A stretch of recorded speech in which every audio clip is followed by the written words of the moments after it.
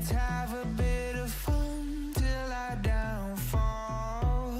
My love, if you feel like I do right now, don't say you're on the run to the other side, my love.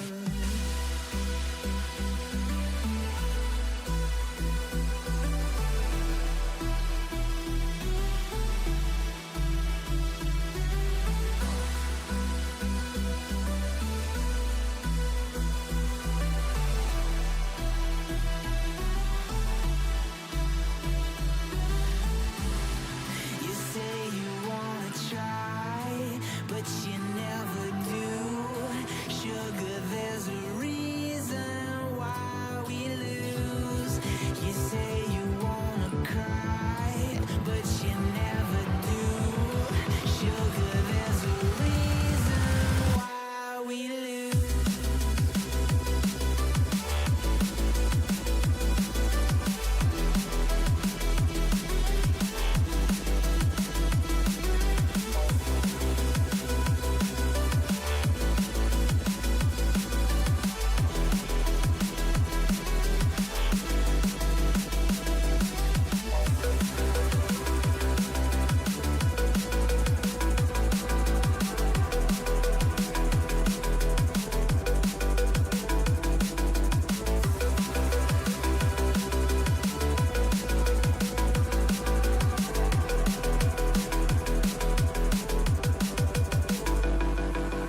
I don't know what you want. Let's have a bit of fun till I downfall.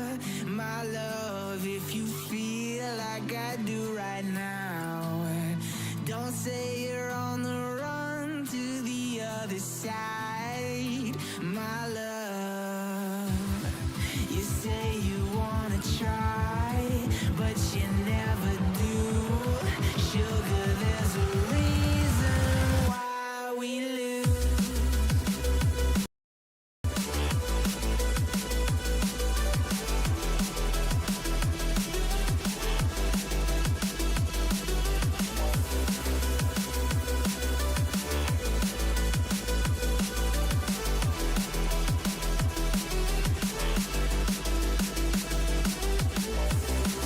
You say you wanna try, but you never do. Sugar, there's a reason why we lose. You say you wanna cry, but you never do. Sugar, there's a reason why we lose.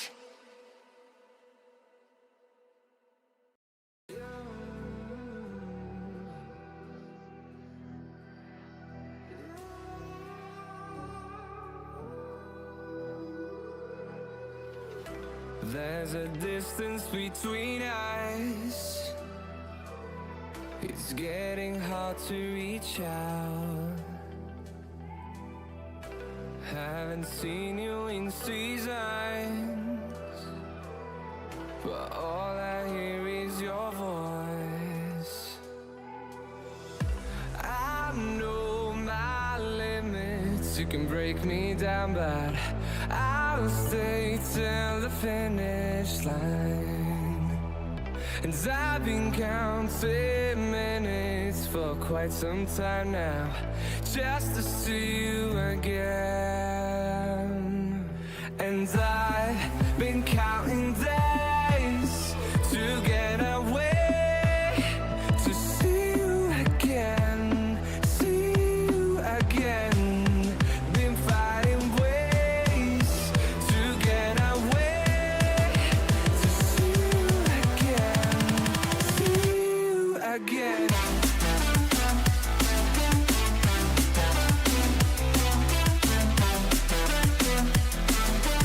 See you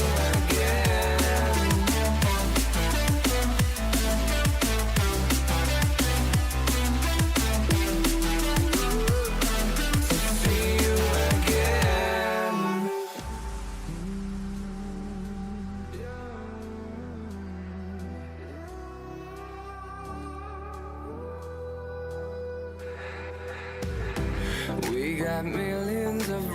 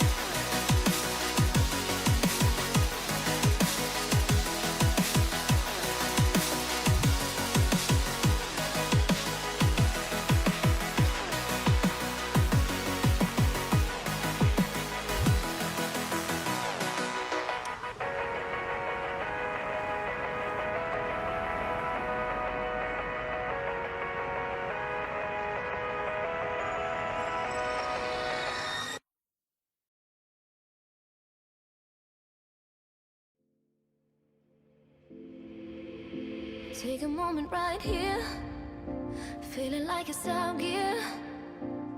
Driving towards the sun with a rose and a gun. Feel the wind in my hair, going nowhere I swear. Like an outlaw on the run, dangerous but it's so fun. Running, running, no. Hold on, don't let.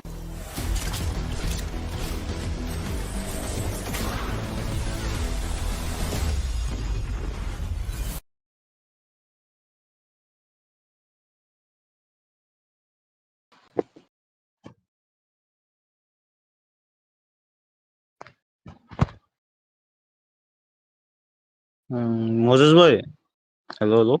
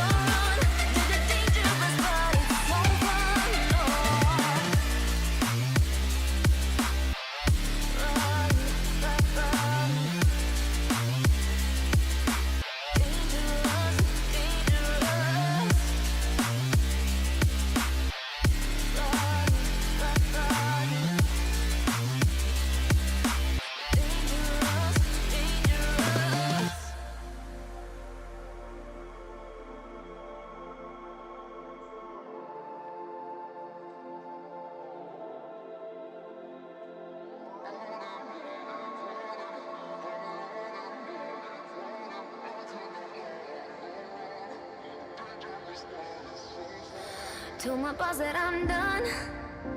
Had no luck with my mom. Say, what will you do with your life? You know it's hard to survive. A cigar in my mouth, maybe guilty but proud. Now I'm an outlaw on the run, dangerous but it's so fun. Running, running, no. Hold on, don't let go. Running, running, no.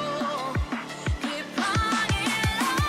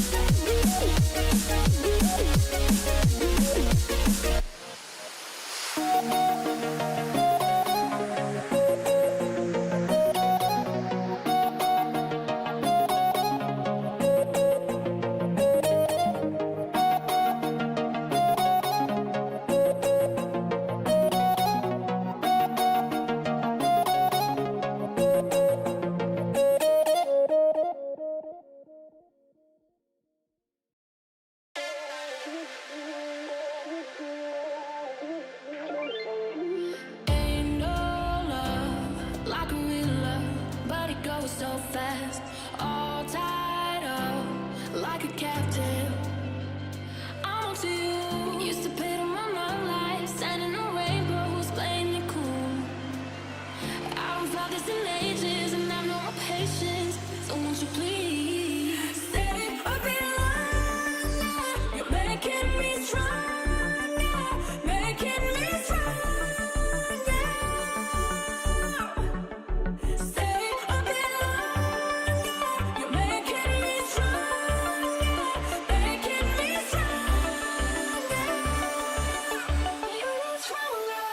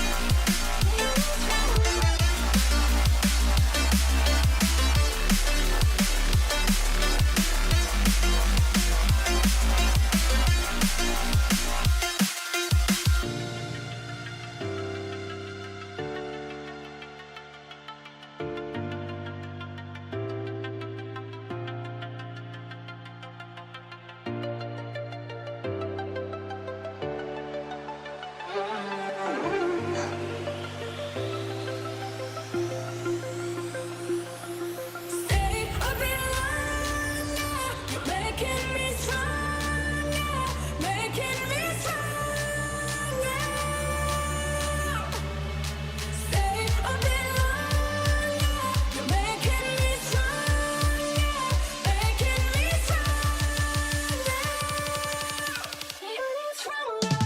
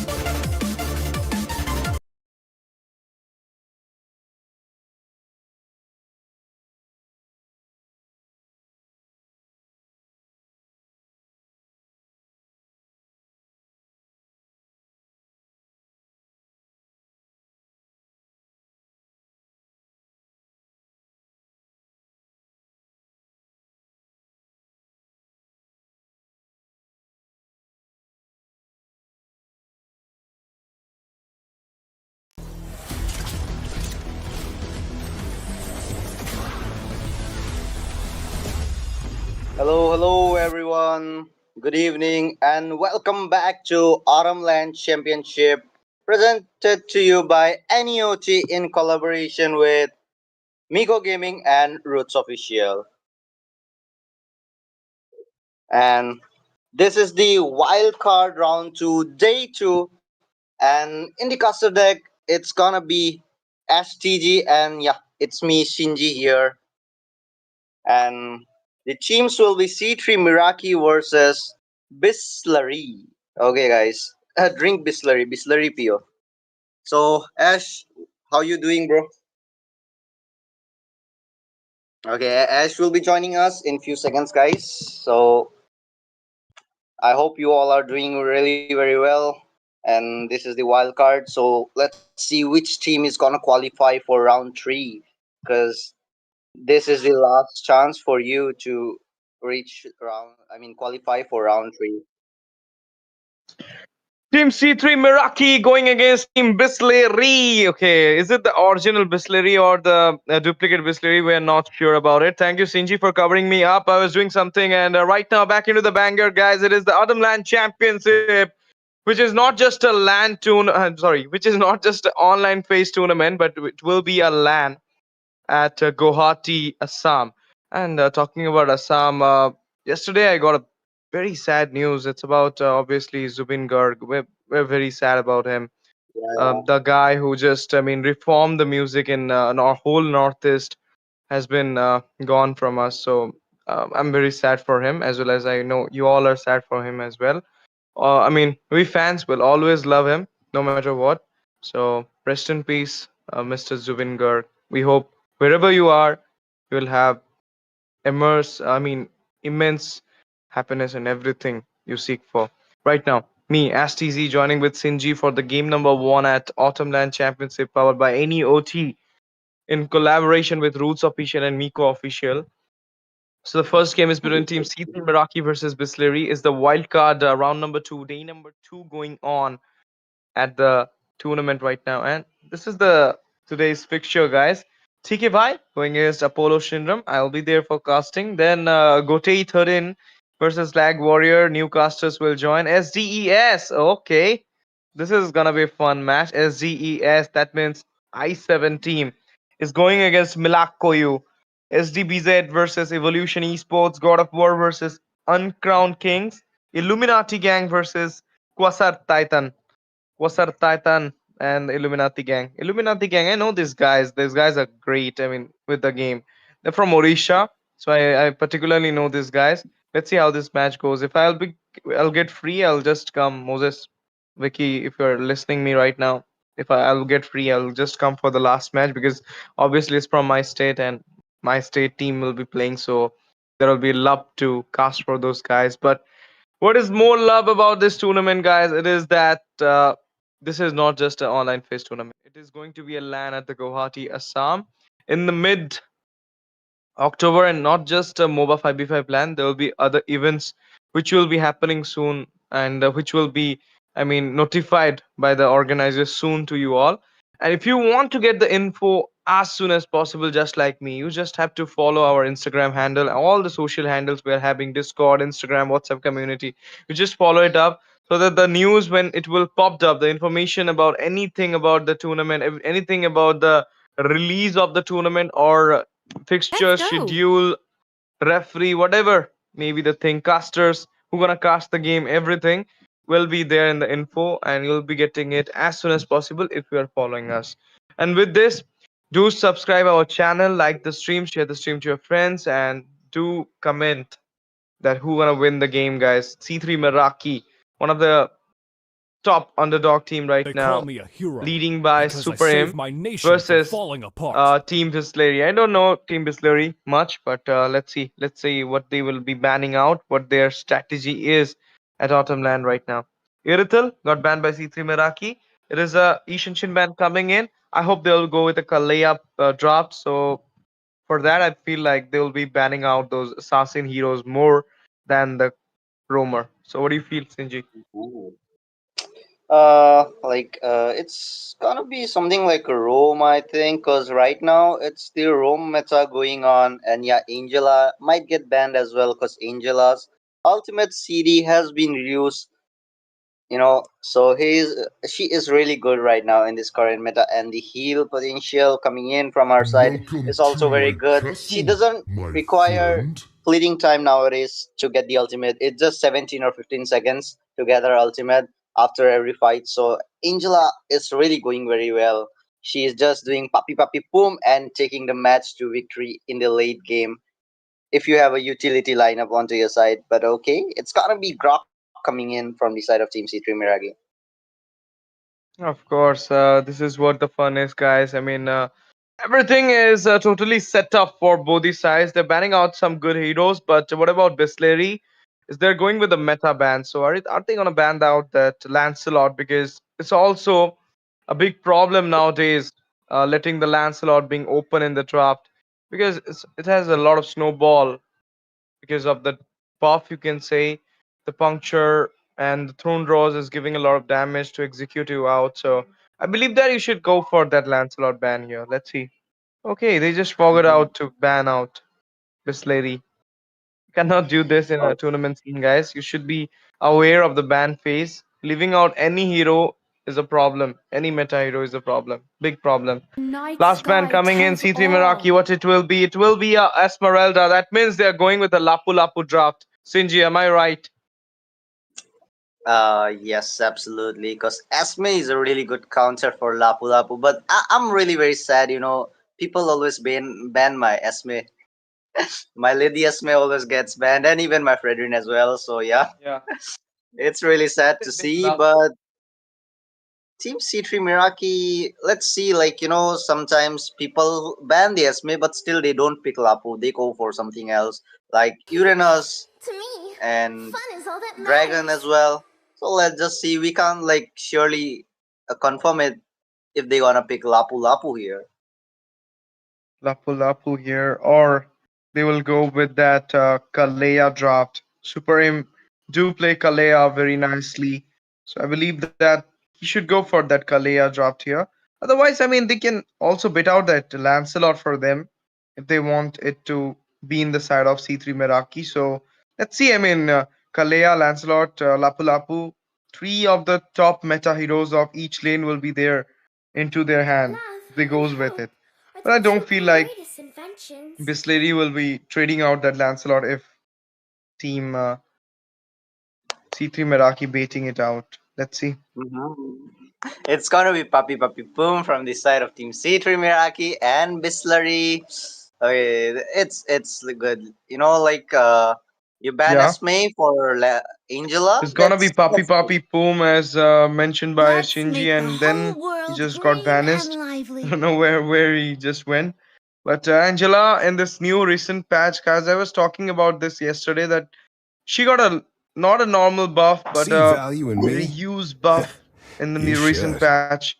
7-second cooldown and just Butterfly level is 7. born by thy This is wish. insane without a Guide fleeting time. Thorns So obviously you remain, need to should take it petals out or fall. you just grab it up. So they're just grabbing it up. Super M with Angela. Pookie Super M.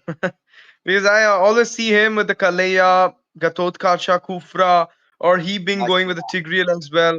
Never have been saw him with the Angela pick, but tonight I'm gonna see him with Angela. And from that side, a Florin and a Fredrin combo is coming in. Utility with the support. Are they gonna go for the Bakshia here? Bakshia Angela, Bakshijala, or Angbakshi, whatever you say it. It's a good combo. I mean, it's do work in the bigger stage, but no, no, no. Something else about to come, and it just came into the action, guys. This It's land a is our Lancelot homeland, being and it will already soon be our prioritized against burial the ground. Fedrin, and a Jushin being picked up from the side of Team C3 Meraki to hinder the movements of the utility jungler, Fedrin. Nice pick coming in by C3 Meraki. Last one, Lapu Lapu here, guys. Esma ban. No Lapu pick in the first phase by C3 Meraki. Trading it out for Team Bisleri. What should be the counter here, Sinji? Onto the EXP. They can go with the Uranus, to be honest, because a good Uranus counters a good Lapu Lapu, and even a good Lapu Lapu counters a good Uranus. So let's see which player is better in the XP lane. Butterfly is Yeah, born by their it's gonna wish, be the Uranus guided user or by the Lapu lanterns. Lapu user. Let's But hear from the crowd. oh my Make god, some noise it's for gonna yours be truly. CC from the side of Team C3 Miragi, not Jushin. Jushin is gonna get banned from the side of Team Bisleri STG. Of course. Okay, I thought that it's just Jushin, but The southern Jushin would have seas been a are great pick my here if domain. they would have taken it. But it's fine. They're going with a CC right now, winning lane EXP against the Lapu Lapu. It's a good choice. I mean, she can counter the Come Lapu and Lapu, join but me in nowadays, my if you're a dream good Lapu world. Lapu player, mentioned by Sinji, then you can actually go against the CC as well. Let's see what else are there in the pocket of Bisleri right now, because they are banning out the Lunox and Jushin, the two mid laners, one for the comfort of the Fedrin, one for the comfort of the Fedrin and Lapu as well, because we all know the burst is real for that Lunox. Taking her out from the game will be giving them a little bit of upper hand for this game. But the last ban, Kadita, Lunox, Chushin, three bans onto the mid side. Forza about to come, or maybe into the ban list. Lilia, Eve, Louis. All these majors are open. Even Kimi is open right now. They should go for that Kimi ban because Kimi will actually be a fit. Yeah, told Oh my you. god. STG, are you a astrologer or what, bro? Like, you know the future, man. Like, oh my god, bro, just say it. It's gonna be Kimi, and it's Kimi right now. Damn, it's. Okay. Something happened to Sinji, I believe. His voice is not coming right now for me. So let's talk about the drop, guys. The ban already over from both these sides, and now the picks are coming in. Bisleri, what it will be. I mean, Kimi banned, Kadita banned, Forza is open right now. Lilia could be an option as well because Lilia got that continuous burst, and with the Fedrin, it will actually work, Experience but the the range is euphony very of less. So suffering. I believe that Lilia or maybe Louis. Okay, before the Louis Lilia come up, it will be a Granger coming in for the side of Bisleri. And there is a ban on the Irithel, so I believe that maybe Harith, Bruno, or the new goal laner, Obsidia. Obsidia is actually a great Granger counter. Mm-hmm. That's pretty questionable. Let's see what they gonna do. Of course, Anyways, of course. STG, am I audible to you now? Yeah, you're audible. Ah, got some network issues, maybe, but yeah, I'm back. So it's gonna be Granger. It's will ban from the side of Team C3 Meraki, and Time to go to the Obsidia, the new Habitu hero, is show banned in the for some tournament fun. for a week, so they can't go with that. Maybe it can be Moscow, but it's gonna be a Claude from the side of Team C3 Meraki. Yeah, that's good. Claude is really good after getting the Trinity onto him. He can melt the utility ones just like Moscow carry. So let's see if Granger is gonna get the upper hand in the goal lane, or it's gonna be the Claude who naturally gets the upper hand, but still, sometimes it's the Granger who really plays very well against the Claude players as well with the Death Sonata and Rhapsody spamming combo. So let's see what Team Bisleri gonna answer. It's like, what are they gonna pick in the mid lane? What do you think, SG? I believe it's a Payback Louis. time. Okay, no, it's a far subbing open and will be prioritized by Team Bisleri. They'll have the range as well as the burst, but continuous burst is from the side of Team C3 Meraki. The draft is not usual for the side of C3 Meraki, I believe, because I never seen the Claude into the goal in for Zeni or I mean, not Zeni. It is actually I think the man. The man is the goal laner for C3 Meraki. Let's see what the game will bring up for both these sides because I mean both of them having a good draft here. Claude will actually be a great problem against Granger into the 1v1 situation because of the blazing duel. And the same second thing is I mean Claude after getting a little bit of I mean spike, early spike, can actually contribute into the other lanes as well. So let's see how this game goes because the draft is already set guys and we'll be heading into the lineup down soon for the game number one. Autumn LAN Championship. Day number 2, round number 2, wildcard phase right now going in. And there you go, guys. The disclaimer is here. We're just going in. Just going in into the game number 1. Sinji, any guess who will be having the first blood, who will be taking the first turtle? Looking into the draft, as we can see, Team C3 Meraki have the upper hand onto their side because they have the Lilia 40 damage and C3 and even the CC as well in the gold lane. And Lancelot is good at farming. I mean, he can farm really very faster. I mean, he can farm faster than Fredrin, so it's gonna be onto the side. But if you talk about the team fight, then yeah, Team Bisleri have the upper hand because they have the sustain. They have the healer as well, the Florine. So it's pretty questionable which team is gonna get the first blood. But let's just see what happens. I believe it's C3 Meraki getting the first blood here. I believe that. Not sure about it.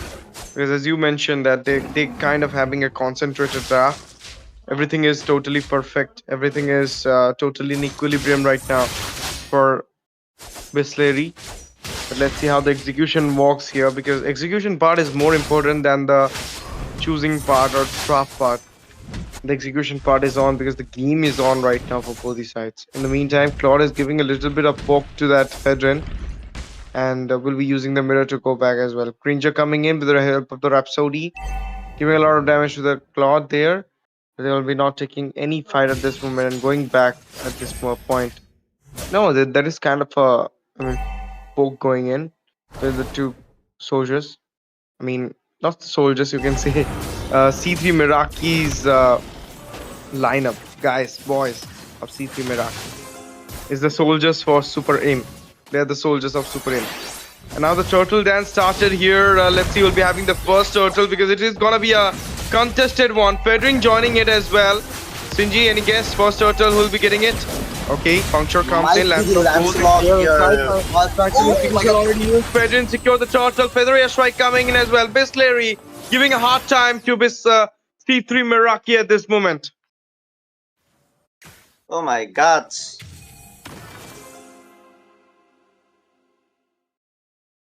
That was a good fight coming in, and Bisleri, I didn't expect Fredrin to get the turtle there because Lancelot is a kind of a hero who can get the objectives really very easily. Don't you think so, SE? But there is a Appraiser's Wrath and retreat combo. It is kind of a good combo, you know. I mean, it can secure the turtle easily. But now, as the game is progressing a little bit more, we can see that the game is going head to head against both the sides, because both of them didn't even got a single kill yet, and they got the first total objective for their side, Team Bisleri. But then how this game gonna be happening, that's the main thing. But right now we're having a little bit of setup time. We're setting it up, and yes, it's on from the side of our production team. Let's see how it goes. On the EXP though, there's a little bit of scum is going in onto the goal as well. Poke, mirror used, goes back there. Veteran getting a little bit of zone as well. Lancelot joining there. Retreat popped up for the, you can say, for the gold crab. Right now, both the teams are really doing very well. Team C3 Meraki did lost the objective there, the first neutral objective, but still there is no blood shedded in the battlefield as well. Both the teams with the score of 0, both are going toe to toe right now. Nobody is dying. They are fighting, of course, no doubt, but still no blood getting shaded. And right now Lapu Lapu engaging Ash. Previous fight is just into the use, guys, and it's this. Feather airstrike comes in. There is a Appraiser's Wraith coming in as well. Hard guard already been used. Lancelot not just going in, just coming out as well. I mean, he's just giving a little bit of poke there. Puncture used. Phantom execution as well. Lancelot trying to go onto the backline. Feather in a very less of help. Will be going back as well. Lancelot dodging it out. All the skills, but now the total dance still going on. There you go, another engage from the Lapu Lapu with the previous fighter being used. Throne Rose already being on, and might pull out a free turtle there. No, puncture comes in. Lancelot going in there. Hard guard mark on to the Lancelot here. Vicar comes up. In the meantime, a first block being secured by the Granger. Turtle being stolen down by the Lancelot. He's going in another time with a puncture coming in. Retreat as well. Phantom execution. Execute out that floor in there. Forza got down in the hand of Lilia as well. The continuous bust is working, guys. Lapu Lapu versus Lancelot 1v1. Bravest Fighter already been used. He's getting a little bit of immune right now. Lancelot coming back with the help of the puncture. Throne Rose clearing out the lane there. Oh, GG. GG movements coming out from this Lancelot. He's going inside the clear. He'll be getting a little bit of tier damage as well. Just look at him, man. He's just going in with a hard guard onto him. But do you think he can secure that kill, Ash? Oh my god. I don't think so, but now a team fight already started in which Lancelot finds a kill there, as well as a turret falls down in the hand of the Angela. And that too, it is a mid-tier. I mean, mid-tier is right now in a very bad position, might be taken out, but here you are. Fedrin just going for the engage, giving a little bit of CC burst coming in from the backline. Hard guard being popped up, Appraiser Twist coming in as well. Lilia falls up in the hand of the Fedrin. What a way, guys! 4-2 is the score right now. Team Bisleri is not just going behind. They're trying their best to cope up with the scores of Micro in this game against C3 Meraki. Oh my god. Both the teams are really doing very well. But the thing is, Team C3 Meraki have a really good lineup onto them. CC can just go for the backline, check them out together and just slay them. And in the bottom lane as well, just look at that float going in. Of course, and now the Granger will be falling down in the hand of the Claude. The Bleeding Duel comes in, a lot of damage onto him. Throne Rose coming in, they're going back because of the reverse spawn. This gives us an indication that the third neutral objective will be into the map right now. The second one was a contesting one, in which Lancelot pulled out with the retreat, the turtle. And the first one just got in the hand of the first one goes into the hand of the Fedrin, obviously. The retreat battle won by him. This is the third turtle. Let's see who will be winning it, because Lapu Lapu is going for the engage with the help of the Bravest Fighter. Now they just managed to secure the turtle. It's Lancelot. Fedrin goes down in the hand of CC. Hard guard being picked up against these 4 members. That too onto the Lancelot. In the meantime, Claude managed to shatter down that Lapu Lapu onto the bot side. Now they might go for the second tier onto the bot, securing it out, giving them a little bit macro lead in this game as well. Slowly, Team C3 Meraki is getting all the towers, you know, like they got the first tier from both top and mid lane, and the second tier and first tier from the bot lane as well. They are focusing on the macro objectives really very well. Of course, and now there is a possible team fight coming in. The engage being done. Hard guard popped up, puncture coming in. Throne Rose as well. Fedrin going back there. Lancelot with the puncture goes in. Can he go for the Throne Rose? No, he got a lot of damage from the tiers as well. But now Blazing Duel comes in with the Vengeance popped up. Lapu Lapu goes back with the help of the Bravest Fighter. A little bit of immune he got there. But tier 2 are falling down in from each and every lane. Might take it out in the mid as well now. But the follow-up being done by the side of Bisleri. They're trying to defend it out. Lane clearing is being done by the help of Feather Airstrike. Sanji it is. Oh, there is a Sanji into the mid. GG name. Okay, Sanji there from the side of Team Bisleri. But do you think he can make some gameplays like Sanji in this match? Because right so now it's Team C3 Meraki, you know. Sanji.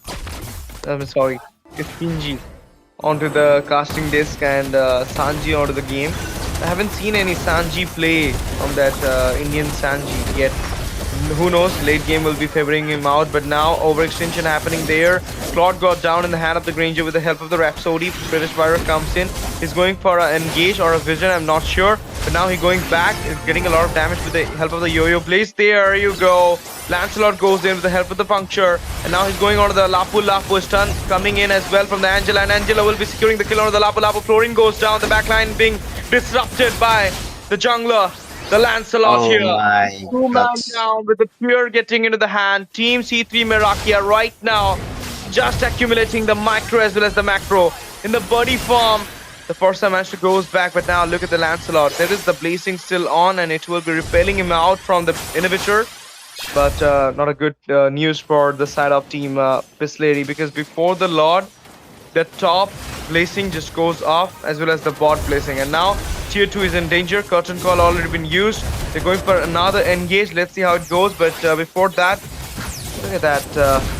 I mean, Kacha is trying to zone out the situation, but getting down with the help of the goal laner as well as the CC. CC is literally giving a lot of, I mean, you can say zone. Oh my god, Team C3 Meraki, they are really doing very well, you know. They got all the towers they needed, the two towers from both top and bot, and yeah, mid tier 1. They just have to go for the mid tier 2 and yeah, get the blessing off from the mid lane as well. Then they can just go on with the second lord. Then I guess they can end this match. But let us see, you know, if Team Bisleri might do some miracle. But right now, just look at their Lancelot engaging as We have seen a miracle in the previous round as well, when C3 Meraki got knocked out by Microboy's squad. That is good old days with a backdoor entry onto the base. But now Claude going in with the help of the Blazing Jewel. He's in a very overextending position, but the Mirror will be helping him to goes out as well. Puncture coming in, Throne Rose, he goes back as well with a safer movement for the Lancelot. Now the Lord enforcing onto the top side. Maybe gonna see an engage coming in from the side of C3 Meraki, but no one is interested at this moment. Lancelot goes in with the help of the Heart Guard. He's getting a little bit of region there. He goes for the backline. No, he doesn't find it. Wait, Granger dodge him out easily, but now the minions going in. They got the inhibitor onto the mid, as well as the top inhibitor falls down. Throne Rose there. Puncture coming in. And Ultra Hill being forced out by the Florin to give a little bit of heal to the whole squad. But in the meantime, Claude managed to do it work. He managed to make sure that the bottom inhibitor will also be get destroyed with this wave coming from the Lord. See, Team C3 Meraki, man, they are really playing so well in this match. They got all the towers down, the base is there, standing very weak from the side of Team Bisleri. And right now, they just, you know, have to focus on farming up their Granger. Because if Granger doesn't get his stacks and the farm he needs, then it's gonna be over for them in the upcoming 14-15 minutes. Because Team C3 Meraki, Damian is level 14 already, gonna be level 15 after a few seconds. So if he gets farmed well, then yeah, he can just go in alongside Lancelot, hard guard onto him, then they can just vanish out the backline. Don't you think so, Ash? I think so, because you need to take out to those backliners because they're leading a lot of damage, mainly that Lilia. And you need to take care of Angela as well. The hard guard is a big problem here, giving out the heal as well as staying onto a single hero, which is kind of a damage dealer, the Lancelot or maybe the Lilia as well, and forcing out those skills with the help of this taunting. And then they're just going for the fight. And this is the same thing happening again and again. But let's see how it goes. Pudding and the Kova right now defending out the base of Team Bisleri. Right now, Team Bisleri, they have to focus on farming up themselves. Because right now, they can't even contest for the Lord. It's gonna be the free Lord for Team C3 Meraki. Oh my god. Fredrin engaging, but he will be taken down, Ash. Yup. And at this moment, no fights is coming in, but maybe they are waiting for the Lord to come in first and goes into the base, so that then they will just go and infiltrate and make sure that they win this game number 1 of Wildcard. Because I mean, the last time they forced out a game like this, they lost it out against the good old days. But now the Lord encouraging in the base. 4 members are right now defending it out. Let's see how much time is there to defend it out or not. But the team fight coming in. Lilia got to send out the Florin as well as Fedrin is going against the 3 members. But can he be sustaining? No. Damn. Killing spree for the sequel. With this, they managed to lock down the base to grab up the crown at the wildcard stage. Team C3 Meraki, who went to the knockout stage, managed to take on the victory as well. And maybe will be getting the crown as well in the end of the tournament. Let's see. Oh my god, that was a good gameplay coming in from the side of Team C3 Meraki. Because in the early game, I thought Team Bisleri might do something since they got the first neutral objective. They might have got the upper hand, but just look at C3 Meraki. They really played so well. Ever since they got the second neutral objective, it's just them dominating the whole match, Ash. And the damage coming in from Lancelot and Lilia, 28% and 24% from Lilia. I mean, it was really very good. Don't you think so?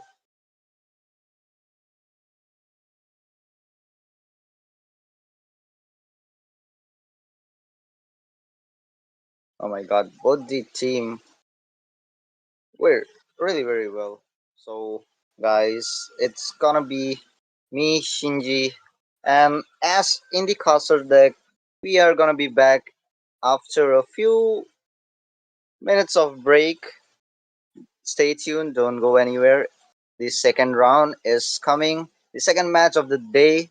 So stay tuned. Like the stream, share the stream, and subscribe the channel if you haven't subscribed it yet. And we will be taking a short break. We'll be coming back in few minutes.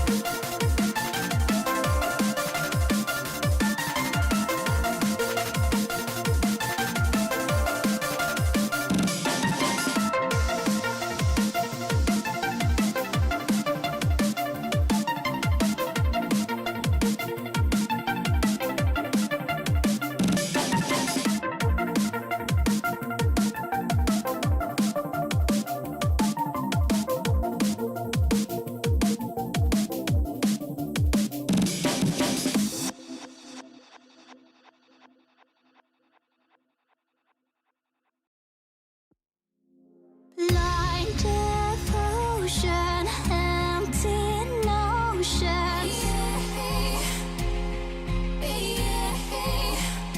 Like a roaring ocean, slow in motion.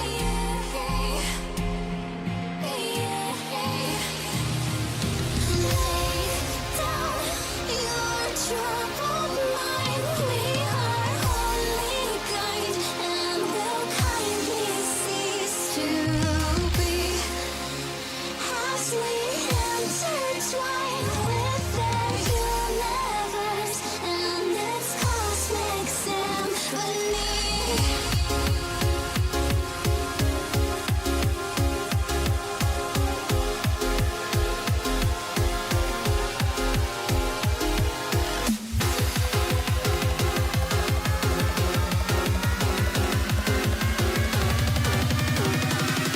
The smoke lingers after fire.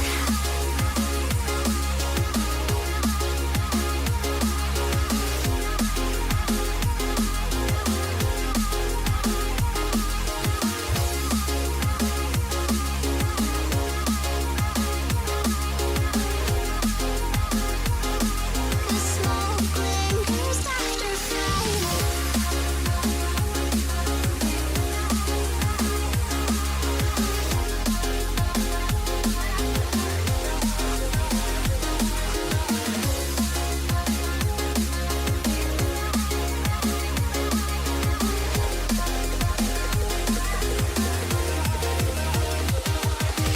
Blind devotion, empty notion.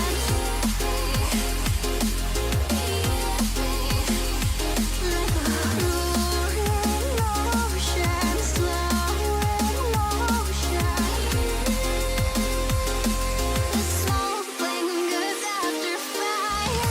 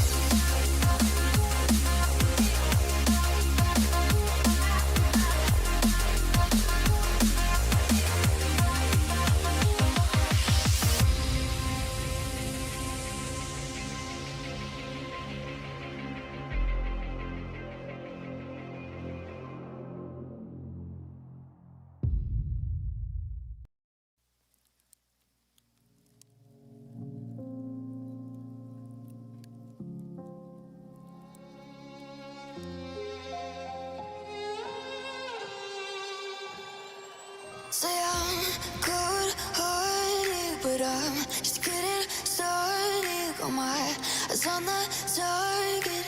No, no.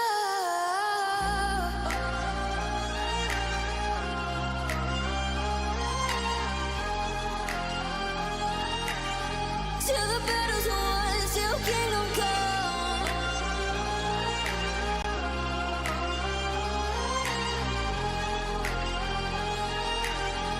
I'll never run. Best to give me your loyalty, 'cause I'm taking the world, you'll see. They'll be calling me, calling me. They'll be calling me royalty. Best to give me your loyalty, 'cause I'm taking the world, you'll see. They'll be calling me, calling me. They'll be calling me royalty.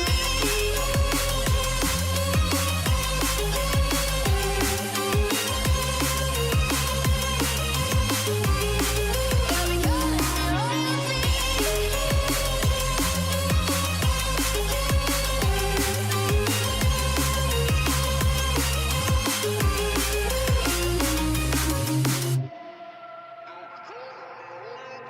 They say I'm dangerous 'cause I broke all their cages. No, I won't sit and take it.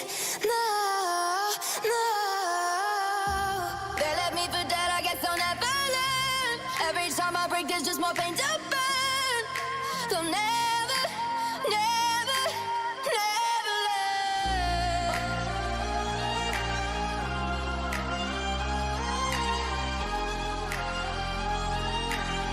Till the battle's won, till kingdom come.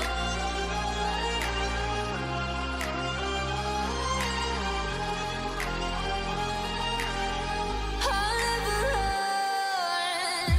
Best to give me your loyalty, 'cause I'm taking the world, you'll see. They'll be calling me, calling me. They'll be calling me royalty. Best to give me your loyalty, 'cause I'm taking the world, you'll see. They'll be calling me, calling me. They'll be calling me royalty. They'll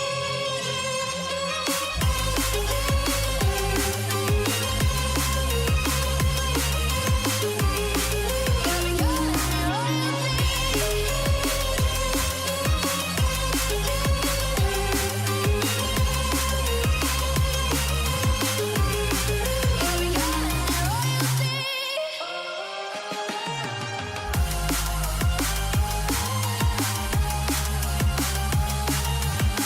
till the battle's won, till kingdom come. Till the battle's won, till kingdom come. I'll never run.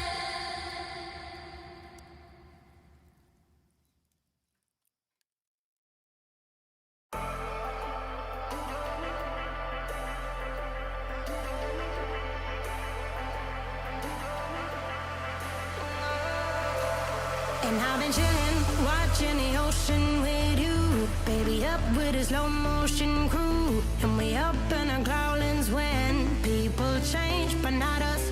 And we just chilling, kicking it, kissed by the sun. Could be soaked to the skin in the moth. I know she got. Guys, well, we're back in Autumn LAN Championship powered by NEOT in collaboration with Roots Official and Miko Official. It's me, your boy SDES in the casting desk, and today it's none other than Rick. Okay, Sebastian will be joining me. Ricardo, Sebastian. I call him Sebastian though, but I also call him Ricardo. I also call him Rick. There are a lot of names of Seb. Doesn't matter. It's been a long time, bro. We didn't Yes. cast it. I mean, I remember the last time we casted together, and then you just took off for some reason.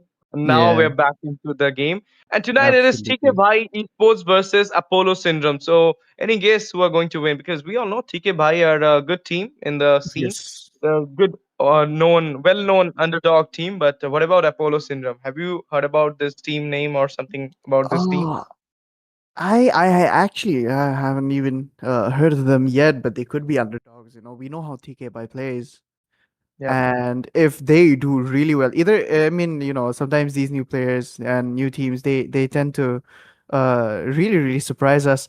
And I'm hoping this Apollo syndrome would do the same thing, especially against THB here, knowing that they have a good recommend what you may call it, a good reputation in the ML Let's take community as another. well. Yeah. They have won a lot of community tournaments, small community tournaments, and they have represented themselves into the elite leaderboard as well.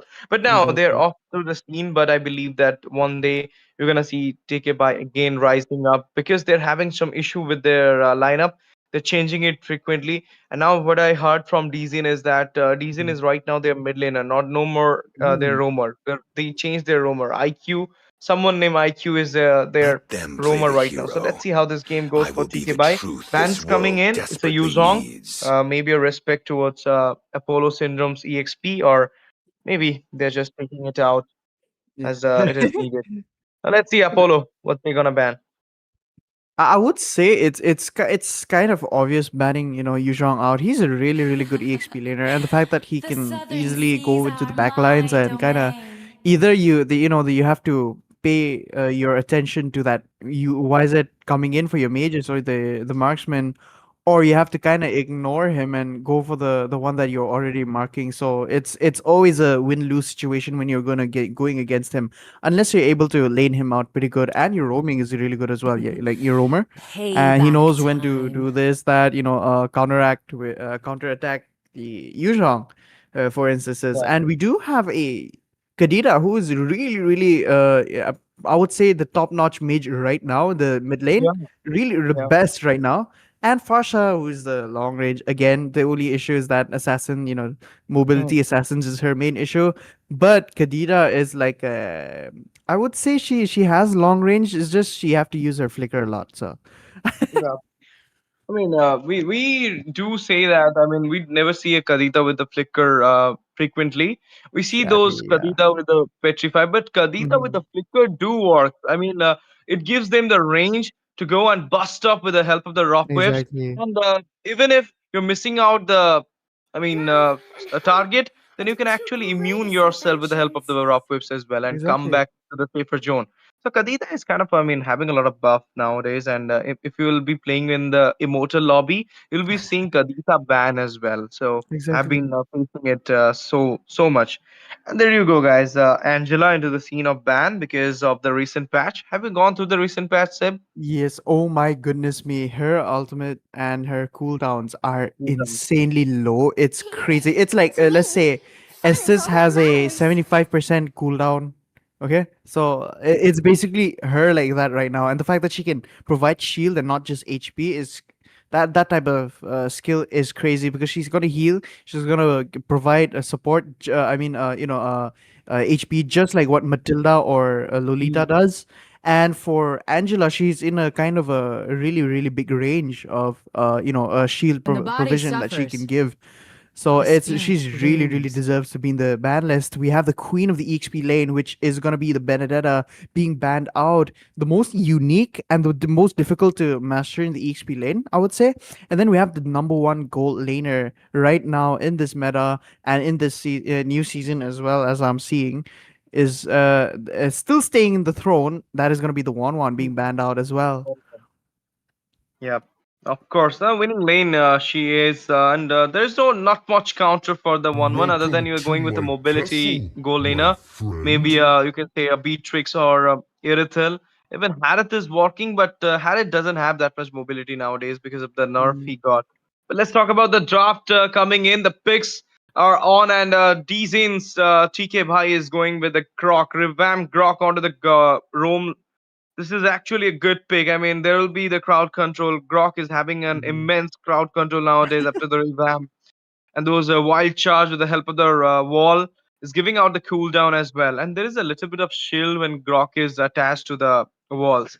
And now, mm, the new patch having a lot of walls as well. But it's not exactly. using in the tournament scene. We are not having the feature gameplay in the tournament scene. Uh But let's see what's the pick coming in from the Apollo. What happened? Wait, what? I am not seeing. We do see a Grok though, but I'm not sure what we are seeing right here. Okay, some glitch happened Okay. from the. Yeah, some glitch happened, I believe. and it will be gets good soon, as quick as possible by our production side. Yep, Okay. guys, there was a glitch. You need to wait, guys.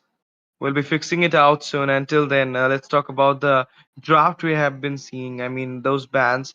And then we have seen Croc coming in. So, I mean, banning out a Benedetta, we never see it a lot.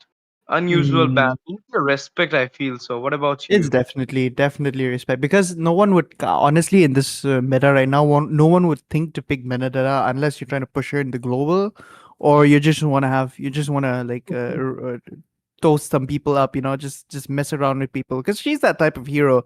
She's that one person where you can just pick and you can just annoy the living hell out of your opponents at the same time as well.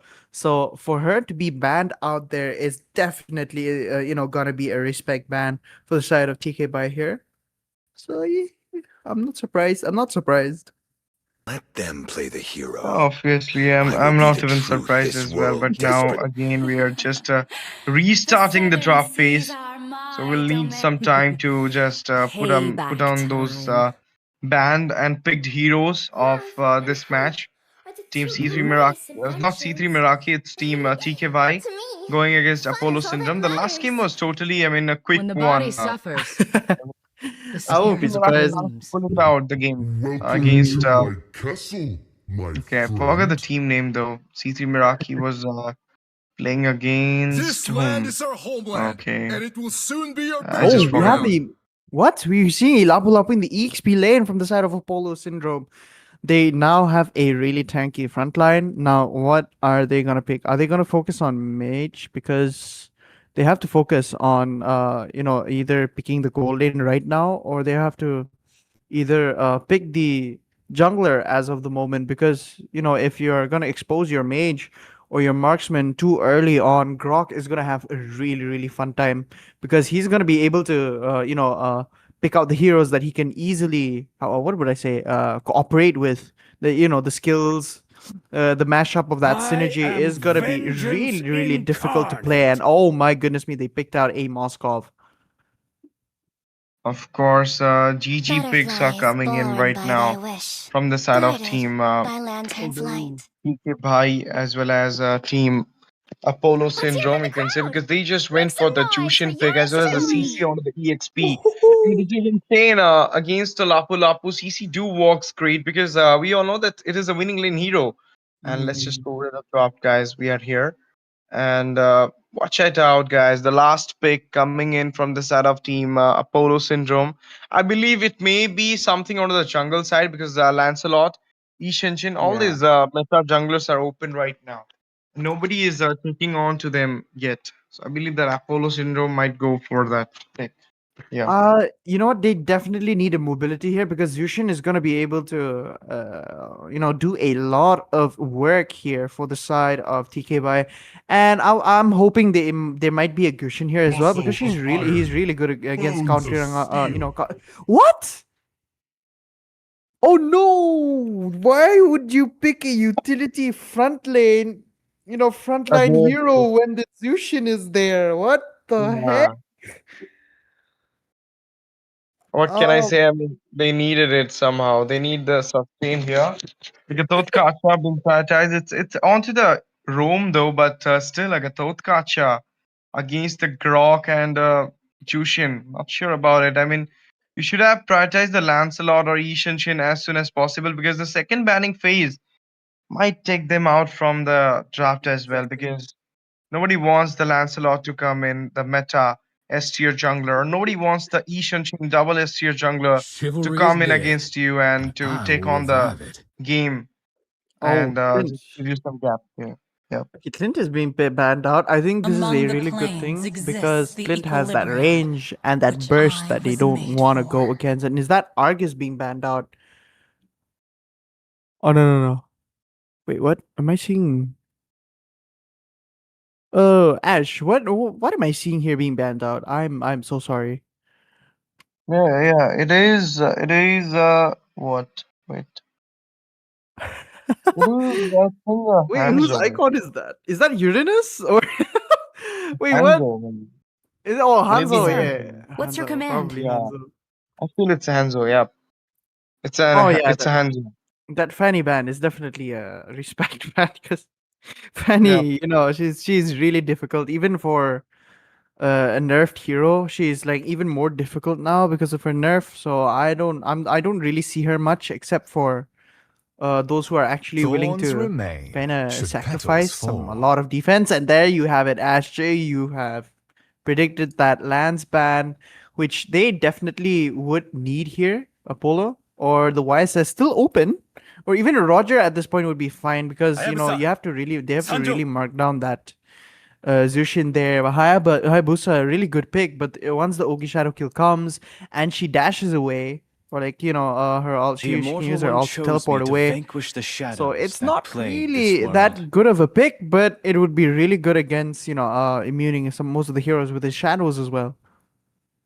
Of course, of course. And now the picks coming in from the side of team TK Bhai. It's a Suyu. My goodness, Suyu is off meta hero, but they're still picking it out for themselves. Hayabusa come off as well. Last pick is here. It's a Natan coming in. True Oh damage. no! I mean, with the help of the Salem Sky, as well as there will be magic penetration as well. So, Oh good pick, no! good pick. I'm happy with the Natan pick, but what should be into the counter? Obsidia, the new goal laner, or they should go with the Bruno. Bruno is actually right now a winning lane as well. He Exactly. can just go But against sadly, they've anybody. picked Moskov. Oh, They've they sadly kicked out picked the monster. Moskov. Yeah. Sorry, I just forgot about it. Sorry, I'm really sorry. They're about to pick the mid lane. Wait, is So the new hero allowed right now in this current? It may not be, but yeah, I think it may not be allowed to pick her, so that's why. Otherwise, I'm definitely sure that they would have like kind of prioritized on picking her, and we would see a lot of like anti Obsidia here this side. But we're seeing a mid lane Kimmy. Okay. Okay, this is kind of good, really good, but the I'm not sure if that's gonna be really great against Grok because if she gets stunned, it's gone because she's really squishy. She has marksman, she's gonna have the marksman HP but mage damage. So I'm not sure here, man. yeah, not sure. Not sure much about the game as well because we're right now heading into the game number two of a wildcard, round number two, day number two as well. And the game is between team TK by Esports versus Apollo Syndrome. TK by Esports, they are a well-known team. They are known as the one of the greatest underdog because they have performed in a lot of community tournaments, have won it Mhm. out as well, and also they were the runners-up of the first Rising MRO season one of official Exactly. server of India. So obviously this Sheesh. team is well known, but Apollo Syndrome, a new team rising at the position right now. Even they just participated in this wild card and they managed to clear out the round one. So let's see how the round two goes for them because their picks are kind of not usual picks. It's Yeah. kind of unusual, you can say, but still, I mean, I always say this: draft may be whatever it is, the execution, if it will be proper, then you can actually take on the game. Oh yeah, Ash, I gotta say, man, it's weird that I use this build on Nathan, but you know what? The Trinity build works honestly a lot better than the Magic because That's Magic true. you're gonna be focusing on his skill, isn't it? Like his first and second, but the fact that he has a sustain, I mean, like the his stacks no longer sustain because of his skills, but also due to his passive, his that can be kind of abused a little bit with the golden staff, and oh my goodness me, no turret is safe from Nathan because of that double damage he has as well, and the fact that it goes up and down as well. And oh, ladies and gentlemen, we are back in the land of dawn. It is your boy Ricardo once again with Ash TZ. It's been a long time, but finally I'm so excited to, you know, do this again with you again. No way. Did I say again twice? Yep, me too, me too. Me too, having the excitement, doing the casting aside, alongside, not aside, alongside Rick. And there you go, guys. Already we can see that a little bit of skirm is going in the mid. We obviously knew about it because it is the Chushin. Even the Kimi has the damage in the early phase, so they might also disengage themselves from this early poke. In the meantime, Suyu just clearing out the jungle. But the thing about the Suyu and the Hayabusa is Suyu need the early snowball. If the snowballing will not be there, he will actually not get the damage in the late Oh as my well. goodness. Really got the grip? No, I think so. I think Gatot actually got that creep there. Yeah. What in the world? Okay, this is crazy. I didn't expect that steal from Gatot though, because the a little minor plays like that truly change plays, and the roamers are one of the mains here because they're in charge of the ganking per se, I would say. They're the reasons why ganks are available. They're the reason why the marksman is all fed. Why the jungler is doing really good because of the vision being given here, and the sacrifices that the roamers are making. This is all the importance here, and the damage from Kimi though, I would say level 1 is very, very annoying because it's continuous. That's the worst part. It's continuous. She doesn't have to stop to attack, just like Irisa. Continuous bust. Huh? Now another pause just into the way, guys. I mean, maybe some team is having the issue because there is no issue from the side of the production. So I believe that some team has just approached a pause in this game. Maybe thik, bhai, maybe Apollo. Let's see. You know what? I was thinking, why is it that they made Grok like this? Because usually they don't really make sometimes they don't really want to touch the or like revamp old heroes unless they have like a skin series or like a new hero to kind of, what would I say, to kind of match up with the old heroes. Say like Grok here, for instance, and the new hero coming up, Sora. Oh my gosh, have you seen him? Sheesh. Three forms. He got 3 forms. I He's think something insane, and people are right now guessing it out that he might go for the Luffy the monkey skin. I mean, we were yeah, expecting the Luffy the monkey onto Badang, but no more Badang onto yeah. Luffy the monkey. It will I be think. maybe the Sora. Oh yeah, he's I mean, definitely getting that. He's either getting the Nika skin or he's yeah, getting Luffy. 100%. of It's course. I either mean, Nika Luffy or Luffy. needed. Oh One Piece is right now needed in this game. All yeah. Jujutsu Kaisen is here, Naruto is here, DBZ, and once three. I felt three series should be needed. Bleach already confirmed, so I'll not say about it. Yeah. I need the Demon Slayer. I mean, I Demon want Slayer. Oh, Zenitsu Demon on Slayer would the Demon yeah. Slayer would hit pretty hard because there are a lot of sword Yeah, users here as well. of course. I mean, I So want the Lancelot to get that Zenitsu, and I'll just spam it out in the game. I mean, obviously, thunder uh, breathing. imagine if they actually gave Tanjiro to Hayabusa, and like whenever he uses the Ogi Shadow Kill, it like you Yeah. could see the red flames coming out, like No, I circling believe left and so right. the Witcher will be looking great with the Alucard. You'll see Oh that. yeah, actually, oh yeah, that would be pretty nice. Yeah. Let's not talk about it. And even Inosuke should be onto the Martes. And let's Yeah, not talk about it. I'm absolutely. getting emotional right now because of Demon Slayer. But there you go, another fight coming in. Attraction fall from the Kimmy. Jottle dance already started. There you go. TC got out. Double for the no. Lapu. He got the first blood there. He's going for a triple at this no. moment. Suyu comes in. Finds the kill on the Kimmy. And will be getting down as well. Triple being secured by the EXP laner with a beautiful rotation. He's going for an early Maniac at this stage. Can he go for it? Oh no, bro, you should have gone for He goes Maniac. back, Look. but here you go. Quad pedal being used, but forced out his flicker there to get in the safer zone. 3-4-1 is the score. 4-4-1 is the trade. Nice start from Apollo Syndrome against PK Bhai. Oh man, 300 to a Lapo is like that's that's like that's like just giving away a free win to their side, because Lapu Fed is like, he has sustain, he has damage, and he can burst you. Like, he has assassin burst, so that's the craziest part. Is that, and the worst part is he's just a fighter, a sustained fighter. Like, I would put him in a place where if it's gonna be a 1v5, 1v10 situation, I would pick Lapu, Tamul, Derizla, Diroth, and the one and only YZ.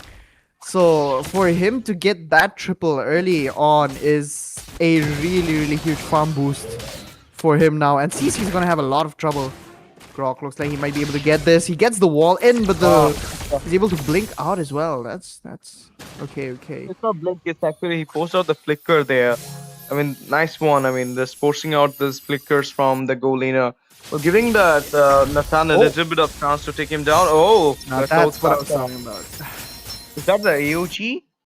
Yeah.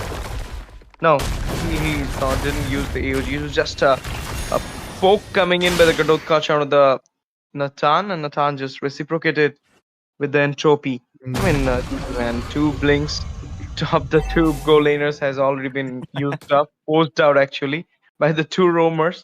So synchronized. So you can say so coincidentally.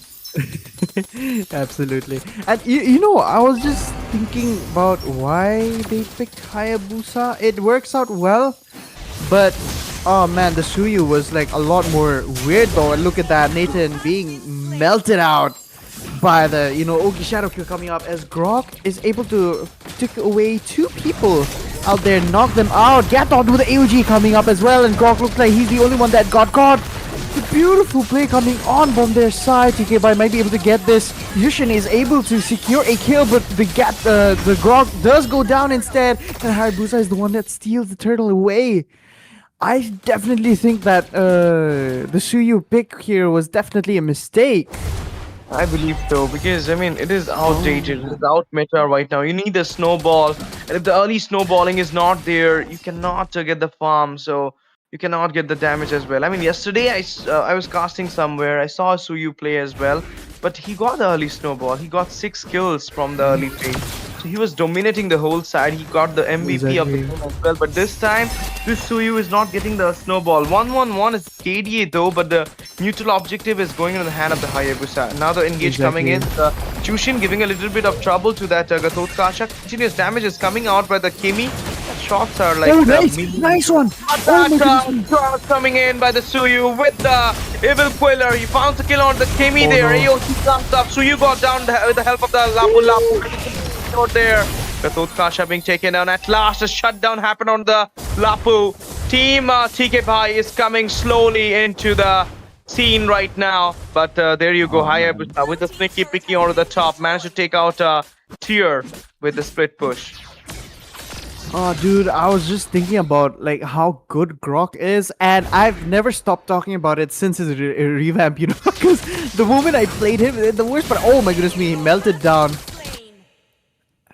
Aghanim, what? Yeah, oh yeah, he's gone. I think he might be gone, but okay, he still has his flicker, so that's pretty good job. On their side, he needs that flicker. Moskov, going the Trinity build without a flicker is like, are you sure about yourself? Are you sure you're going to be able to defend yourself? Because Inspire is not going to help. Inspire works better with crit. So, ladies and gentlemen, do not forget that. Always take Inspire if you're going to use a crit, or if you're going to use the Trinity build, which is the Demon Hunter Sword, the Corrosion Scythe, and the the Golden Staff. You better take flicker, because he's gonna have like enough to unlock his passive. I think enough attack speed to unlock his passive pretty quickly. In a sense, his passive to activate it. Yeah, so it lowers his cooldown, and yeah. Of course, and now a little bit of turtle dance being started by the Grok there, but he's not actually interested on it. Lapu going with the bravest fighter. AOG coming in, 4-man caught up. A stun coming in as well. In the meantime, Moskov joins the team. By Spirit of the Blue coming in. He's giving a lot of damage there. Benches pops up. Gatot Kasha goes down with the help of the there. What a way, guys. 1 man down is the roamer though, but now Lapu going in for the engage comes back as well. Turtle being totally open, might be taken out by the Suyu. Suyu going for the charge of the Hayabusa. Shadow being used to get out from the situation. Moskov still giving the damage there from the backhand. Kimi as well. Richard pops up as a Suyu, securing the turtle there, but now Hayabusa is totally open for him. Hayabusa. Oh no, I think didn't anticipated it though. Entropy comes in, but he missed it out. Hayabusa goes back into the safer zone without giving a little bit of goal to them. Attraction pulse. They could have gone the Hayabusa there if Grok had the wall, and he had his passive unlocked as well, so he could have just like basic attacked, and they would have been stuck in, he would have been stuck in a wall long enough for, I think, the Suyu to pick him off.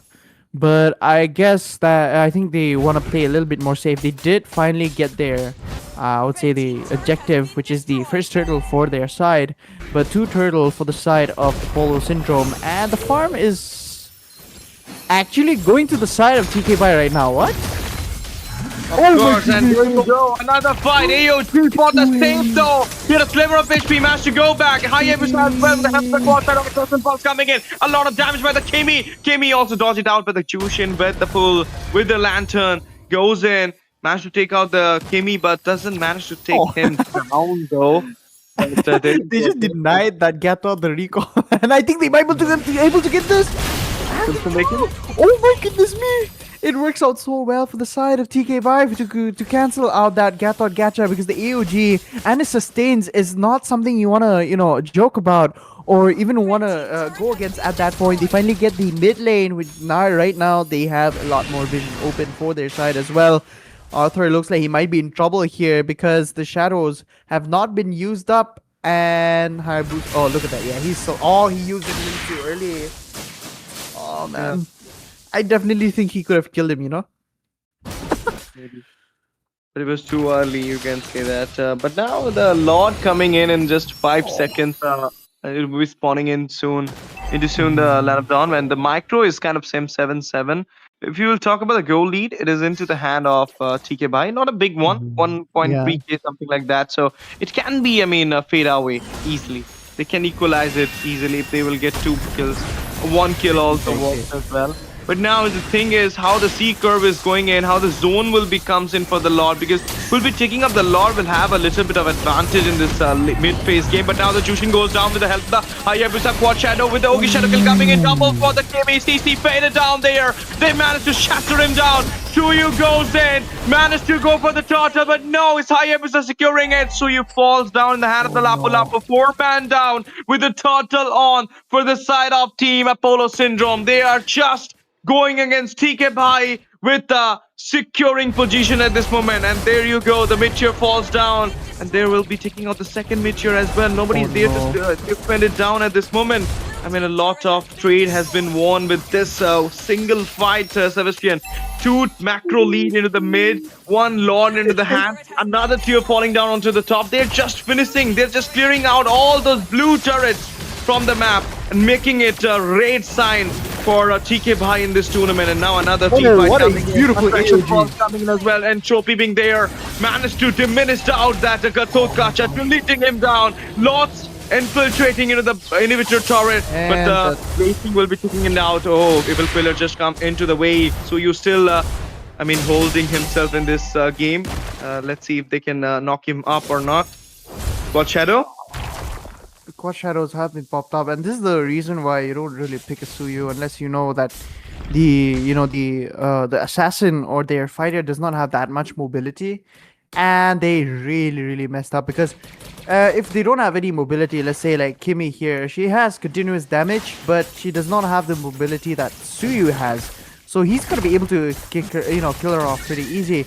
But that's not happening because the Gatot here, the Lapu there, they're all they have dash skills, and something like that is pretty difficult because they're going to be dashing towards him and he's going to have to retreat. The only thing he's going to be worrying about when he's attacking that Kimi is not Kimi, but the fact that those two are going to get him. So he has to retreat. That's the only thing in his mind. He's not going to focus on trying to secure that kill, and that's the base reason why I definitely think that Suyu is right now the most horrible hero to pick in the hyper. For the jungler, yes. It is not horrible. Horrible. I don't know, in my opinion, he's pretty horrible in the sense where he's really team dependent. And if you do not have people you trust, he's just not worth playing. So that's why he's like a really horrible hero right now. I would say that's just my opinion. It's not just the opinion, it's the right thing you said. Attraction first, another engage, AOG connected, Kimi with the backline damage, they are busting out. CC finds a kill onto the Lapu Lapu, managed to delete him down. 4 members right now standing for Apollo Syndrome, and there you go, Evil Quiller, Quad Shadow.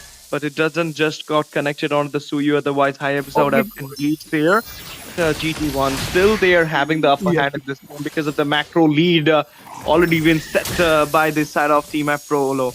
Let's You're see. so- I mean, who's having this Lord here? Because Hayabusa is still there.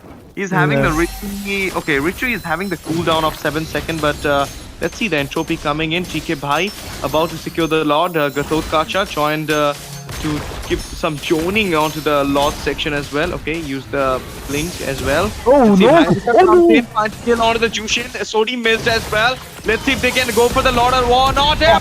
Shuyu finds the Lord. Hayabusa goes down. There's a shutdown onto him by the CCAOG Kama. Right now, Kimi with that traction ball. Dealing a lot of damage from the backline. Managed to find a kill onto the Grok as well. They're going onto the This is three not good. members. They're chasing them out. Evil Quiller comes in and Trophy as well. But they'll be finding it way. Fox said. Natan falls down in the hand of the Lapu Lapu. A lot of garbage going in. CC falls down as well. It's just the Suyu being there. And the Lord is going into the base, but it will be defended down in the halfway of the mid, I feel so. Yup, Evil Quiller coming in, but it's not gonna connect it onto anyone. But engaged by Apollo Syndrome. The synergy is too great. Oh man, that was such a really good Lord, and wasted because they went into the wrong way. They definitely should have gone the other side because Grok had that skill where he could have knocked them back off, and even though he could sacrifice himself, at least Gabby or Gabby or at least CC wouldn't have fallen down there. But so what's done is done. And oh, by the way, Ash, I was just about to say we need to clip that 11 or 12-minute mark there because. Did you see the way Grok knocked off 3 people as he was about to die and then flickered into safety at the same freaking time? It was really wonderful to see that as well. Of course, as a roamer, I mean, when you're going for the engage and coming back safely, it's a big thing because, I mean, you're doing great. I mean, this meta is oriented to that thing only. I mean, you being safe, you're not trading yourself out even though you're getting some kills. Because trading is kind of a thing that will throw some gold as well. But what if the Suyu wouldn't have got that law? It would have been a finish, I feel so. Attraction pulse, zone on coming, incoming, but there you go, the wall popped up as well. Yeah.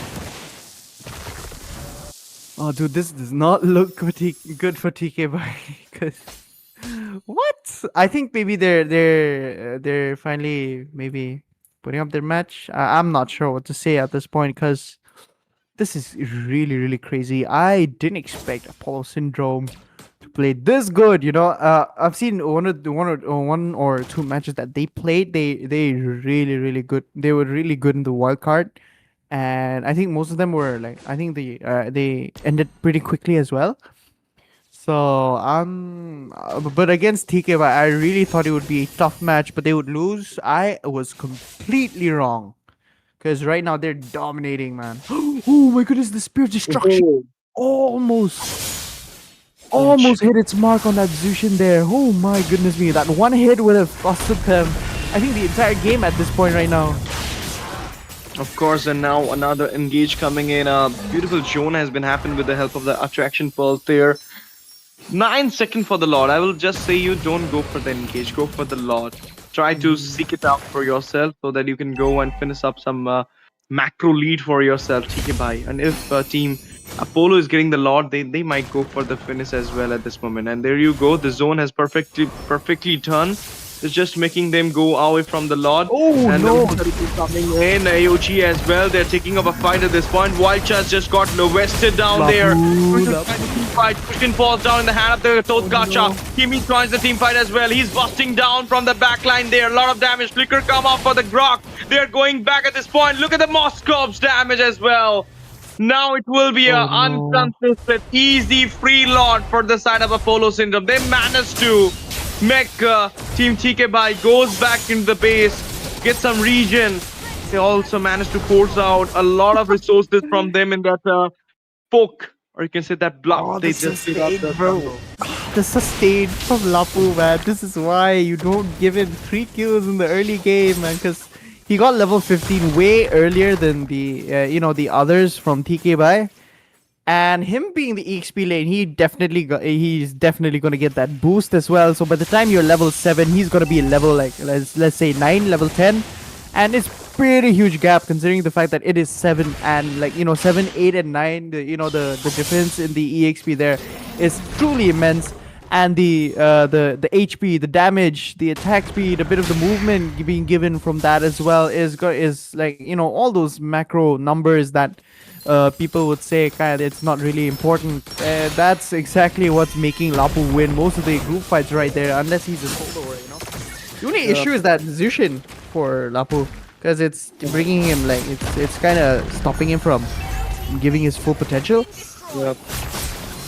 And there's now the Lord enter into the inhibitor, finds the inhibitor as well onto the top side. They're right now deflecting the Lord way there. It's a nice choice coming out from the CK Bhai. But in the meantime, Moscow finds the inhibitor onto the mid as well. The minions wave are right now channeling into the base. AOG comes up, British Fighter as well. Beautiful engage, unsurvivable for the KV. Lapu falls down, but the Moscow is knocking out the base there. And it is Apollo Syndrome knocking out thik Bhai Esports from the wildcard stage and will be securing his spot onto the round 3. What a way, guys. What an unexpected happening. They managed to knock out thik Bhai Esports. One of a good team in Assam. One of the underdog team, but it's Apollo Syndrome shining their way in the tournament of Autumn LAN Championship. Upset happening, but doesn't matter. Apollo Syndrome's making a statement that they're not, the unknown team. They are a known one. For me, they're the known one because they managed to knock out a well-known team of our scene. Exactly. A powerhouse. Yeah, this is crazy, dude. What? But yeah, TK by here definitely made a mistake with the Suyu pick. I think they did really good. It's just if they didn't have a Suyu here, they definitely would have done a lot better. And even if Apollo would have won, it would have been a really, really close call for both teams. Because both of them showed really, really good what would I say? Skill. The skill distribution in this current matchmaking here, the current matchup is, I would say, very much the same. It's just man, those 3 kills in the early given to Lapo was just too crucial, and for him being someone who is like you could say he's a bit of a snowball, I would say, because even if you don't really get the kills, you can still do some damage and sustain a little bit. But the fact that they messed up, TBH messed up a huge ton there and gave him that early level 4 before CC was able to come up as well. That was truly a big mistake from their side. But then again, what's done is done. There is no repeats, and I don't think they're gonna be playing like that again. TK Bai, they learned pretty quickly, so the next time they play, we're not gonna see them play like that again. Yeah, they will be rectifying their mistake. All the best for the future journey, TK Bhai. I hope you will be coming back your way. The new lineup, everything will be settled up and you will be showing your true potential. But Apollo Syndrome, congratulations for winning and Absolutely. going into the next round. I hope to see you all in the next stage as well, and we'll be casting your game. But for now, we'll be taking a short break because a new set of caster will be joining us for the Yes. next games of the night. There are more 5 games to be happen. So, guys, stay tuned with us. Don't go anywhere. Eat your chips packet and be hydrated. We'll be coming back soon after the short break. Thank you for joining. Thank you for watching. Love you all.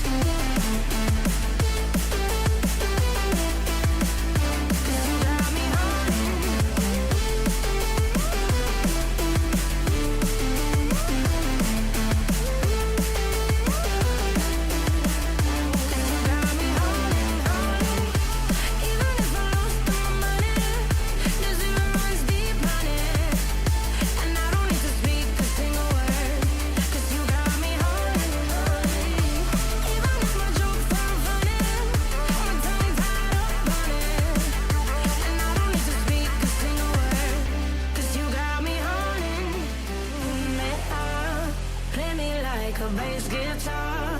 Simmer down and mess me up. Tripping like I'm Jimmy at Woodstock.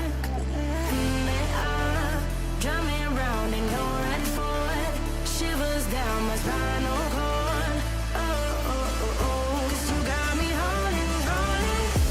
Even if I lost all my money, the zero runs deep, honey. And I don't need to speak a single word. 'Cause you got me holding, holding. Even if my jokes sound funny, my tongue tied up on it.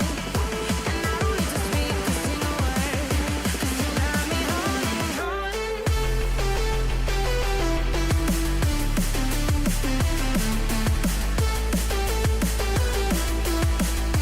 You got me holding.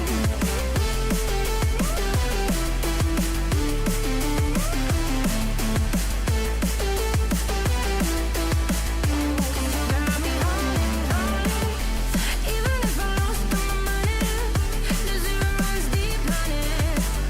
And I don't need to speak a single word. 'Cause you got me holding, holding. Even if my jokes sound funny, my tongue tied up on it. And I don't need to speak a single word.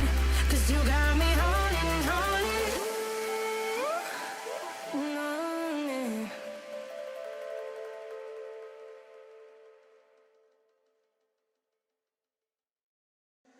I could always be the one you wanna call when it's cold outside. I will always be the one that's right here standing by your side. Open up your heart and let me in. I promise not to break you. I promise I'll be all that you want. So let me in my heart before. Let me in. Oh, your love explodes. Our heart implodes. Your love explodes. Our hearts implode.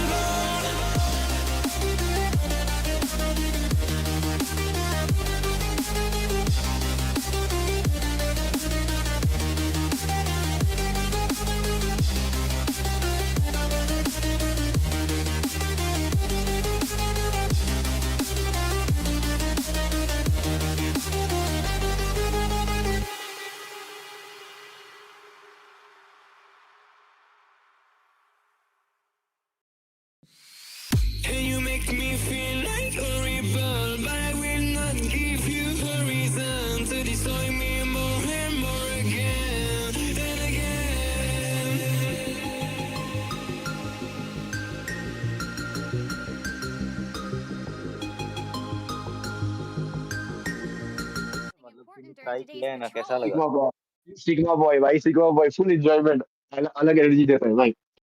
मैं भी परसों को लेने वाला हूँ शायद, क्योंकि start करेगा। ओए जेफ, क्या क्या करना है, पीवीवी करना है या क्या? मैं पीवीपी कर हेलो। लेता हूँ, तेरा आवाज, तेरा आवाज सुन के नहीं लगता तुम पीवीपी कर पाएगा। नहीं, जो करना है May the कर दूंगा stars मैं, मेरे को guide you इशू to नहीं है। victory. ठीक है, मेरे को पीवीपी दे फिर, तू तू एनालाइज कर ले। रुको रुको रुको, 2 मिनट, 2 मिनट, 2 मिनट, 2 सेकंड मतलब, जैकेट पहन लेता हूँ। चलो चलो शुरू करो भाई, ये शिंजी लिख कर दिया।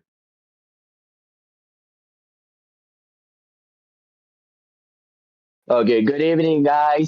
We are back with another match of NEOT Awesome LAN Championship, and this has been partnership by Miko Gaming. And yes, guys, this is gonna be the LAN tournament in the casters deck. It's your homeboy Jeff alongside me. We have one of my really old companions, to be honest, the guy who I've been casting with since the day one. Is none other than Shinji, guys. So Shinji, how are you feeling? And why? I hope you don't mind introducing the new teams, right? I mean, the new wildcard teams. Mm-hmm. I'm absolutely fine, buddy. I hope you're doing well too. And about the new teams, I don't really recognize them because, these are the new teams. So it's the first time for me seeing these teams in the tournaments, and I'm really excited to see what this team's gonna do, which team is in which level. Gotei 13 versus Lag Warrior. So let's see which team is gonna take the victory home today. Yep, definitely. And by the victory, I mean the champion skin of Joy just been released today, and it's really amazing. I'll be honest, the Sigma Boy team, and I mean they have cut off, they have edited a little so that they don't get hit by copyright or something. But yeah, there is a hint of Sigma Boy, Shinji, the Sigma Boy or Sigma Girl, whatever you want to say, but the skin is made up for the King Kong. The MVP was for our camera in the Beatrix, he got his skin, but the main champion skin was by Joy. And let me tell you, the dialogues, the skins, everything, man, it's so smooth. I'm just in love with the skin, especially the fact that that skin was gifted to me by someone really special. It's what making it even special. Oh, okay. Sigma Boy, just as you say, like, it's gonna be Sigma Girl, anyways. The Joy is a girl character, but still, these, and it really matches with the song Sigma Boy, So yeah, I'm really excited to use that skin or watch someone playing that skin in the tournament. So right now we are in the drafting phase. I hope someone picks Joy. What do you think, Jeff? Oh, I mean, for trying out the skin, but then again, if they do not know how to play it, they're gonna put themselves in a huge ton of danger because this is a wild card. If you lose even once, it's the game over for you. But then again, if you Let's know how to go. play Joy and it's fit for the lineup, yes, definitely go ahead. But let's not talk about the future predictions of Joy skin incoming. It's about Gold 13 banning off the Inertil here, and The two it's actually glorious really amazing with inventions. Lag Warriors coming in, banning off the Angela here. I mean, Angela, yes, she does deserve that ban here now since the 20-second cooldown, man. Like, just imagine in a span of 1 minute, you can spam up to 2 or 3 ults. That's really crazy, especially with the CD reduction coming in. It drops your cooldown down to To 12 me, seconds, man, and it's fun is all actually that broken. matters. But then again, her shield was taken off a little bit, and her healing capability is kind of capped off for now, and that's what making Angela a little bit down for now. But Gote comes in with the 1-1 here. What do you think about it? Oh my god, they are This land is banning our both homeland, the, and it will soon be our what do we burial say, ground. double S tier goal laner, I guess? Because, both Irtel and 1-1 are the lane winning heroes right now in the goal lane. And even Lapu Lapu is really very good, but I don't think Lapu Lapu is that good against Esme in the XP lane. So banning Lapu Lapu, I don't think that's, very good, but this might be a respect ban, I guess, Welcome to because my nowadays castle, people just my check each friend. other's profiles in the lobbies. So yeah, this might be a respect ban, or they really got pissed off in the rank matches or the scrims or in the other tournament by the Lapu Lapu, so they are banning it. But this time it's gonna be the guy with the wall, the fort into his hands, it's gonna be Grok. Yes, definitely. The Grok with the tech charge and the walls. Oh man, it's actually really crazy in my opinion. And being banned off, I think Lapu being banned off. In my opinion, Alapu, yes, it's definitely a really good hero, but then again, he gets countered by a lot of heroes. I mean, he gets countered by CC, but CC Thorns sometimes manages to remain, slip should off, gives petals Lapu fall. the farm, and Lapu can actually dominate, but it happens rarely, so we cannot see it maximum time happening, and Lapu Lapu usually gets dominated by CC and Esmeralda alongside Uranus if he gets capped by the They call level me of a hero EXP, I mean, because like I the saved goal my of the EXP. nation So, from yes, falling apart. that's another issue coming in for our Lapu Lapu here. And then again, here comes one again, the Lancelot, the slippery hero, and follows up with the Yishin Chin pick up by the side of Team Gotei 13 here. A really amazing pick here. Okay, guys, Shinji has logged off a little bit, and I guess it's for the network issue. He'll be back, no worries. And here comes Lag Warriors with a pick. 35 seconds left on the clock. Seeing the sweet time, a lot of heroes are open out like Esmeralda. And if they want to, they can just go ahead, pick off those revamp heroes because Alice is open. I mean, she is kind of slow in terms of jungling, but in EXP, he can somehow work it out if they know how to play it up. And the last time I saw the Alice without being in the revamp, she was actually being a menace. I mean, I won't say it was a menacing thing to be happening, but it was the team Bound who by didn't focus heaven's on the Alice mandate, and they my actually paid the legacy price. So shall let's not talk about the endure. previous games as we come in. Lag Warriors comes in, takes off the Zatian here and follows up with the Bellorate. A really good pick against the Nishinchin, I'll be saying. What do you think, Shinji? Mm-hmm. Payback time. Right now, they are with the Zatian and the Valoric, so Jushin might be good, I guess. Because Farsa is good, but if Farsa uses her Feather Strike and Zetian uses her ult on the same time, then yeah, you can just stop Farsa using the Feather Strike. So Jushin will be good here. Mhm. Actually, the Zushin would have been better, but they picked out the Parsa here, which is My actually mission not is to that bad in my protect opinion, but she lives. gets disrupted by the Phoenix strikes of our Satian here, but she can get protected though, so that's not a bad issue here and comes up with a follow of our Hylos. The Glorious part is going to be really good, but if they pop off the Glorious part, the team swallows up and Beloric manages to use its Wrath of Dyrans here, and that's gonna be a really good thing to be side of Team Lag Warriors because if a set is there, then it's actually gonna be good. But here comes the second phase of, I mean, is the last pick for the first phase. In you, what do you think? What is it gonna be? Okay, it might be a goal winner or a jungler from their side. Let's just see. Or it might be Esmeralda coming in because Esmeralda nowadays in the XP lane is really very good. She is kind of good, but the CC is. Oh wait, I just realized they can pick off the Valor Esmeralda and and later on ban loyalty off in a the CC, dead so that's a body. good thing. But no, here's a Leomord in the jungle. Oh wait, a new ban star might be rising up because I've been seeing Leomord in the rise of the picks, and he is actually dominating really well, Shinji. Mm-hmm. Leo Moore. I just met a Leo Moore yesterday in my opponents in the rank as well. Bro just got maniac in the early 4 minutes, and I was like, what the hell just happened? But still, I won that. Unfortunately, his Angela didn't alter him when he needed. But yeah, Leo Moore is really good solo. So just think about it. If he gets combined with Angela, bro can definitely be a menace. He can just do savage after Savage. So Leomord in the jungle is pretty Let's good hear from the until you crowd. get a Make some Kaja or a noise for yours truly. Franco in your opponent who can suppress you down and burst mates just like Kadita or Lunax who can just come and burst you out. So yeah, Leomord is good, but it does get countered. Everything has its own counter, and right now we are getting to see CC getting picked by the side of Team I've Leg been Warrior. waiting for too long. Yep, the banning of the CC is here and follows with another true damage dealing hero carry a tank killing monster. So I guess Gote 13 are going for a tanky comp, don't you think, Shinji? Mm-hmm.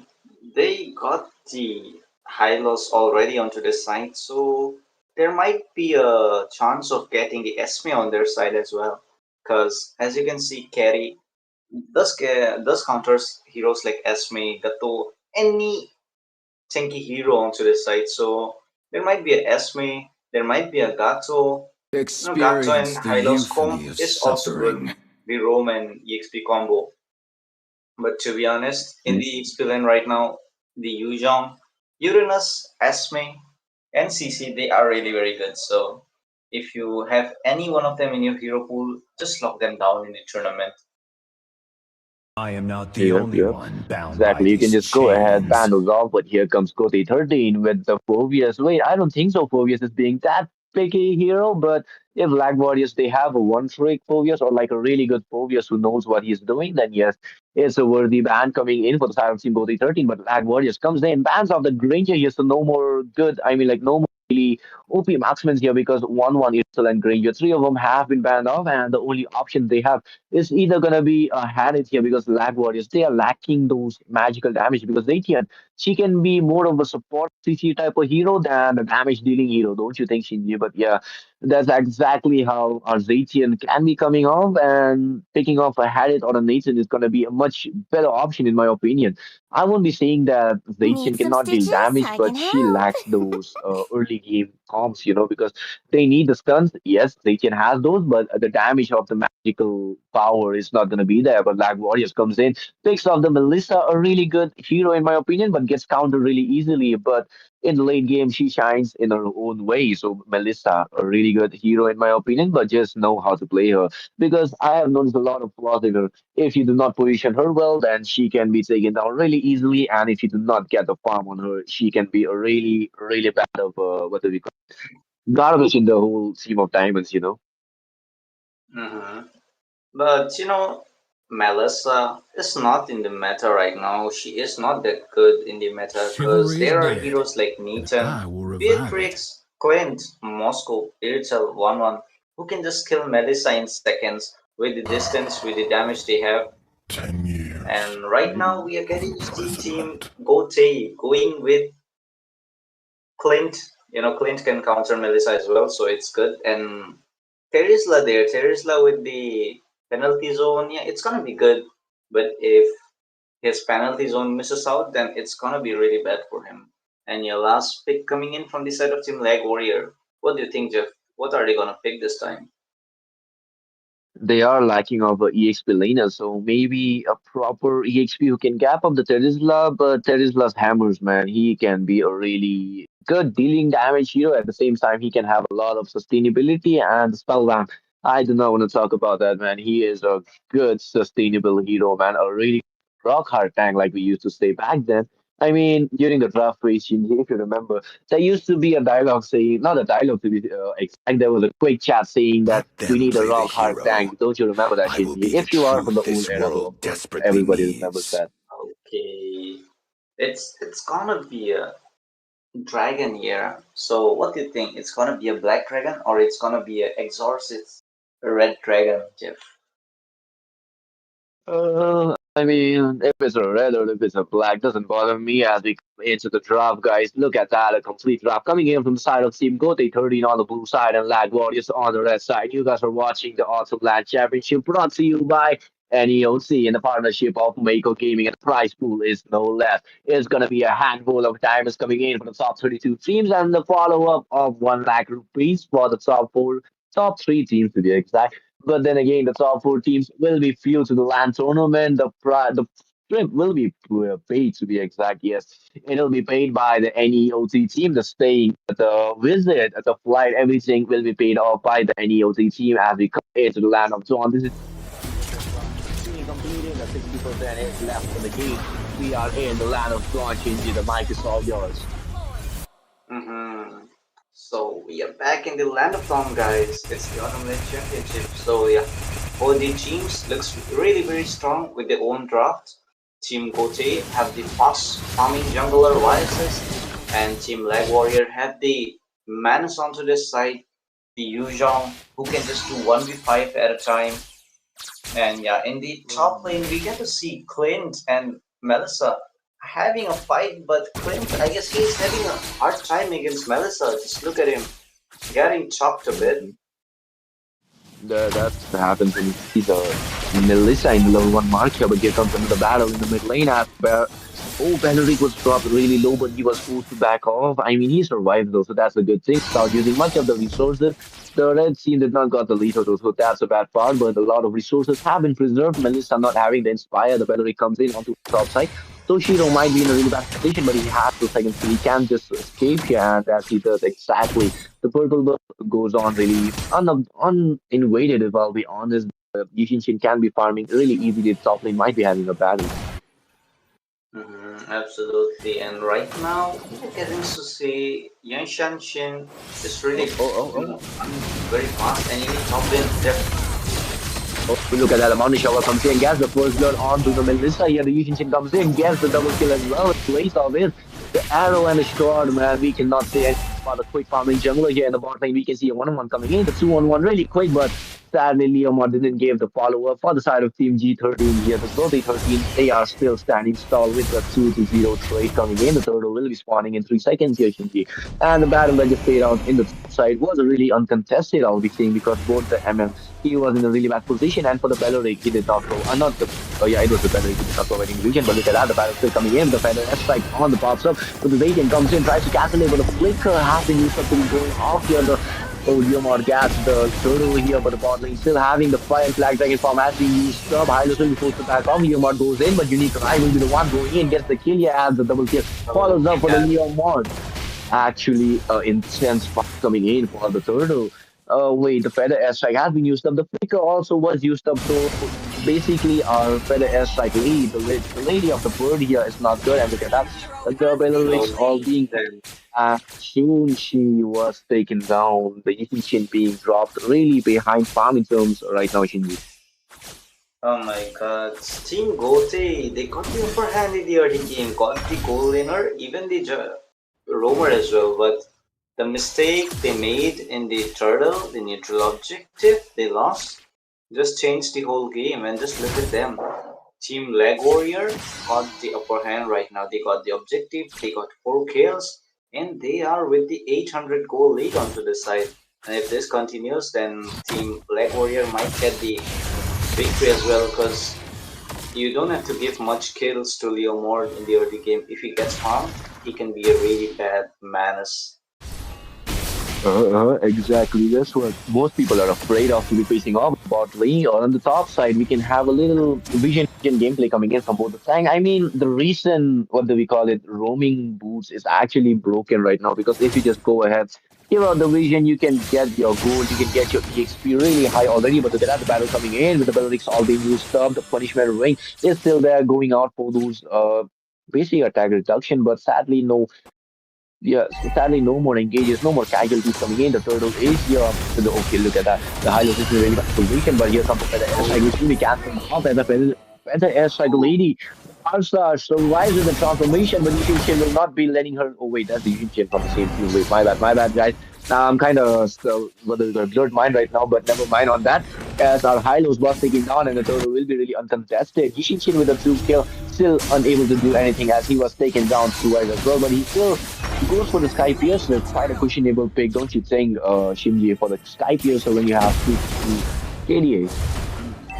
Absolutely, like when you don't have kills onto your side, you're not doing the snowball, I don't think you have to go for this Sky Piercer. Instead, you can build up some damage items, just like Hander Strike, War X, Endless Battle. This items will give you the damage, and after that, when you start doing the snowball, just get the Sky Piercer onto you and just stack it up. But right now, getting the Sky Piercer is pretty questionable. Right now, both the teams are trying to farm up. Leomord is with the lead of gold. Both the junglers are still level 8, but there's still a farm gap, and Team Leg Warrior is really leading very well right now with the farm, with the kill, with the farm lead of 1k. And in the top lane there. Oh, look at that. The top lane is having a fight. Mountain Shelter is still there. Melissa in a really bad position, but will be backing off in a really good time. Glorious part has been popped up. The Ring of Punishment is there. But the Phoenix Airstrike is there as Hylos will be taunted out, and Leomord comes in with the all, but Kirmada will be the one taking up the kill on. Oh, wait. I just realized it's Kirmada. Wait, what have we reference? Oh my god. Childhood memories are back. Oh my god. Okay, Kirmada.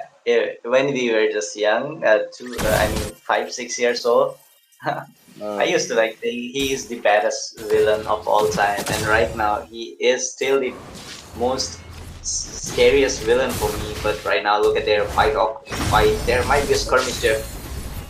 Yes, there is a fight coming in. Yushin Chen in a really bad position. He's being harassed for the penalty zone. Has been used up. Leomon going in for the kill, but he will be shut down.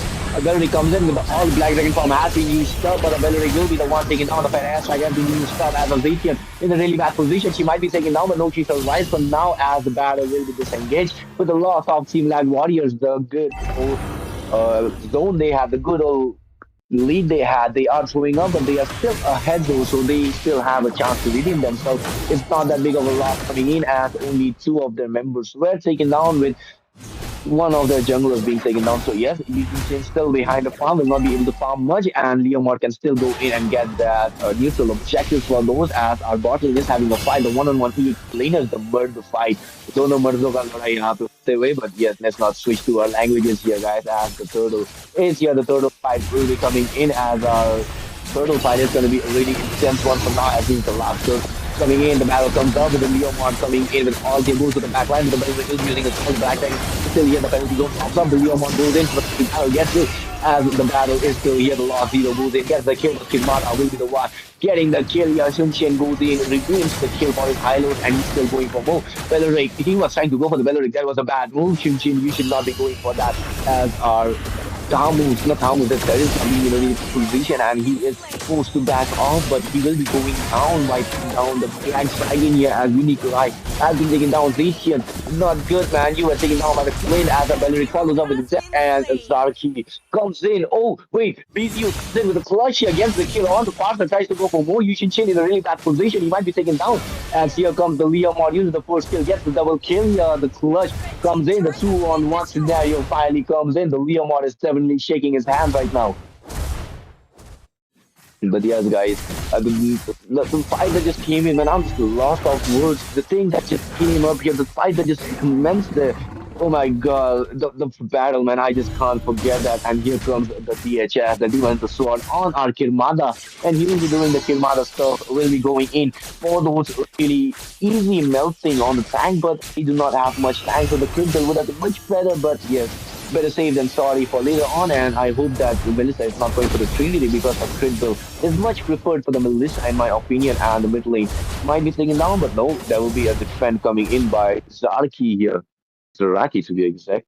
And Lord will be commencing in the 30-second mark here. He will be here in 30 seconds, and the bot lane is having a little bit of the pressure for now, as three people on the bot side. Clint is there, and he is the marksman. Will be forced to back off in the bush, and the bot lane turret might be taken down. The first tier of our lane turret, they might be taken down, but Melissa was almost taken down. The glorious not being used. The all will be coming in. The shield will be protecting her. Hyla's trying to go in, tries to get the shield out of our Zetian here, as Bellary goes in back line.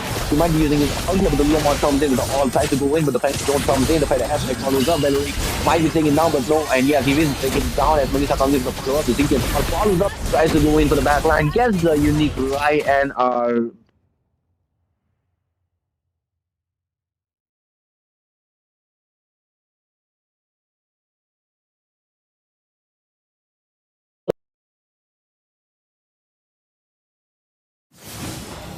sorry about that, guys.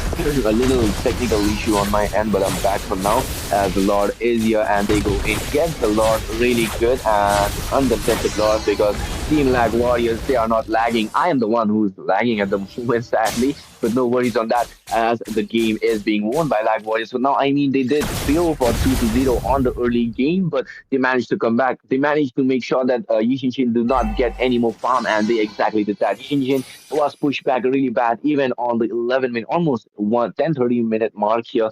He is not getting that level 15, and which, I mean, he's not even close to level 15, which is a really bad thing in my opinion, because Yushin, if he's not level 15, he is not that frightening in my opinion, as he is just the walking farmer. He needs to farm up more. He needs to get those minions. He needs to get those creeps here. And on the bot lane, we can see the EXP having the 2-level difference here. The last zero might be coming in, but the second tier of our top lane has been taken down. The follow up of our Belleric, he has that vengeance, he has that strength boost of his, and he can just go in, get that all the ways in the perfect set. But the Holy Shield is here. We should be defending the top lane for a really good purpose here. We can see the Leomorph all being used up to zone out our Shin here, which was actually successful, and the two tiers might be taking on the Mountain as our Terry tries to go in for the penalty zone, but will be changing his decision. The last moment used on using his Black Dragon form will be a waste, in my opinion, as it was used for no good reason. But Terizla in a really bad position. Is it going to be really good?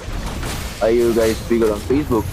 I'm not sure. You need to ask the management team, as they are the one who's managing the Facebook, who's managing the Insta, who's managing everything right now.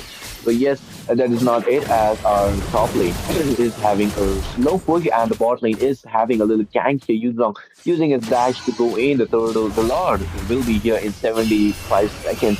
The fight might be immencing in no second here, and the skirmish is gonna be a really, really intense one for now, as this can be the last fight coming in from both the teams. Lag Warriors, they are on the upper hand, and that is going to be their lead for it. But even a slightest mistake, if they decide to go in on the third side and get a fight, that's going to be the end for them. That's going to be a GG for them, to be exact. And Purple Buff is there, but they are still harassing the Mountain Chopper. Has been used up, and Yushin will be getting his Purple Buff for now. The top lane having those peaceful moments of them, and the bot lane is still trying to go in for the push here. The EXP laner is trying to go in for the push. They use down to be specific, and he might be going in. He wants forcing back. Yo, Shinji, finally you're back. Yeah, I'm back, bro. Sorry for going off. Got some network issues. Pardon me, but yeah, I'm back here. The score is really very good. Yep, the score is definitely really good, and the battles that are commencing here that are actually good, because the side of Team Lag Warriors, they are taking every step of theirs really wisely and do not want to make any mistakes. Yushin Chen, he's still trying to cover up the gold gap and the EXP gap because he is a quick jungler, but if there is nothing to farm on, what can he even do except for minions though? And Team Lag Warriors, they are making sure that they do not get any minions as well, and the Lord is here, and the Lord fight might be coming in, and maybe no contempt, but no, that will be the issues coming in. The Mountain Chopper for the vision, the Glorious part has been used, trying to go in as he goes to the back line, but all the off our Bellery will be taunting him, and he will be taking has been taken down. The mega kill comes up, but the penalty zone being used up. The penalty will be taken down, but Rachi follows up with a kill of his mother as well. 2-1 trade, but Lord is here, and the side of Team Gotei 13 are still standing with only one marksman over there, and that is Clint, and I'm not sure if he will be able to defend off people there. And they're, of course, having the Belleric Leomar used, and the Radiant here, that's already achieved coming in. No Holy Shield as well. Flint still trying to clear the minions, but will not be able to do much. The Leomar comes in with the all own towers are Link here, and the Lord will be marching in just 30 seconds to be exact. Okay, the Lord is marching from the top lane, and Lag Warriors, they are all farmed up right now. 45k gold onto the side, 6k gold lead, to be honest. And Team Gotei, they are still behind despite having a fast farming jungler. Still, Team Lag Warrior, they are just dominating it so well. That's the thing, man. When you have a good CC comb onto your side and a Leomord who can just get the kills, do the snowball.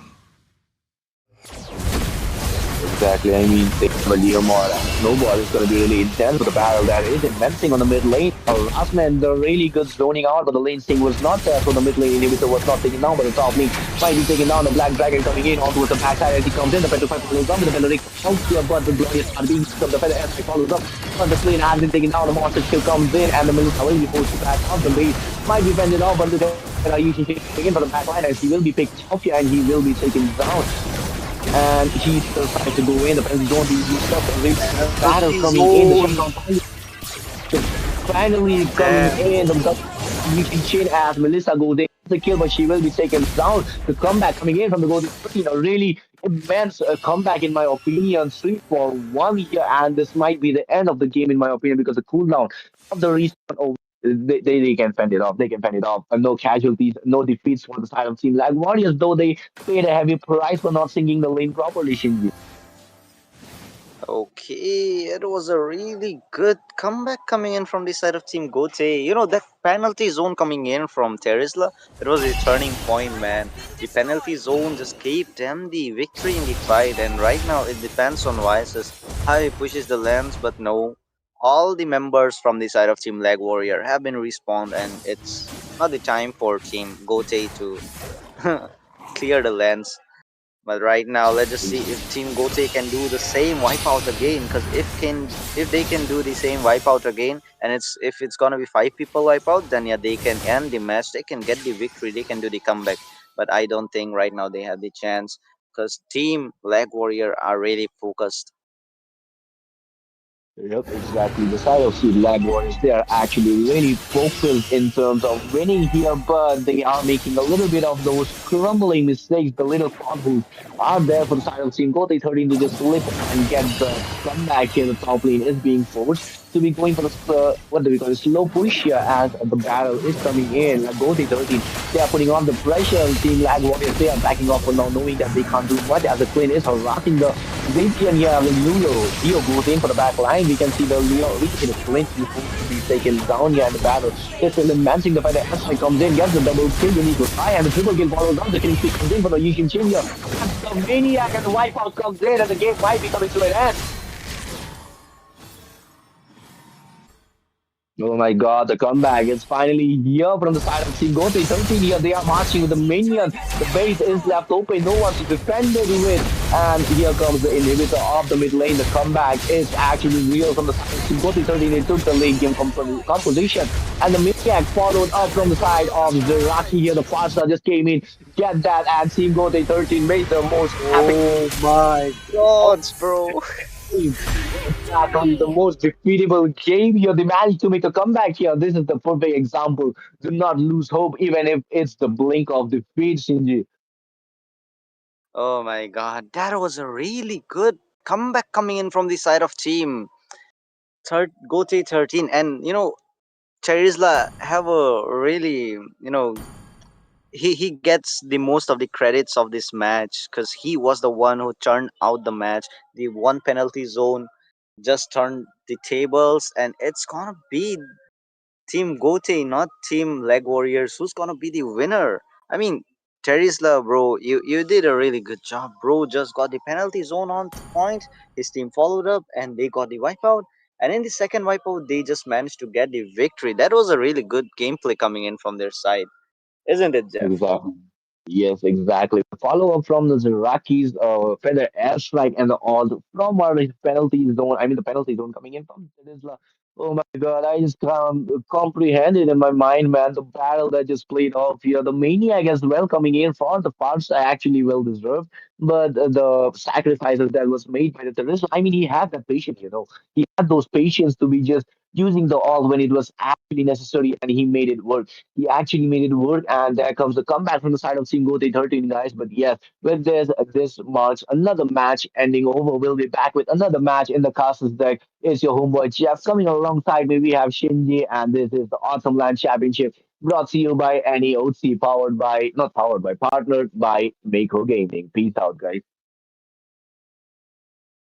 Bye bye.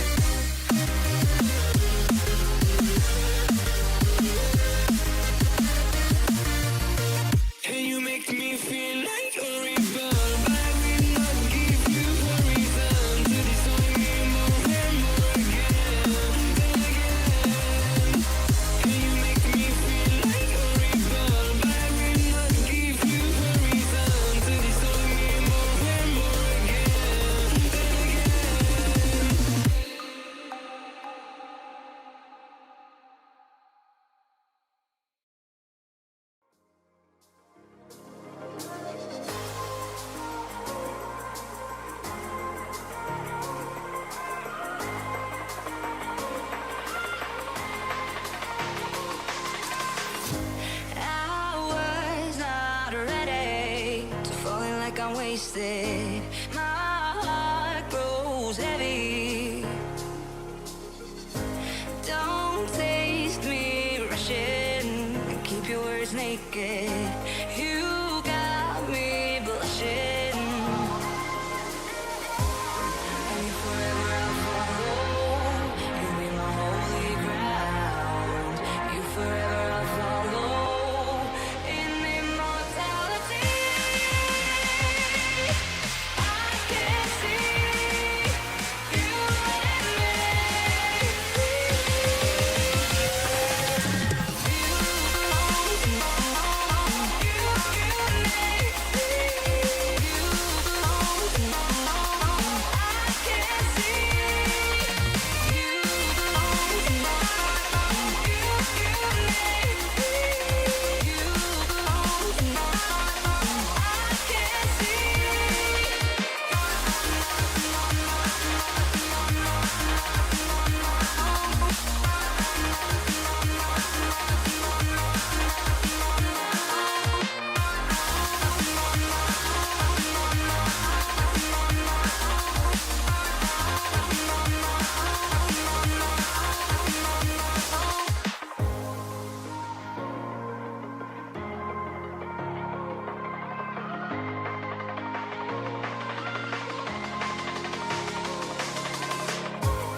And you forever I'll follow. You'll be my holy ground. You forever I'll follow in immortality. I can see you and me.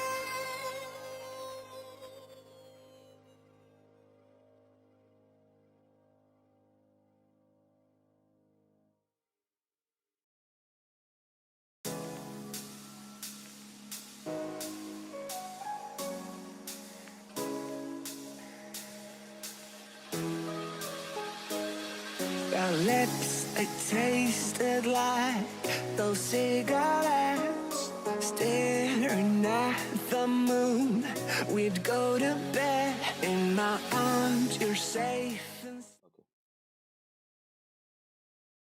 Good evening, guys. We are back in the awesome LAN tournament, to be exact, and it is brought to you by NEOT with the partnership of Mako Gaming and Rules Official. In the casters deck, it's your homeboy Jeff. Coming alongside me, we have one of the most favorite casters of mine who I've been watching since the beginning of my casting career, and it's none other than Shinryu.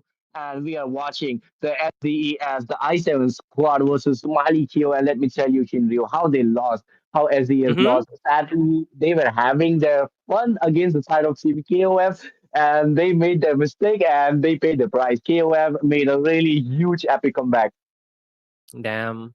I mean, this game is so, at least in the late game, right? The mistakes cannot be very entertained. You make one mistake, and there goes your game.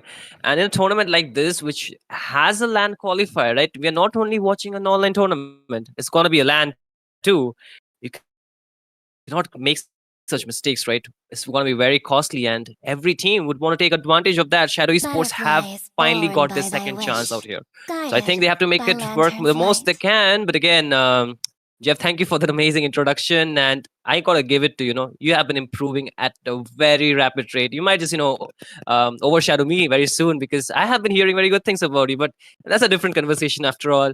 But again, we need to talk about the teams, talk about the bands, and Shadow Esports. Yes, I have heard a lot about them. We know who they are and whatnot. But MILAK KOYU. This is the first time I'm hearing about this team. Very less information on my end, of course. But maybe if you have heard about them, do you have anything on them, or is it underdog team at all? I mean, completely. Yeah. I mean, for Malikio, the way that I've been seeing their team is like they played on the round one, they lost, they came to the wild card, they won, they went to the round two, they lost, and they are back in the wild card. So they are in a back and forth Oh. situation right now. So yeah, kind of not a good situation for the side of Team Malikio, but yeah, it is a tournament where you get free wild cards for up to round three, and that is exactly what Malikio are taking the advantage of. But this time, they are against one of those really OP teams coming in. I won't say much of a OP since Mm-hmm. he came back from the retirement and he have been improving rapidly, trying to adapt to the meta which he left off really back off, which is not the current one, and the current meta Mm-hmm. he's playing in is actually really harsh in my opinion. Because after the recent patch, the goal lane which i7 has decided to go in for is getting increasingly nerfed, and from the recent patches, like the way EXP is being distributed on the on the goal lane side, the goal lane has been reduced. If you last hit a goal lane cannon minion, it gives you around 90 to 93, and the last wave gives you 104 goals. So yes, that's perfect. But then again, if you don't get that snowballing on the early game and you decide to throw the goal, Mm-hmm. you will be forced to be backed up, and the coverage of the goal is gonna be really brutal. The way you have to cover it up is gonna be taking up the whole jungle game as well as the minions. So yes, playing a goal lane is actually gonna take the patience now. It's not gonna be that skills of a play, Shinryu. Exactly. I mean, they needed to balance the game out in a way where they were trying to balance. They just made that the game is not just goal centric, right? You just go in the early game, completely gang the opponent goal laner, make him lower down on the goal, and from there on you go for a funneling or maybe a snowball kind of gameplay. That does not work anymore.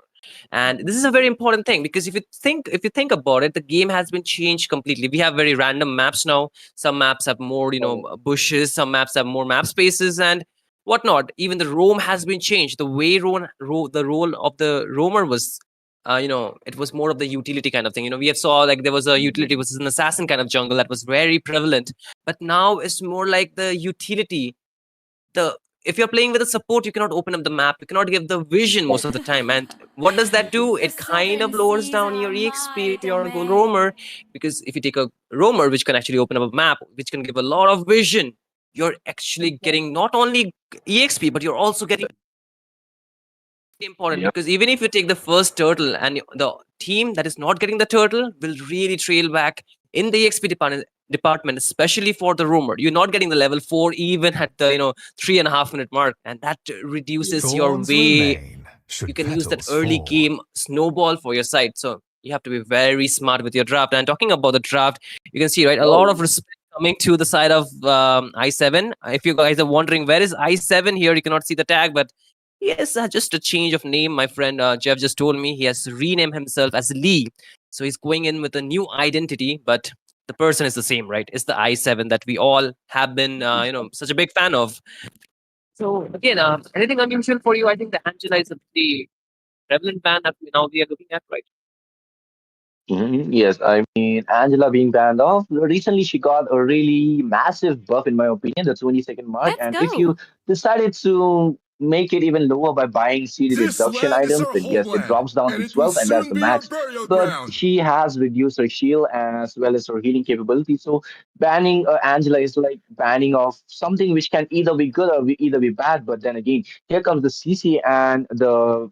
Wait, that's Zushin. Yes, that's a Zushin coming in. So yes, that's actually a good ban coming in from the side of Team SDES Mm-hmm. and picking up a ban slot. The Yushin chain is still open up, so Team Malikio, if they want to, they can go for it on the next pick here and ban off some other EXP laners, like what do we have here? The Uranus Payback is still open up, the time. Esmeralda is still open up. If they want to, they can ban it off, or either leave it open, go for a little bit of the gamble. But yes, Yushin Chen is open up, they can go for it. Malikyo, a really good ban. I will give it to you guys. The Kadita being banned off alongside 1-1 and Granger. 1-1 and Granger is the I7s, if we talk about, then he has been practicing.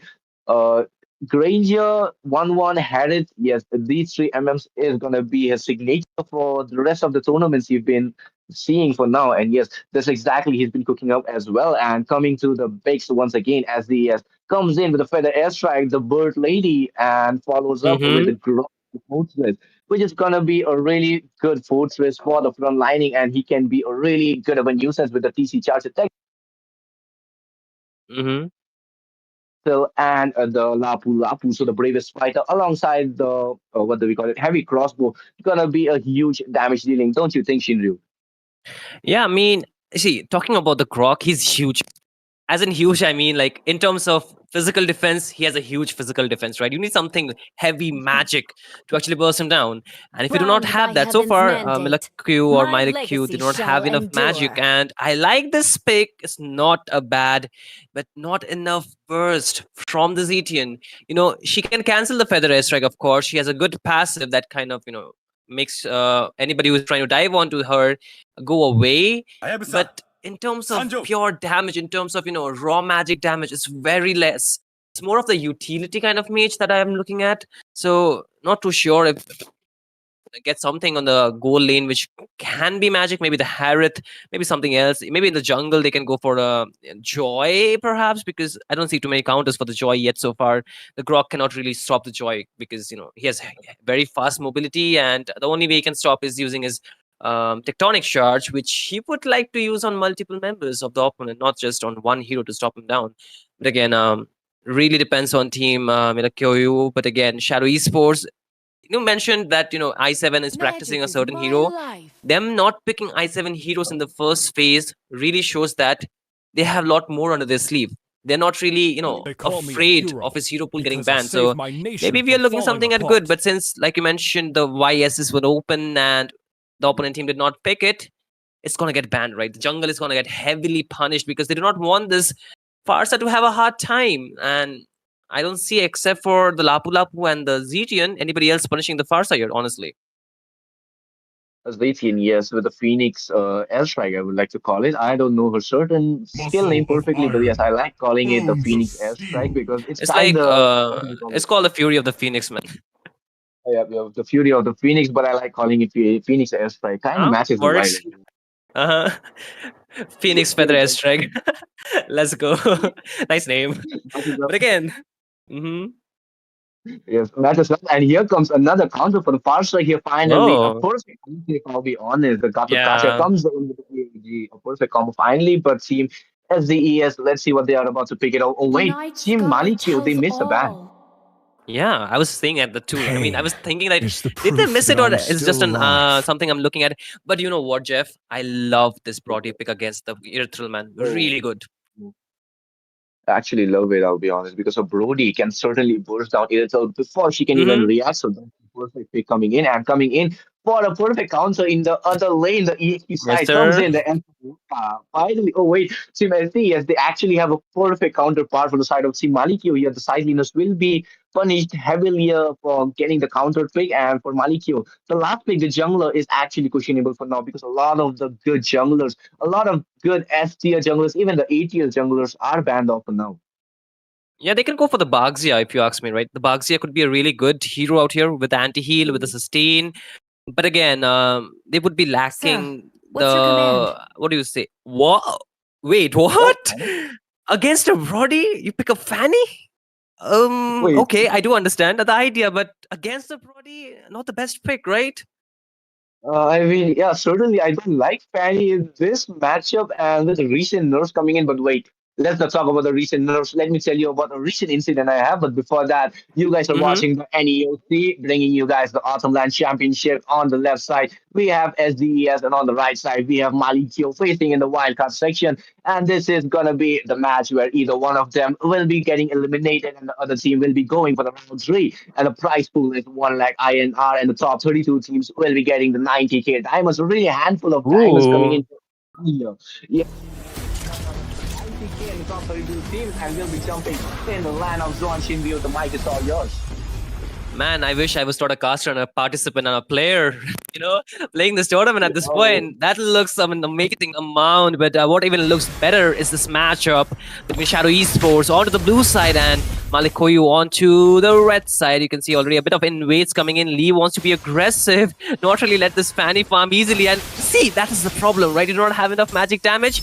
You cannot burst down this Grok. And trust me, man, I have seen some Groks messing up the rotation early game. Before we get into the match, why is Lee and Chalk? Wait, Chalk is finally. I'm seeing someone new on the side of team SDES. Chalk is new, and Lee switching to roaming. Wait. I'm confused myself. They changed their roles. Wait, the last time I saw Lee, I thought he was I7 playing on the MM role, and now he's on Grok. That's new to me. But look at that. The battle begin on the mid lane with the ball comes up with the first strike here. Oh my god. The SDES, they are actually making the casters themselves confused right now. Yeah, I mean, I heard from you because, recently I have not seen them in most of the tournament, but both the mid laners are pretty low, but they're still holding on to this spell except for the, mage. Yeah, so Zishin will not have the flicker. Okay, top lane. I think it's okay, man. It's okay. They're not going to get that early game kill. But again, bot lane, you can see the Brody. Like I mentioned, it's a really good pick against the Airtel, right? Pulling already on the lane. So this is going to be, like you mentioned, the laning phase matchup is really, really good coming in from the side of Shadow Esports. It's more like how fast they can rotate to the side with their mid trio. With the Farsa, I'm pretty confident that they can really cover up the map.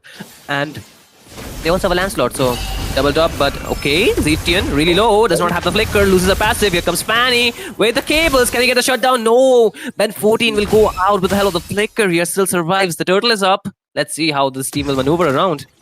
Wait. Oh, bot lane. Wait, what? Oh, wait. Chop, what? Whoa, crazy, man, crazy. But the turtle is still up, Jeff, and I think Shadow Esports might be zoning out them really well. Yes, here comes the British Spider, and Tetsu goes in, gets the kill with the tech charge. Captain Levi will be taken out. The bot lane fan, he tries to go in for the chalk here. He might be able to get him though, and here comes the kill. What? Cables. Oh wait, smooth cables in my opinion. Don't you think, Shinryu? Yes, sir. That was really smooth and a good pick-off because they knew the fact that the Brody did not have the flicker, right? Chalk, he was pretty vulnerable. He just have a dash. I mean, just have a stun. Apart from that, he does not have a inbuilt dash. So when the Brody does not have a flicker, he becomes extremely vulnerable, and that's what we just saw. But that wall was such a beauty to watch, right? Captain Levi did not have a way out from that. But again, there's an invade coming in on towards the orange buff. And Fanny too low to contest, but okay.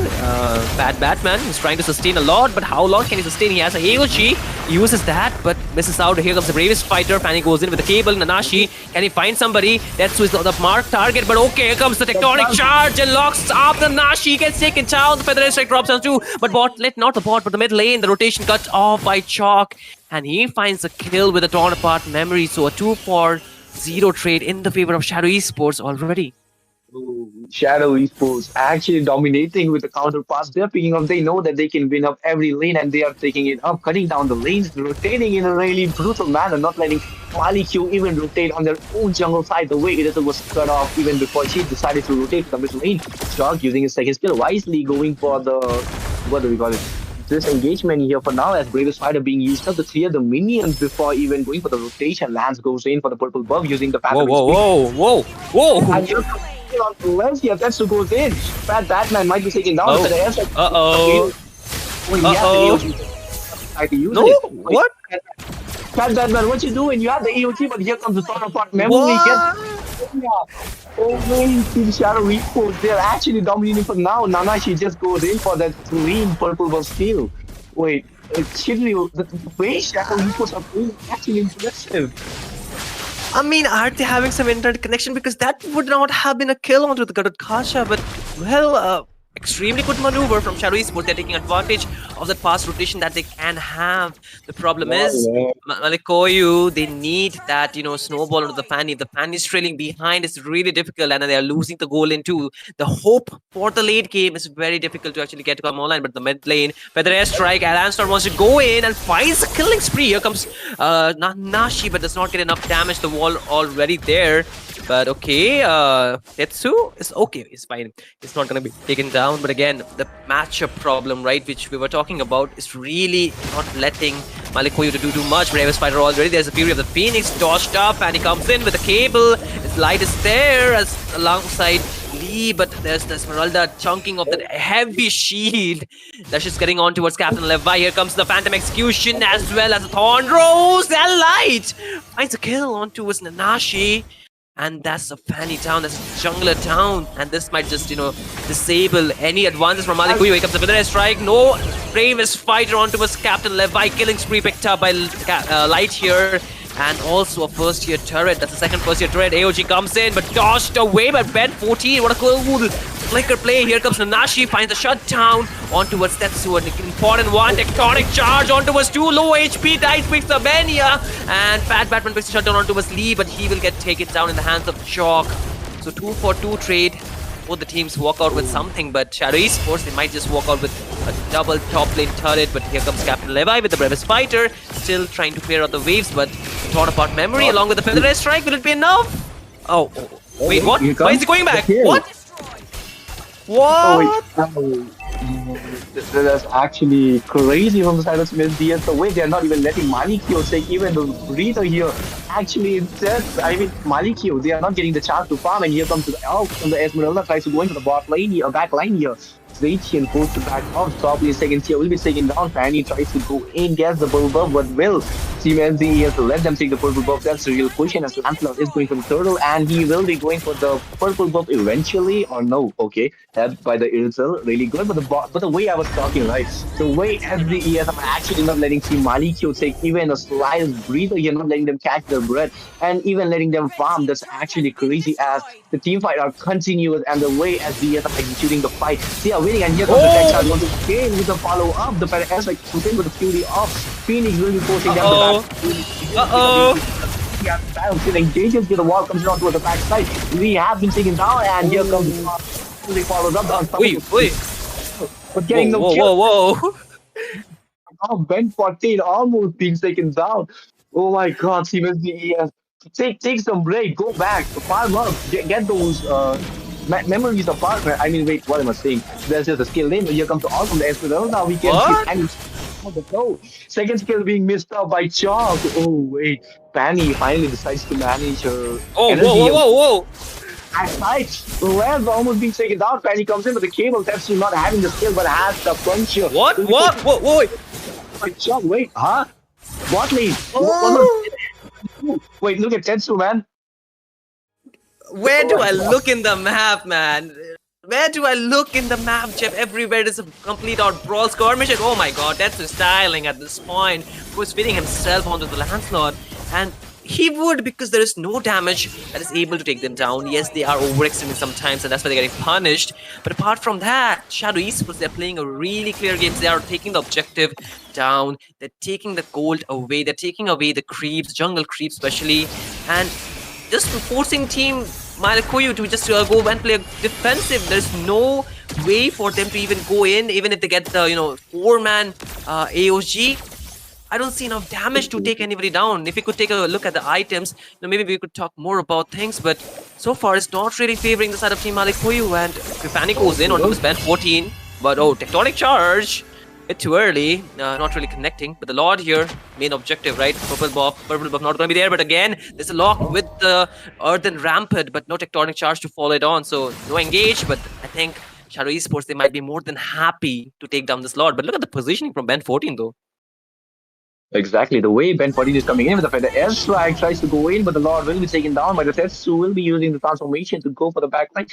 the way SDES are playing, though, that's actually really amazing, like you mentioned. And if we look into the goal lead, there's already a 10K goal lead coming in before the 10-minute mark. Actually, crazy. A 10-minute game, and here comes the wall, comes in, a second charge, but Nana, she having the cable. Lancelot still tries to go in with a Thorn Rose, tries to go in for the kill, but will be saving. The Fanny will be saving herself for now. Here comes the Lancelot with the puncture, just flexing his fast hands for now. The Fanny goes in, just chipping out the damage, but knowing that she won't be able to execute, will be forced to back off. The Lord is marching from the middle lane, Shinryu.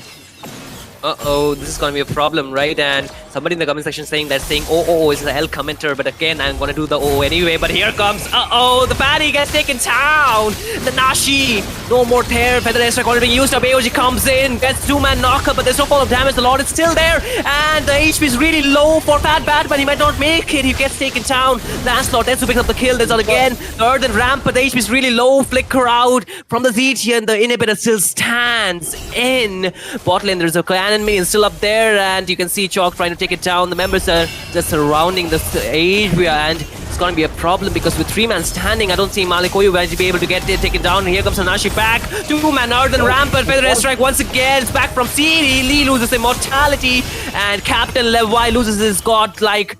Captain Levi loses his life godlike for Chalk, and they're still going aggressive. One cannon minion is still there. And MILAK KOYU, they're trying their best to clear it out. 4 members still standing. Inhibitors all fall. Shadow Esports might just want to go out. No, here comes Nanashi with the cables, but they get stuck in. Phantom Execution does not really connect, but finds Ben. Yeah, he falls in. Killing spree unstoppable for Light here. Ben 14 takes down one. Nanashi gets taken down by Tetsu, and the only man standing is gonna be Mr. Captain Levi after Bad Batman gets taken down, but too much damage. Even the bravest fighter cannot heal it up. And Chalk finds a legendary, and Shadow Esports, they find the game. Oh my god, the way Team SDES just played, I can't even express the feeling I just felt. It was like I am in the battlefield, I am playing with them, and I can't even think if I should focus on the bot lane, or the top lane, or the mid lane. Everywhere I look, there is a fight coming in, there is someone dying, or there is someone taking up an objective. That's actually crazy from the style of Team SDES. The way they just separate, the way they just come back together, that's crazy in my own opinion. And for the side of Team Malikyo, they were actually forced to back off already, and the game ends even before the 12-minute mark. And the way the goal lead followed up, 10-minute mark, the kill, the goal lead was 10K, and here comes the game over for the side of Team Ali Kyoshin Ryu.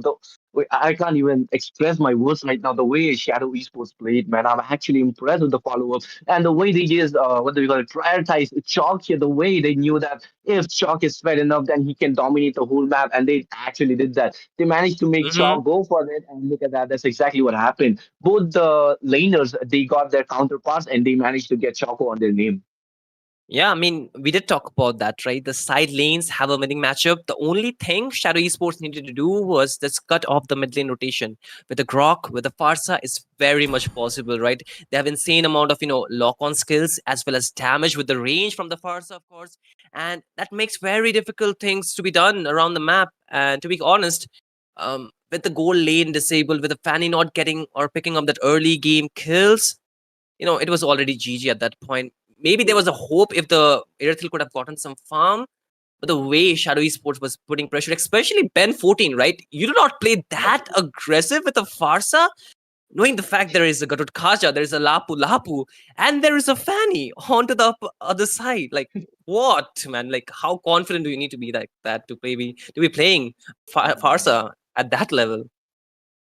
Knowing that there is a Grog, there was a chance that they can save her, but at the same time, I would not trust my tank that blindly. I know I need to position myself that well.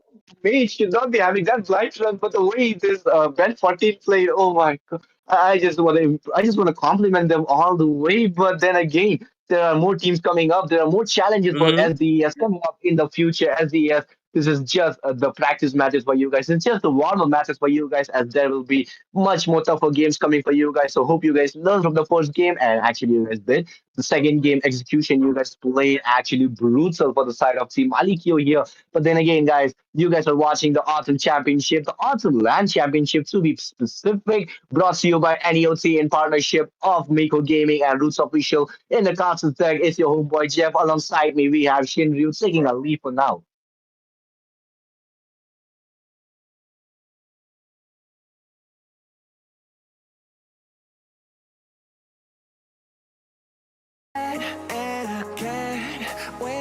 to see what happens next. How far can we get if we sail a little bit high, a little bit low? How far can we get if we sail a little bit high, a little bit low? We're still a little bit young, but I'm all in. We're still a little bit dumb, but I'm all in.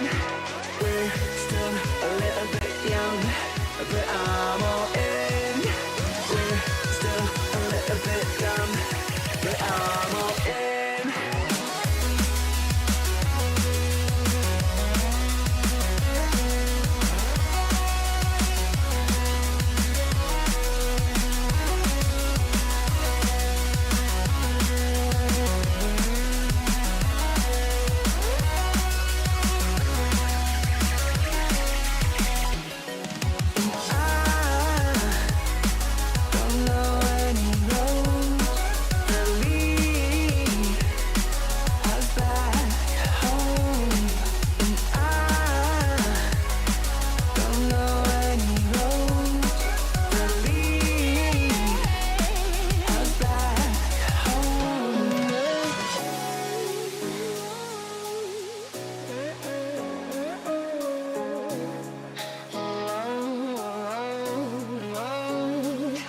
Our lips, they tasted like those cigarettes. Staring at the moon, we'd go to bed. In my arms, you're safe and sound, without a threat. And I can't wait to see what happens next. How far can we get if we sail a little bit high, a little bit low? How far can we get if we sail a little bit high, a little bit low? We're still a little bit young, but I'm all in. We're still a little bit dumb, but I'm all in. We're still a little bit young, but I'm all in. We're still a little bit dumb, but I'm all in.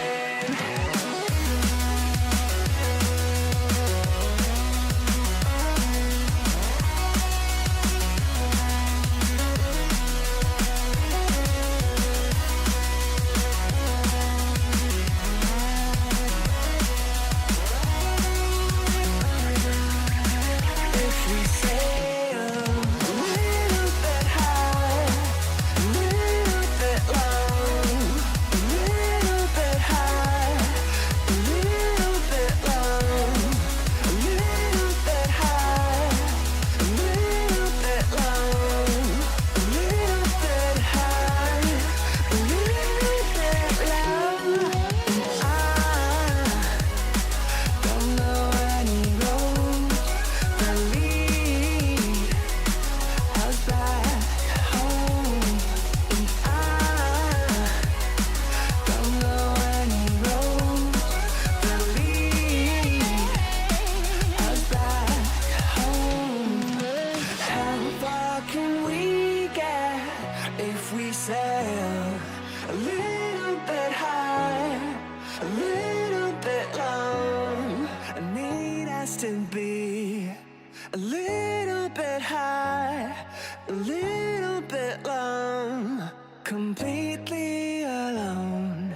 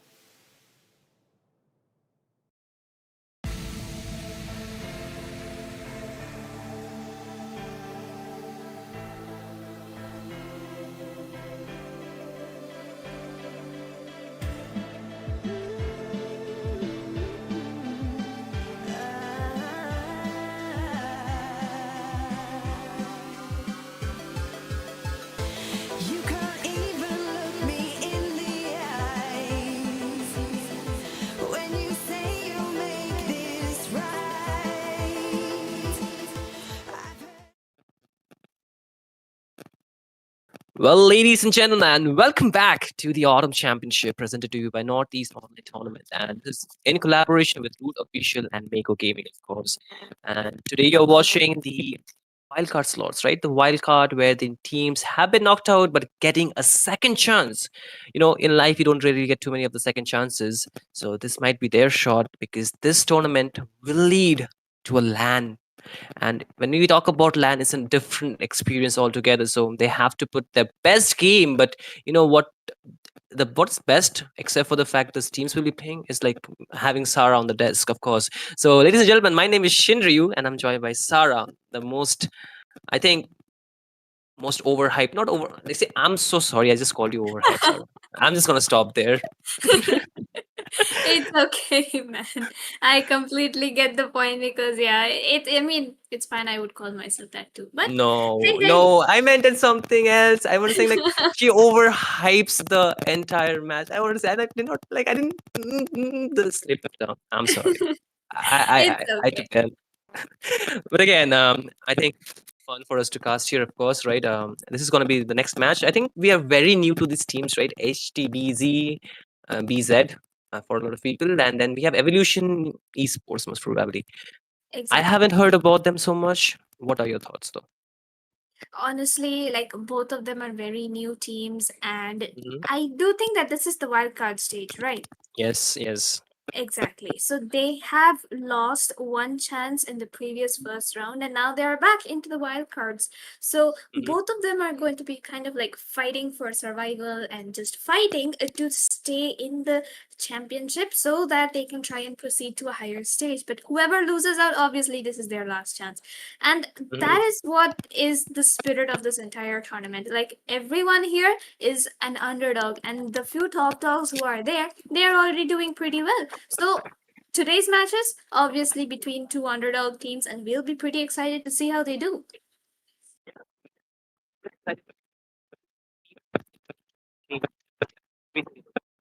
Even battles.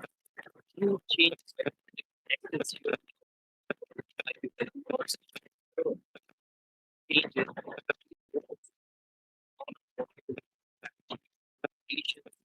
And these matches, this is the Angela being again by now. That what guys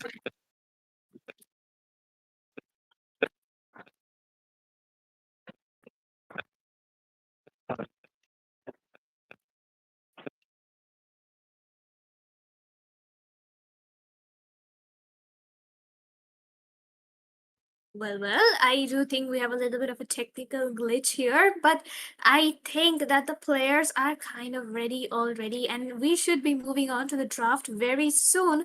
And while that happens, everyone, leave your guesses, leave your supports in the chat. And as we are getting ready, let's just move on with the draft phase here itself, since it's already begun. Mm-hmm. I hope you can hear me quite clear, right? Yep, I have some, I'm so sorry, since this is the festive season, a lot of work is going on with the electricity and stuff, so the power cuts are very normal, but it's not going to stop us, right? And it's not going to stopping the teams from playing here. So I'm looking forward to a very amazing matchup here. And I was talking about the new patch, Sarah. So I feel with this recent changes, the teams might pull up something new, something that might just, excite us. exactly. Like there are four different kinds of maps, and you can literally set any of them in a tournament lobby. Hmm. And that is what is going Wait, to make isn't it. it random? Isn't it random? No, What? in the lobby, you can set it yourself. The referees Oh, have the power to do it. So, of course, damn. we will be having quite some fun tonight, especially seeing which map gets unlocked and what strategies these teams pull off.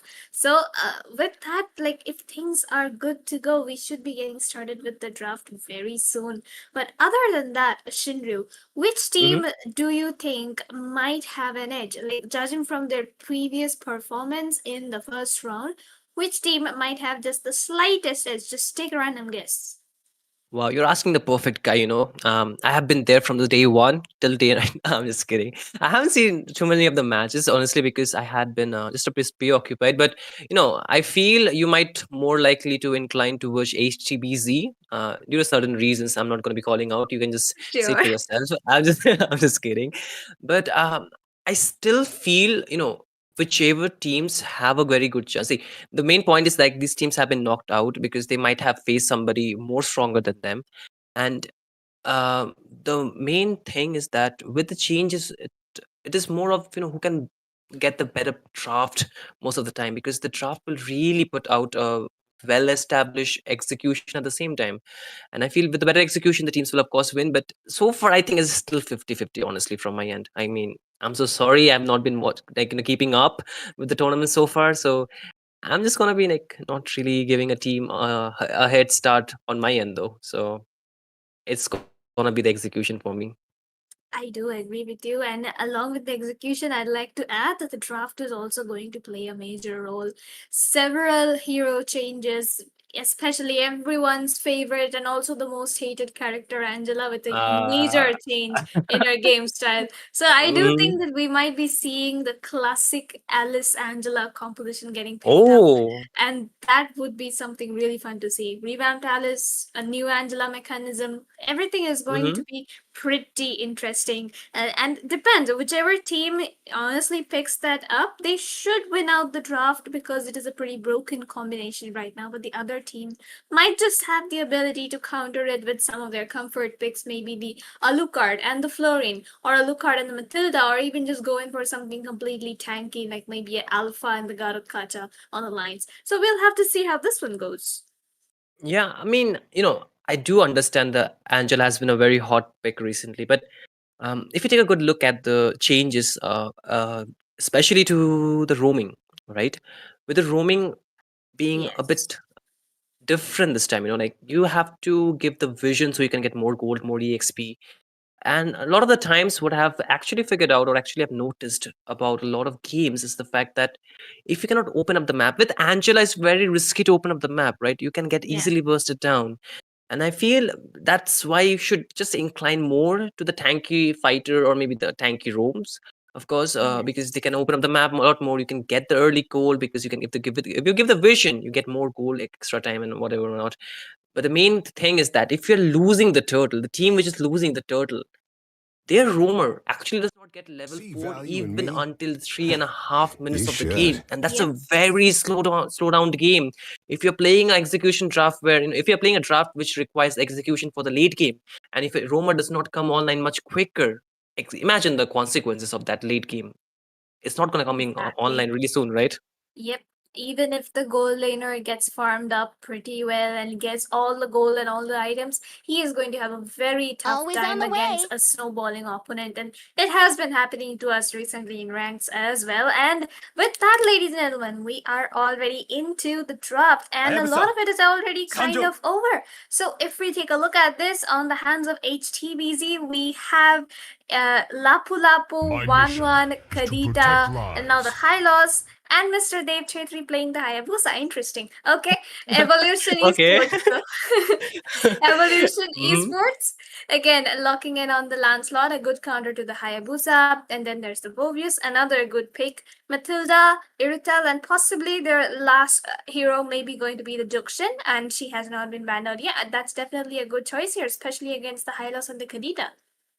Definitely, I feel the Zushin can do really well, but it depends on the team at the same time. They can go for something which can, you know, give them a lot more advantage. The Farsa might be too risky, but it's already banned actually. I'm so sorry. The Farsa is banned, the ZTN is banned, and this might just okay. Oh, Okay. Valir. It's good against the Hylos though. It's good against the Hylos, but Yeah. against the Hayabusa as a sitting duck. Exactly. The Hayabusa, even the Kadita and the Wan Wan. Like, who are Hmm. you going to push away? The Wan Wan's just gonna dance all around you and get her ultimate unlocked. So that is something interesting. HTBZ so far has a slightly better draft in terms of mobility, especially the Wan Wan and the Hayabusa. I quite like those picks. And on the hands of Evolution, they do have the Phobius and the Irithel to counter it right away. So it is pretty balanced right now. But then again, HTBZ does have the better potential in the early game, while Evolution Evolution will have to wait for the Irithel to get farmed up for the late game. And the thing is, inbuilt Purify, right?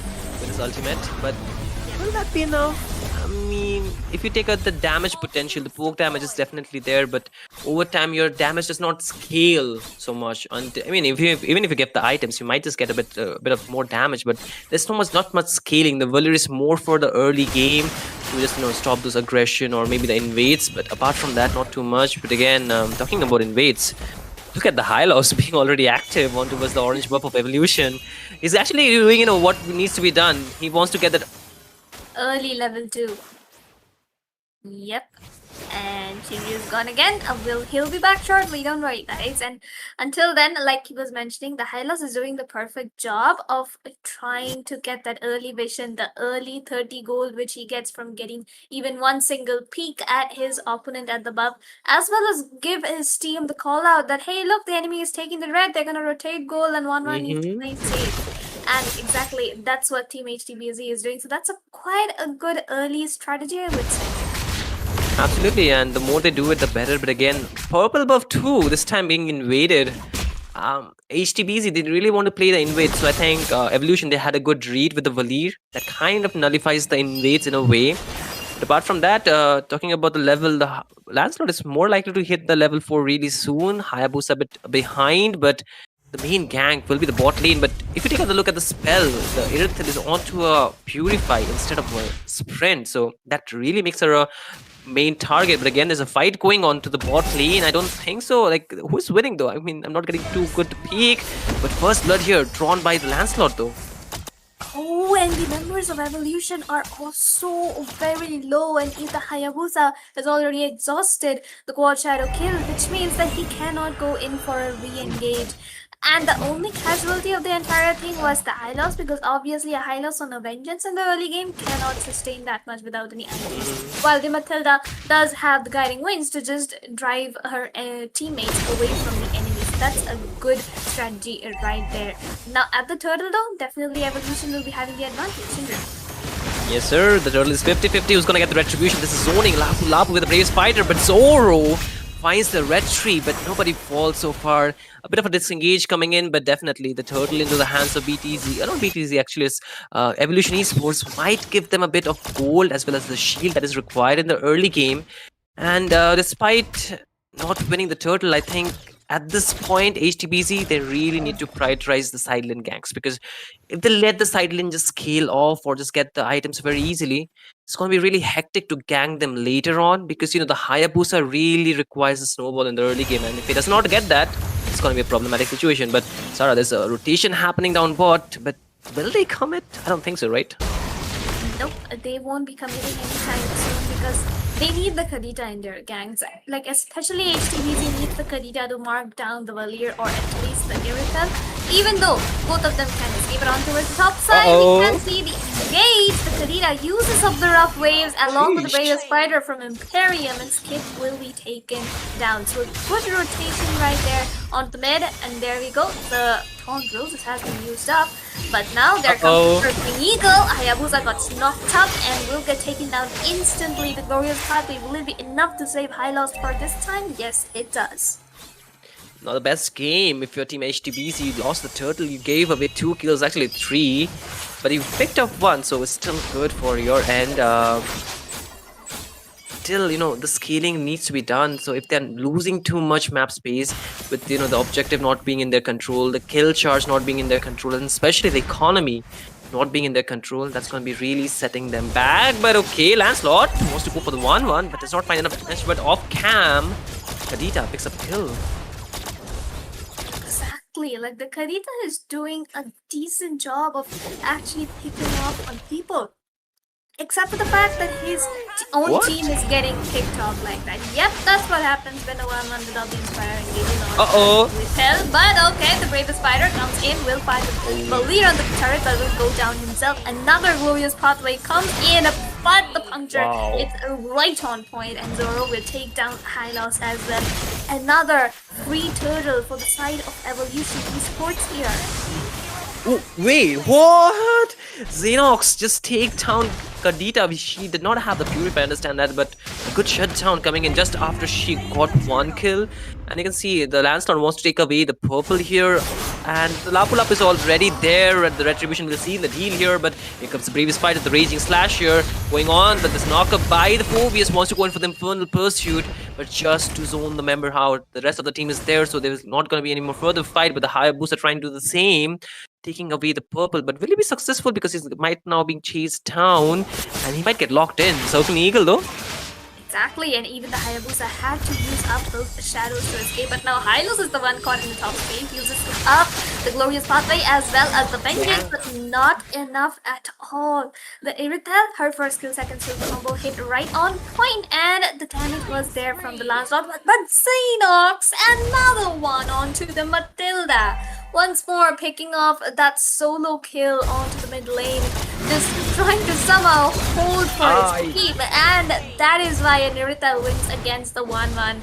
But Hayabusa on point though, this time uses up the Purify, will lose the Shadow. The Shuriken did not hit the mark, and Irithel will be able to have a safe escape as Hayabusa will try to take down the tier 1.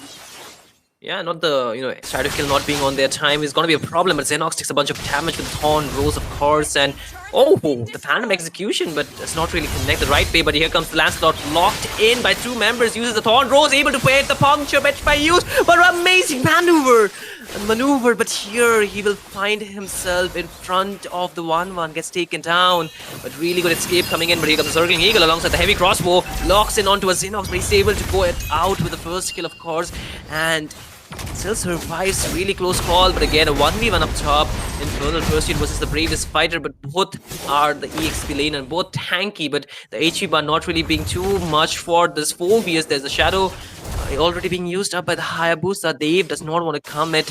He does not have the Shadow kill actually, so I just want to get back. The Turtle will be up, but however, the thing is, if you take a look at the gold, definitely into the hands of Evolution, and it's just a bit of lead. I think one more skirmish, it might just equalize it here. But again, no real objective has been pushed down so far, right? The structures are still standing strong. It's just the turtles that have been contested, because that are being contested for. Exactly so. And somehow, even though Zoro was having a little bit of a Walmart Kyrie moment right there, and now the turtle fight, we can see the Glorious Pathway as well as the Bravest Fighter locking in. 1-1 will steal away the turtle, and Matilda's Guiding Wind will save Zoro's life this time. But they've hit 3 onto the back line to away the advantage they had by just going in and dying. Classic day moment, I would say. I mean, if it was another one, then he would have got a lot of scolding here, but guess he's lucky tonight, he's not getting the scolding. But here comes Lancelot with the amazing maneuver, and he is able to get the Phantom Execution after the Thorn Rose on point. HP is really low for the Hylos, does not really survive.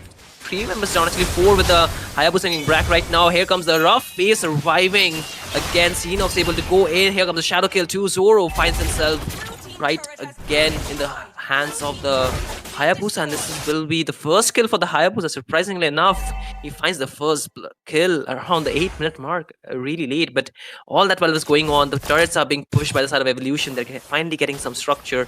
So far, if you take a look at the structures, it's going to be 1 for 2, 3 actually. Mid lane also being taken down. All the first tiers are down from the side of HTBZ, and this is a really good thing because they're getting more map space and they might be able to deny more resources around the map. The problem is, how are they gonna go for the late game? They have an Erythril, but with the people that are already alive there, it's gonna be very easy for them to mark in. But again, another skirmish looks already inevitable here.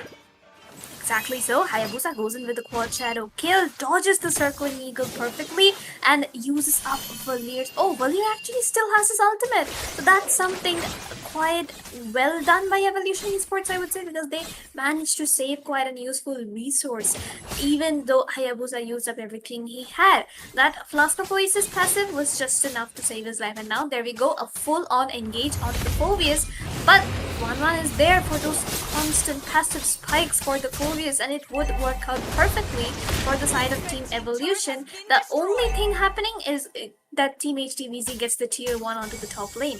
They're going to be poking down the Lord, but Zoro here is in a very good position to catch some of them, and look at that. Uh-oh, he opens up with his Thorn Rose as well as a Phantom Execution, finds the 1-1 target that he is looking for. Here comes the Glorious Pathway, and the Circling Eagle will be cancelling it out. A lot of damage, a lot of dashes, puncture on point, double kill for Zoro. Here comes the Bravest Fighter, but outmaneuvered of course, but again, he's still surviving, healing up, but won't for too long as the Irithel takes him down, and that's one more kill.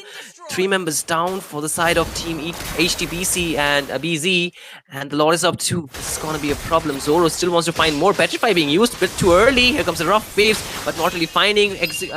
Phantom Execution still available, and Thorn Rose bit used up too early, and this will be making sure that he gets taken down. HTBC, they lose a lot though. Exactly, like even though Lancelot was there freestyling the best he could against the Kadita, his team made sure to take down the Lord. Probably because they knew that the Lance was going to just go in and die, and now look at the High Lord just soaking up every single point of damage. Hayabusa tries to go in for the quad shadow kill, will be using it up but not finding any damage to 4 people, lack of stacks and farm there. But then again, the Lord should be quite an easy death. But for now, is it just me, or does the 1-1 look like she does not have enough attack speed that she should have had? Maybe. I think she was really struggling in the laning phase against the natural counter. That's the Irithel, of course, but she just picked up the Wind of Nature. The Wind Chant is going to be helping her survive a lot more, but here comes Movies with Engage as well. The Lapu Lapu wants to go in. Bit low. There's the... there is that, of course, the red carpet that's coming up. Glorious Pathway, but again, the HP bars are really falling in low, and here comes the Movies with the damage as well. Alongside, there's going to be the Irithel. 2 members down again. The Hayabusa onto the run, but they will be finding Xenox once again. And that's like 3 members down, and this Lancelot is styling too much. He's finding a lot of success too, trying to take down the top lane inhibitor here. The rest of the team is, of course, going to be supporting him, and they want to engage onto the Phobius right now. And the Phobius actually the Lapu Lapu here, but it's not that.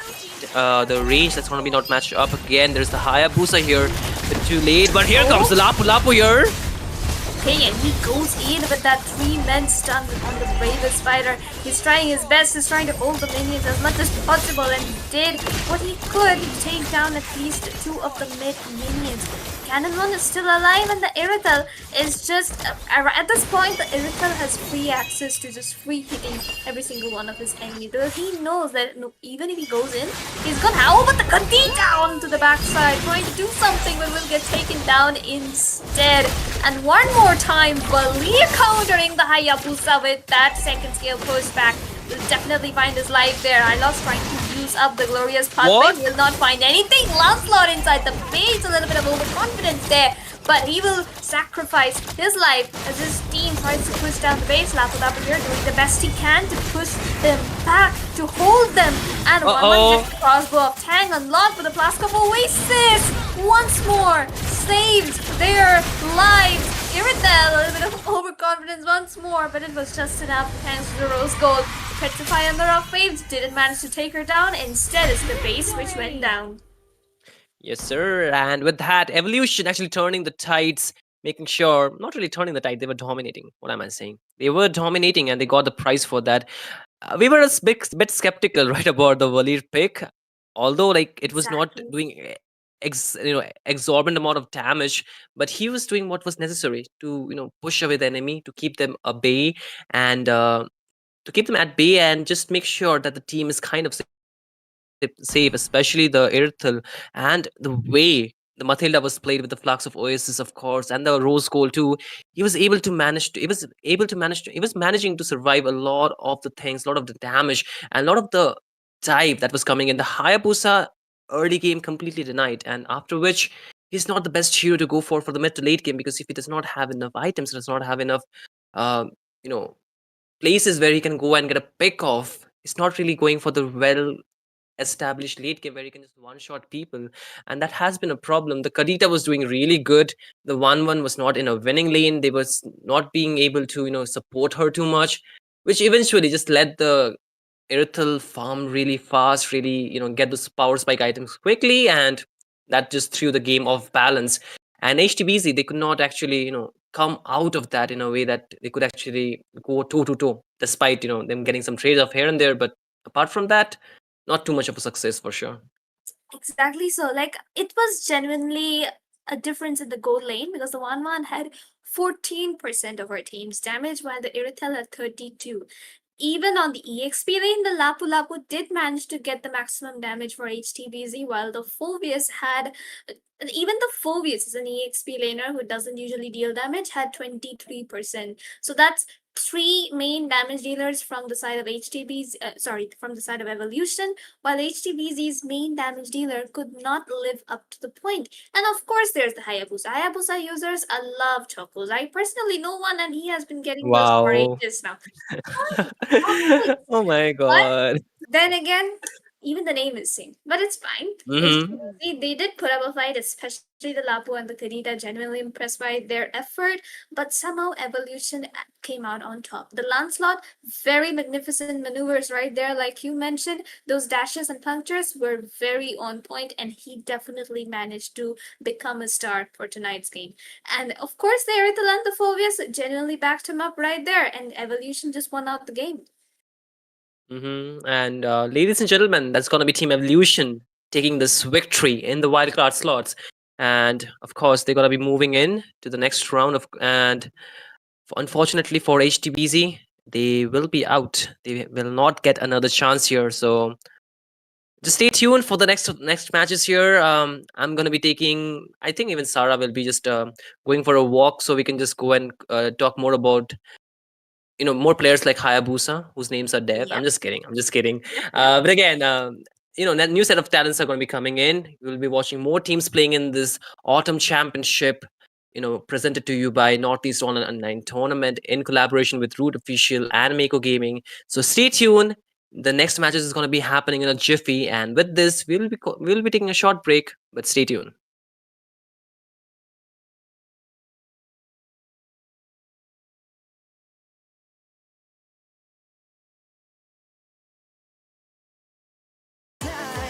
You won't ever change your ways, doing what you like. Well, I'm no one's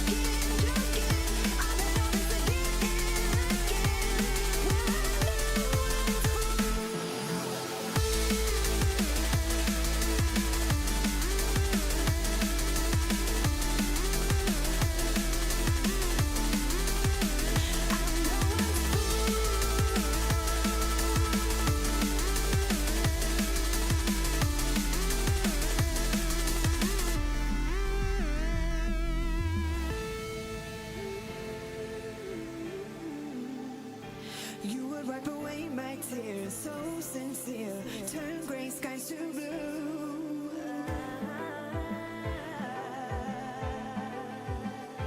You won't ever change your ways, doing what you do.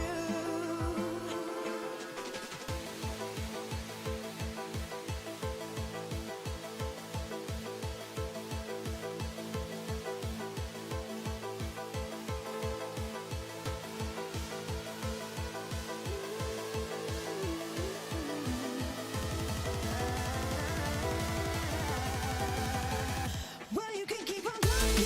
No, they don't mean nothing.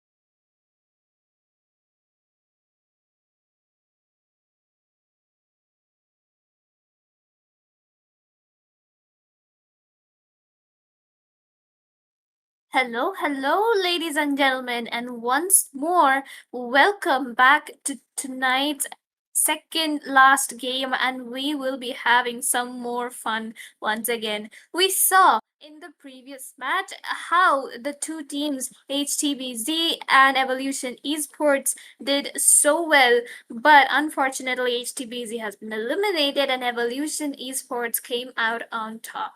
In this match, we'll be having two new teams, another two wildcards, Team Uncrowned Kings and God of War. Interesting names right there, and both the teams will be fighting for victory in this one because this is a battle for survival, and both of them want to slot in the Autumn Championship LAN organized by NEOT in association with Roots Official and Mako Gaming. The final stages of this game, of this tournament, will be a LAN tournament, and of course, the travel fares will be provided by NEOT themselves. The organizers will be in charge of that. All you have to do is qualify and come play and put on a good show for us. And with that, ladies and gentlemen, I will be Sarah, your caster for tonight, because we didn't really have other people available. But I'll try and do my best to make this an interesting one for you, because we have already started on with the draft phase. While we're setting it up, I'm pretty sure the teams are excited as well to be able to enjoy the privileges of a tournament lobby and all of those beautiful skins. Obviously, Sir, what's your majority command? of the early stages of these teams, they do play tournaments just to try out skins, but judging from this one, I think these two teams are going to be very serious about this, because look at that. It's a fan ban coming in from the side of Uncrowned Kings and then a Mincetar. While God of War has banned out on the 1-1. So that's a pretty interesting one, and also the CC. They have done their victory homework, I would say. Like, they are banning out on pretty meta heroes, adjusted heroes who are very broken in their respective lanes. And while Uncrowned Kings skeptical about the Mincetar ban coming in from them, but then again, it's a justified one. And the final bans are two mages. Obviously, the Jukshin and the Khadita get taken out. Now, as for the picks, though, they still have the Thorns YSS in remain, their should petals prowess to fall. get picked up, but instead they prioritize the Lancelot. Despite the recent nerf just 2 days ago, Lancelot is still very, very broken. We saw in the last game, bro was just freestyling as if he was possessed by Kyrie himself. On the hands of God of War, though, they can pick up on the Fredrin and the Angela combination just to counter this, but instead they decide to go in for the Lapu Lapu. So that's an interesting EXP pick right there. One of the winning picks on the EXP, I would say. Also locked in on the Tigreal this early into the draft, which means that Uncrowned Kings can freely draft here and also pick up something which easily counters the Tigreal. But they decide to go in for the Kufra. Obviously, a good Tigreal counter right there. Can go in for better engages as well, and also the Dirot in the EXP lane. Now that is pretty interesting.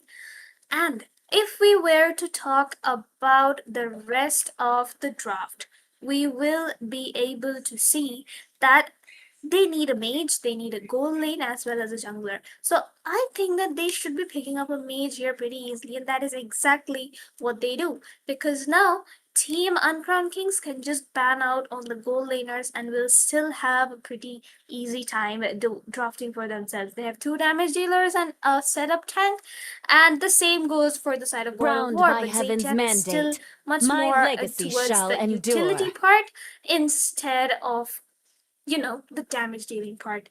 As we can see, for now, on Crown go. Kings, they will be panning out on the Granger, the Moskov, the Nathan, the Bruno, all 4 very dominant heroes on towards the goal lane. Or maybe Sniper ready. even the Give me a Clint or target. the Leslie. Oh, the Leslie. Oh, I don't know what just happened there, but okay. And that's just a wild prediction, because these teams usually prefer to play one hero and master that, and I think they may have Payback just, time. stalk their enemies a little bit. Every smart team does that, and there we go, a Farsa ban from the side of God of War. While Uncrowned Kings, here, they should be banning out on the Moskov or the Nathan or the Bruno in this one. Unless, of course, they decide to ban out on a Fredrin so that the Lancelot has an easier time dashing around with his punchers. And just a matter of a few seconds until we find out what they actually want to ban. Do they prioritize the gold lane more and give their gold laner an easier time? Or do they ban out on the Fredrin or maybe the Alucard next just to have an advantage in the jungle? Nothing really can be said because a lot of options are honestly call me a still hero open. because I saved my But nation they from decide to falling ban apart. out on the Yi Sun even though they have the Lancelot. So a little questionable there because the Lancelot is generally considered a very good counter for the YSS. But then again, comfort matters more, and that is exactly what these two teams are doing here. For the goal lane, like I mentioned, pretty much a lot of options open. The Bruno is decent, so is the Nathan as well. You know, the Moskov, a very good pick onto the goal lane, especially since he is going to be having two frontliners, the Lapo Lapo and the Tigreal as well. So obviously, they should be having an easier time deciding their pick, but they do seem to be taking quite some time for this one. I think they want to give their jungler the last big priority, and yep, it is going to be a Bruno from the side of God of War. That's one lane winning hero right there, and probably only the Clint would, the Clint would be the only counter possible for the Bruno right now in the lane, unless the Moskov comes in and just gets the backup from the Kufra which he needs, and that will kind of change the narrative of this match. For Uncrowned Kings here, they need a mage, or possibly gonna be picking up on a Lunox, which is a viable option. The Kadita is banned out, the Farsa is banned out, the Yib and Lily are still open though, so we might be seeing that pretty soon. Both of those heroes were like buffed just in the patch 2 days ago, and in the new season she is being used quite a lot. But other than that, for their goal lane, they should definitely try and get the Moskov or the Nathan. Both of them are very good picks. But no, they decide to pick up on a carry. Definitely good against the Tigreal and the Lapu Lapu, but will have a tough time positioning against so much of poke damage coming in. And the Josk pick onto the mid lane. Is that some kind of a new strategy? We don't know. But if it isn't, then I do think that they must just be very, very, very confident on that hero to be picking that up. So, a very clear draft coming in from the side of Uncrowned Kings. While God of War definitely has the meta advantage, and Hayabusa to complete their draft just to mark down possibly the carry or maybe the Durod or get an off-cam kill onto the Lancelot, it can't be said. God of War definitely has the advantage here in the team fights, while Uncrowned Kings, I think they are playing more for their comfort picks. The Kufra is genuinely a good pick, but then again, the Hayabusa can just time his shadows to when Kufra's second skill is not hitting the ground to try and escape from imminent death. But then again, the Lancelot can also immune himself with the Thorned Rose to try and get rid of the quad shadow kill. Now this is something very, very interesting.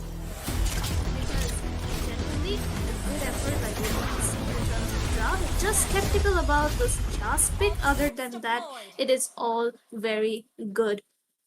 And ladies and gentlemen, with that, welcome to the Land of Dawn. We are here in the second last game of the day, and it will be a fun little one because we have two very interesting drafts, and we'll have to see which team does it better in terms of, the execution, the team fight, the strategies, the rotations, everything will be counted in this one. And we should be having a pretty good time seeing this. And look at the early poke coming in from Zaytian already. Like, the Kufra was forced to use up the flicker, and that is going to be a major resource wasted in the early game. But the carry winning a lane against the Bruno in the early game. Now that is something very interesting. Look at the Kufra just charging in once more despite not having the flicker. bad decision making, I would say, and it is not good to be losing your life this early. And even the Lancelot gonna be in a lot of danger. Hayabusa still has the shadows, will try to get the kill, and he will get it, and he goes back. Already a 2-kill lead for God of War right here, and the poke coming in from Zetian just doesn't stop. And that is going to change a lot of things for God of War right here. Like, even though the Bruno seems to be struggling a bit, on to the late game, he's gonna have a much easier time carries. Vengeance gets used up. A Vengeance against a Tiger. I am honestly a little bit speechless here, but that's okay. Everyone has their comfort and it's okay. And with that, we can see that God of War is having a steady lead as of now. Already a 1.2k goal, 1.4k goal lead, in fact. And he has been going in for more and more, especially the Hayabusa getting that early farm up just so his team can easily secure the turtle, and that is exactly what they're trying to do. And now they'll be going in for a full-on engage. Look at the Dirot trying to go in for the Lapu Lapu. There goes Careful, the bravest fighter, as well as Zeichan's ultimate steals away the turtle with that. Lapu trying to survive as much as possible. Haya tries to go in before Charukia Lang will find a kill onto them, but Eren will try to go in for more for the Dirot. Suman finds a double kill in the middle of it, and the Bruno with that early and good rotation will get the enhanced crit onto Lin and will take him down. God of War secures the turtle and also 2 kills in that team fight, securing their goal lead even higher. Definitely a little bit of over-engage from the Lapu Lapu there, missed his kills just a little, but he managed to do what he did. It zoned out the Lancelot as much as it could and also got his team the lead. Again, on towards the goal lane, the carry seems to be facing a bit of issue this time because now the Bruno has realized the danger and will be freezing up the lanes as much as possible, while the carry can't do much except hide in a bush and hide on bush. And just try. Oh, but the Kufra with the Tyrant revenge onto the wall, but no backup from his team, and the Hayabusa should find quite an easy kill, but doesn't get the stacks quite right. And the Bruno will be the one finding the kill instead. Carry trying to go into the Bruno, but will be ending up losing his life in the process. Used up the Vengeance too, but it wasn't of any use. And now Eren trying to look for a little bit onto Kidbot, as well as Kakashi Astro Uchiha, sorry, right there. But Team UNCROWNED Kings just can't seem to find the edge they need. Here the Lapu Lapu is clearing the lane, and the Derot isn't able to do anything because Lapu is just that far ahead in terms of farm. Even his name, EXP Gap, and is actually living up to that. So God of War here definitely gonna be looking in for more. The second turtle gonna be up in another 8 seconds, while the side of UNCROWNED Kings still need to find their openings, still need their carry to farm up and actually position a little better if they want to find any kills on this map right now, because otherwise it looks like God of War should be having a pretty one-sided game, especially because of the Tigreal and the Lapu Lapu just dancing in their faces. Even the Zeishan, she is doing such a good job of poking these people, and look at that. The Tigreal will try to look for an engage there, and the Flicker Implosion comes into play. Kidbot, Kakashi, Astro, as well as Mafia, everybody will be taken down. And in fact, the carry lost a 1v1 against the Bruno on towards the bottom lane. Funnily enough, all the lanes of God of War is winning very, very easily right now, and Team God of War seem to be performing extremely well, and now they will be taking down the turrets very easily, and their sync is just uncomparable right now. The Kufra is trying his best to get the engage on, but there simply just isn't enough backup from the side of his team. Hayabusa already at level 9, and Astro is yet to hit his level 7, so that's a 3-level gap right there. And onto the top side though, the Dirot finds an offhand kill onto the Lapu Lapu. So one good thing which has happened so far for the other UNCROWNED Kings, as they find that little kill which they so require. Hayabusa here gets the shadow stacks this time and will find an easy kill onto the carry. The rest of them just trying to find their advantages and their positions all over the map, taking down the farm, taking down everything that they can. And in fact, it is honestly Zetian who is performing so well. Kratos goes in for a little bit of an engage, will not really try anything there, just has used up the alien spawn and will be backing off because he cannot be performing for anymore. But Kakashi Uchiha just gets taken down by Assassin Red Dead. That's the power of a Bruno. Once he gets like 2 items, he can really snowball you. That is exactly what Team God of War is doing here. And now we'll be able to see that God of War is taking down the farm, securing those waves and freezing it out, and Lapu this time around definitely wins it against the Dirot. And here God of War gonna be easily moving forward and just getting those objectives in their favor. The Tigreal trying to do something. Bruno dodges the Kufra very easily. He does have the Vengeance and the Blade Pickers out of the situation. He'll try to back off. Kakashi is in a little bit of a danger here. Astro's recall gets cancelled as Team God of War is going to be securing the turtle and onto the top side. Lapu with the flicker, bravest fighter onto the Jask, going in for a 2v1 against the Dirot and Jask. And he is actually sustaining so much right now. It is so commendable of him to be zoning everybody out there and actually sustaining all of that. So of course, Team God of War here, we're having a very easy time. And look at that, another smooth kill coming in by the Hayabusa after trying to look for an escape. And we're not got the malefic gun yet, but will still get the damage output. And God of War just taking down the turrets. Uncrowned Kings just completely unable to find any kills whatsoever, any engage whatsoever. 2-17, a 10.2k gold gap. Now that is something very hard to come back from, and I don't know if it is going to work out for Uncrowned Kings here unless an absolute miracle happens. But I don't think that God of War is going to be allowing that anytime soon. We are having a tough game right here for the side of Uncrowned Kings, but God of War definitely having it very easy. It's tough for one, it's hard for another. It's one man's trash is another man's gold. It's like they say. And here, Dirot is the only one outside. The XP gap notices it perfectly and will force him to get back into his turret. Kakashi looking for an engager, but look at the Hayabusa using up the quad shadow kill onto Astro and has to back off for a while. Astro uses up the condos just as a defensive measure.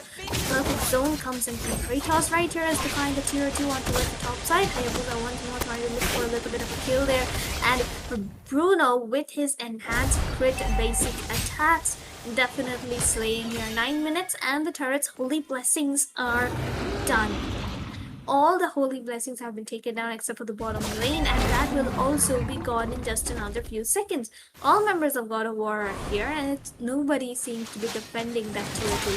Instead, they're onto the mid. Terran's Revenge connects onto Assassin, but Hayabusa will get the easy kill onto Astro, as Assassin will find double on to carry as well as Kufra for that over engage.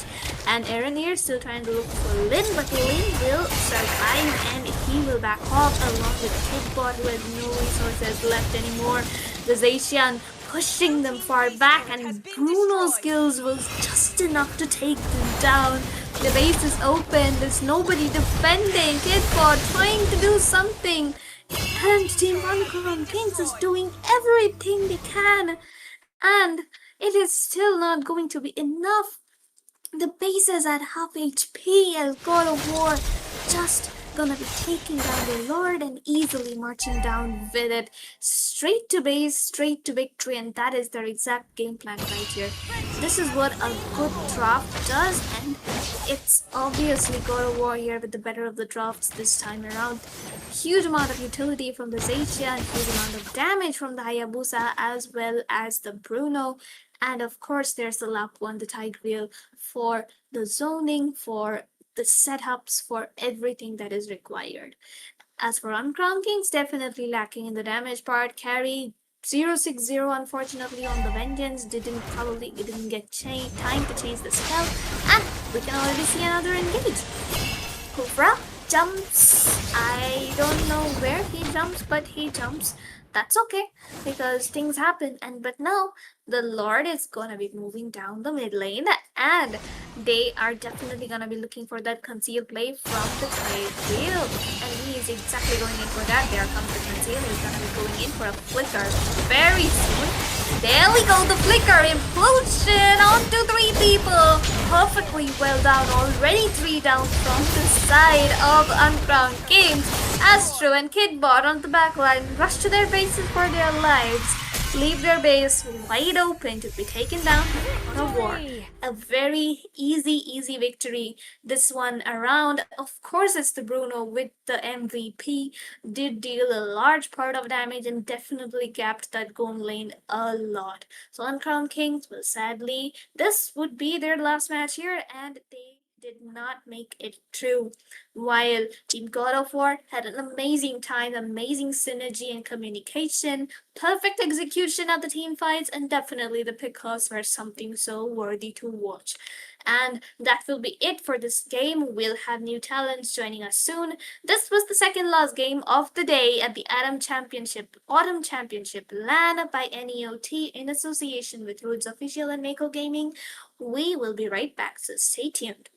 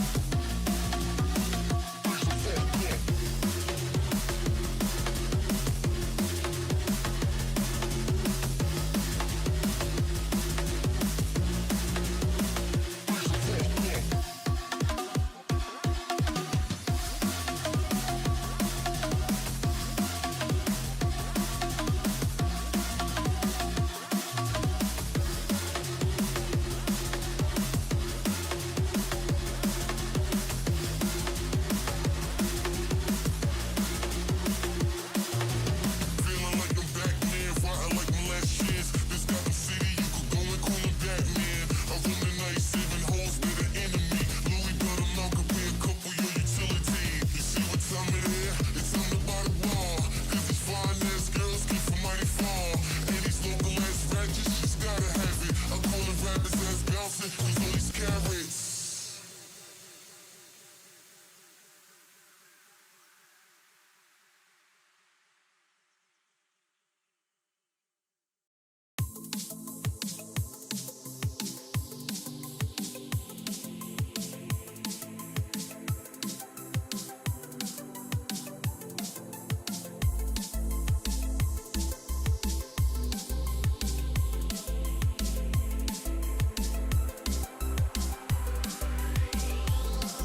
know how long we've been out here, and these nights are getting shorter.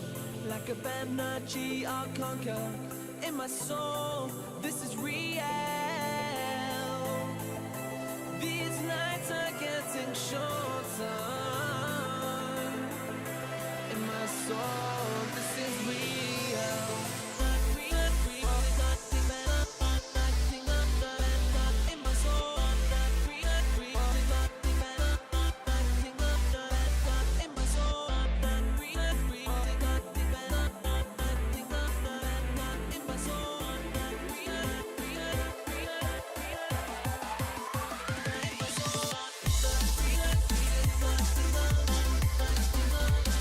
In my soul,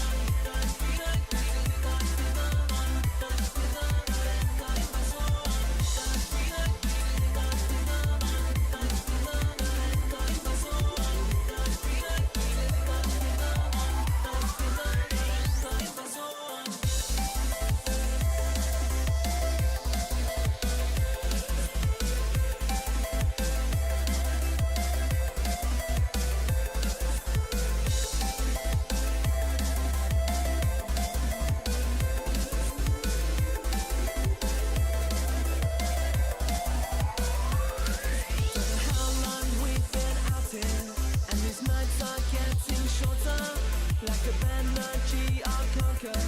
In my soul, this is real. These nights are getting shorter. In my soul, this is real.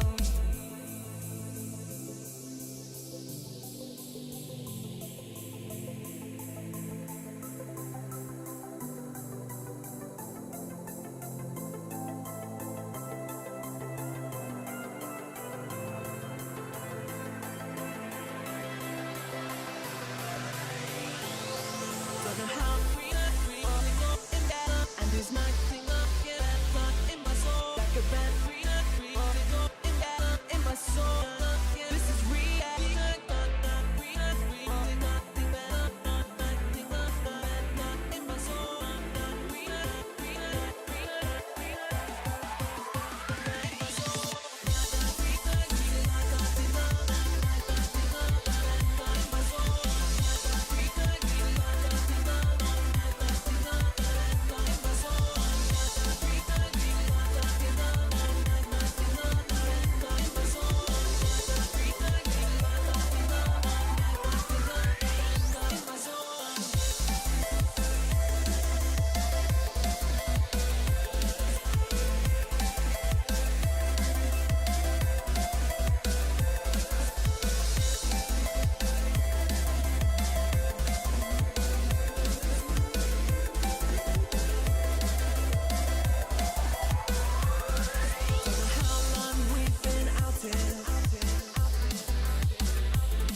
Like a energy I'll conquer. In my soul, this is real. These nights are getting shorter. In my soul, this is real.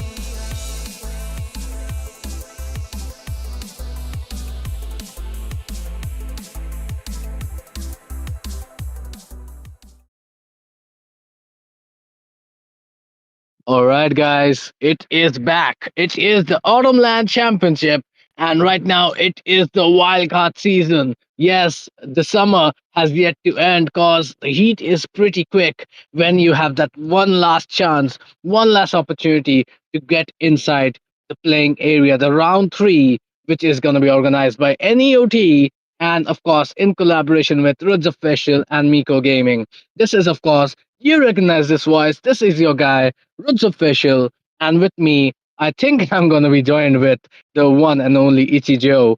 But then again, welcome everybody who has entered the stream. How are you guys doing? How's your Saturday night looking like? Let us know because we are pretty interested in knowing so.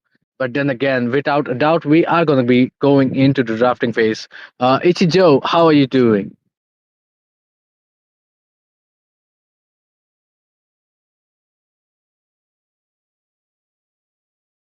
Oh, okay. It seems Moses is a bit delayed on his front, and I think I am going to do it on my own. But then again, I am enough to do it on my own. It is going to be Illuminati Gang versus QSAR Titans, who are going to be playing both on the blue side and red side, respectively, as the few fire first drafts come in, the first bans come in. And let us know down in the comments which team are you supporting. We are kind of an interactive crowd. We are not your regular day boring kind of tournament. This is an interactive tournament, and we would love to have a part with you guys. We would love to know you guys more. So let us know down in the comments how are you guys doing. Welcome to the tournament, everybody who has been coming up here. Hello, guys. How are you? And yeah, we can see a few good things happening. I think there's a little delay on the drafting sale, but then again, we will be waiting because I think both these teams are kind of thinking it out, which is going to be there, which are the heroes which need to be there, because the recent patch has changed quite a lot of things, guys. Yes, definitely. There are things which we need to consider now more than anything to keep our things at bay. But let's see how things are going to turn out.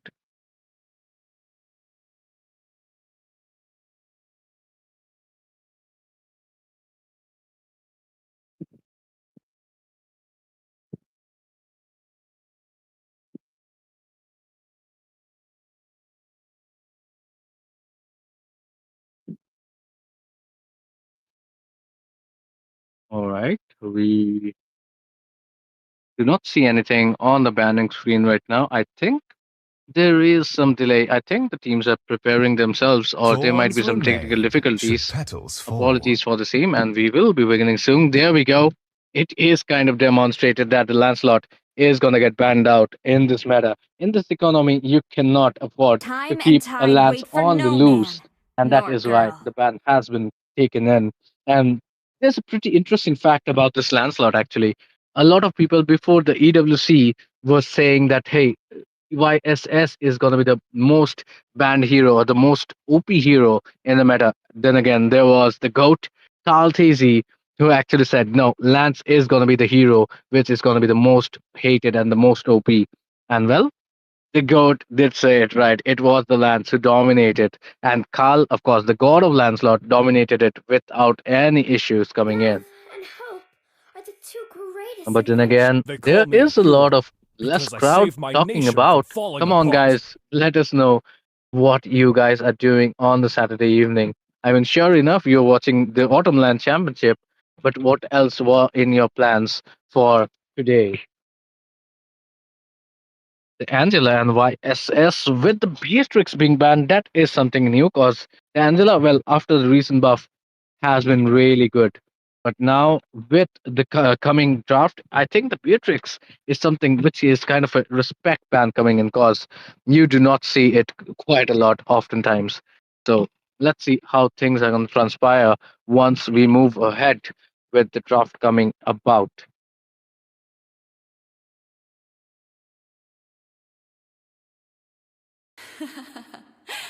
The southern seas are my domain. What else would you like to see in the drafting phase? Is the question. Okay, what is going on? Wait, who are you? Are you drunk? What is going on? Who's drunk, by the way? No, no judgments though. It is a Focus on what Saturday night. People matters. are gonna get drunk, and this is gonna be the drunk of the ocean who gets taken away. The drunkest of the ocean, actually. The Kadita gets banned out, and the one, of course. How can you forget the one? Is literally that one. Hey, you do not set loose, and that is why she is in the ban section, rightfully so.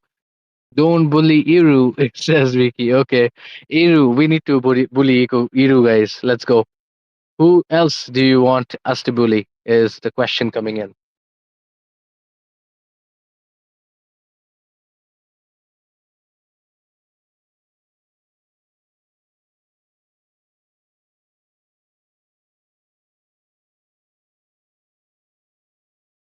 Is he drunk? I don't know. Maybe he is. Maybe he's not. Welcome to my castle, I my guess these are some friend. things we will never know. Coming to the drafting phase, though, it is going to be the first pick which comes in, and it is I going to be will the choose Grok my taken own in. path. And I mean, he has been banned for such a long time. Along with the reply coming in from QSAR Rocks Titans, it need is going to no be the Arlot protection from the and the rain. Baxia. Well, Baxia is one of the favorites. But then again, Arlot, he does not have a really good win rate when it comes to the pro scene. So maybe QSAR Titans will be rectifying that and changing things. And what is going on? Okay, Euro Mochi, welcome to the stream. And yeah, if you're drunk, just enjoy the chill stream while we go at it. Two picks coming out from Illuminati Gang. And well, Illuminati Gang are kind of with a few people, better players. Also, I would request Vicky to actually not cut my head off and keep my head in a proper position, please, so that my handsome face can be seen by the audience, especially the girls in the chat.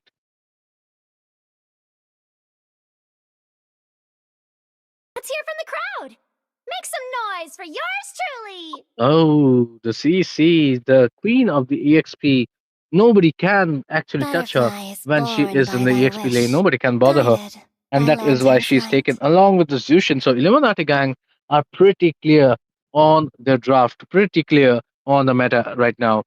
What is QZA Titans going to reply by is the question. They are also picking the meta picks, but then again, they have to synergize while they are at it. The Baxia Angela combo is no longer going to be in commission. So, how is QZA Titans going to Let's think about go. it is the question.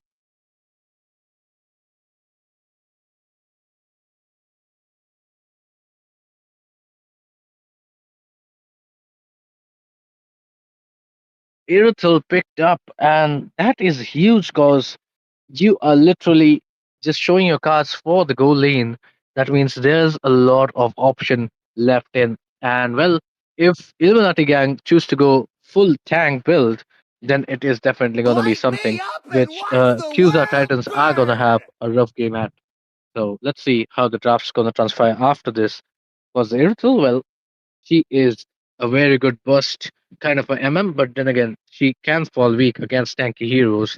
So what are they going to counter it by is the question. Already the Bog has been taken away. That just signals that maybe tankiness is what Cusa Titans are going to go by, or maybe it's the Baxia they are going to save.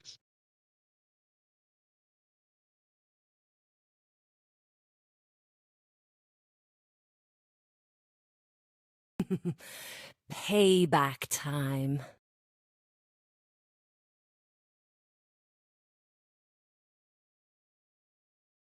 There we go. The Queen of the Skies, who drops literal Now a bombs tie from enters the it, scene. has been banned out. The Fasa, one of my favorite mid lane heroes right now at this stage, has been taken away. And along with it, I think there is going to be one more mid laner taken away. I mean, that would actually, pacify Kusa Titans. But let's see how they are going to draft it out. The Akai gets taken away. That is a good choice. That only leaves the Fredrin in the utility department, at least we know of, to be taken against the Baxia. And well, Fedrin kind of falls short with the Baxia.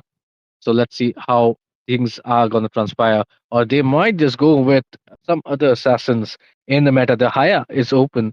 So, well, Haya When you is gaze into the something which we abyss, can pick up. The Soyu as well. The Selena, however, stares a gets banned out. smile. As I said, another mid laner taken apart. And that just means very few options in the mid lane left open for QSAR titles to pick up. And at this point, I'm thinking maybe they are going to Hope will go with find a way, something which even can when give all them is same range. forlorn. Okay, it is going to be the Vexana getting taken, and that, I mean, is going to be a quite questionable pick here because the Grok, well, the wild Heads up. charge is going to connect, and Thunder. even if you try to horrify them, the Grok has the nature's barrier. And well, CC has the mobility, and Zushin, well, she can outrange you. So the Vexana is going to be very, very crucial in the phase. How you use it is the question. But the Hayabusa has been picked up, rightfully so, as I said, and the final two picks are going to come in from both these teams. How are they going to reflect is the question. The goal laner for Illuminati Gang, and of course, it is going to be maybe I think it is going to be Of course, it should be the jungler or the roam coming in, or maybe the EXP, because all are flexed at this point. Baxter can go the EXP route, the roam route, as well as the jungler route. The Clint in the goal lane is kind of, you know, questionable, but then again, Kelra has shown us how they exactly play the Clint house.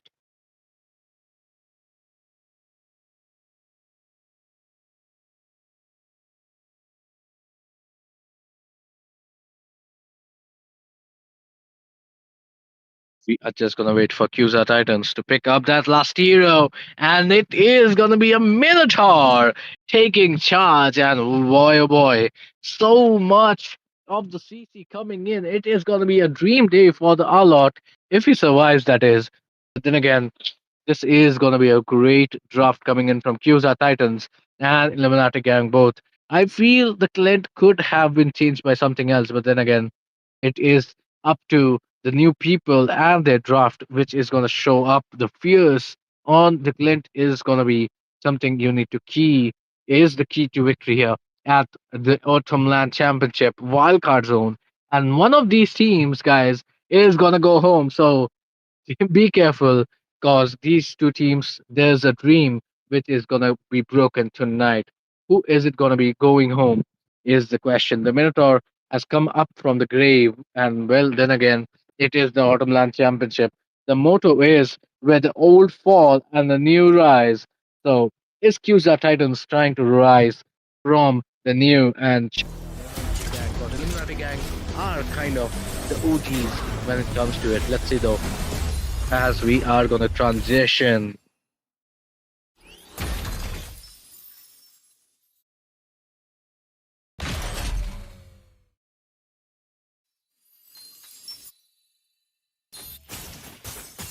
Well, here we are, the land of dawn, Illuminati Gang versus QSA Titans. It is going to be yours truly, Roots Official, in the caster's desk.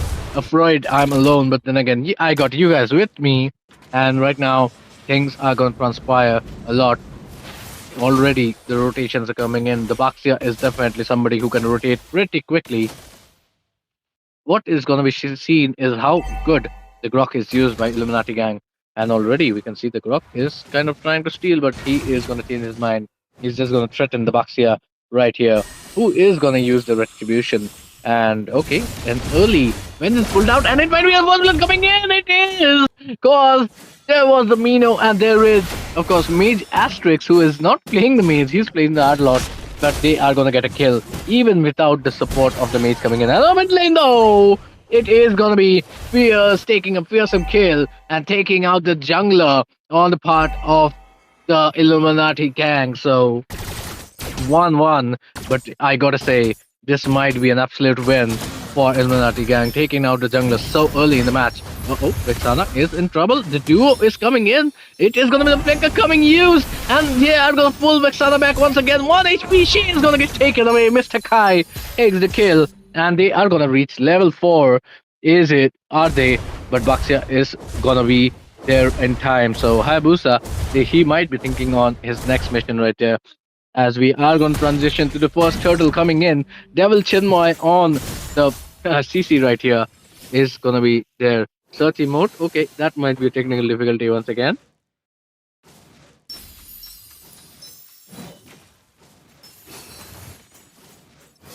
Guys, who do you think is going to get the victory here, and who is going to get the first turtle? That is going to be important. So let us know down in the comments, who do you think are going to be the winners at this point?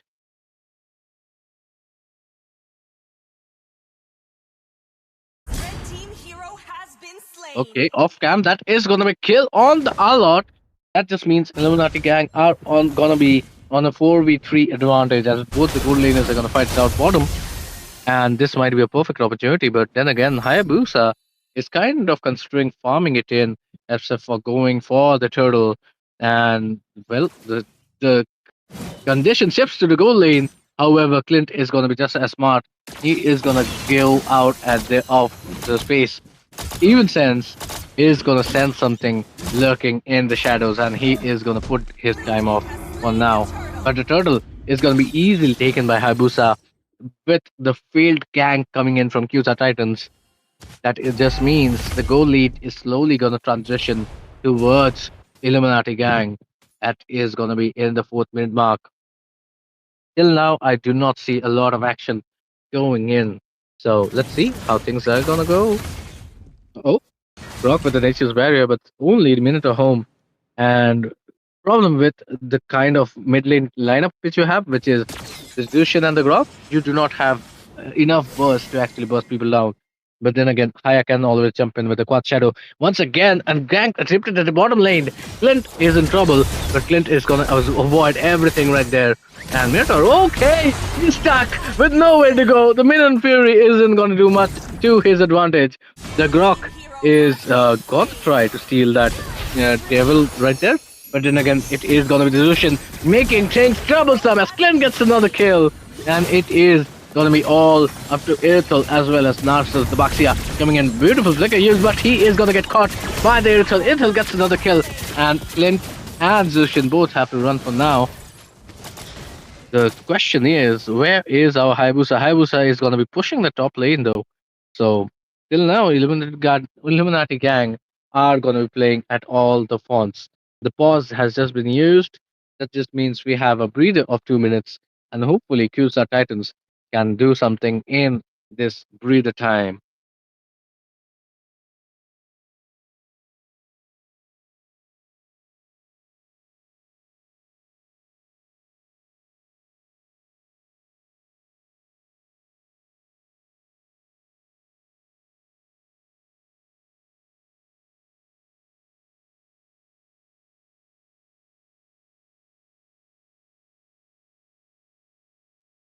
William William Versa seems to be in misery. I do not know what kind of misery he is in, but then again, I hopefully see that he is revived from it. And well, it is the LAN Championship, guys, organized by NEOT.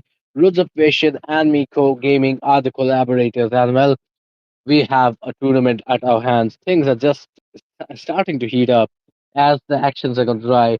No second chances from here on out, so everybody is going to play their hearts out. One dream, that LAN Championship trophy at the beautiful city of Guwahati, Assam. And well, who is going to get it is the question. Top 4 teams are going to be fighting it out live at here at the hall right there.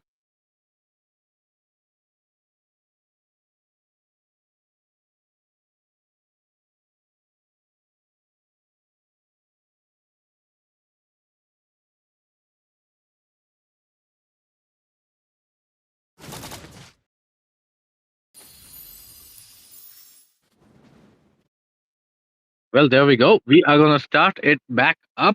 And this is, of course, going to be a continuation coming. And this is going to be your guy, Roots Official, calling the match on his own unless somebody else decides to join him. And for now, the action is kind of in the side of Illuminati Gang as things are going to get heated up.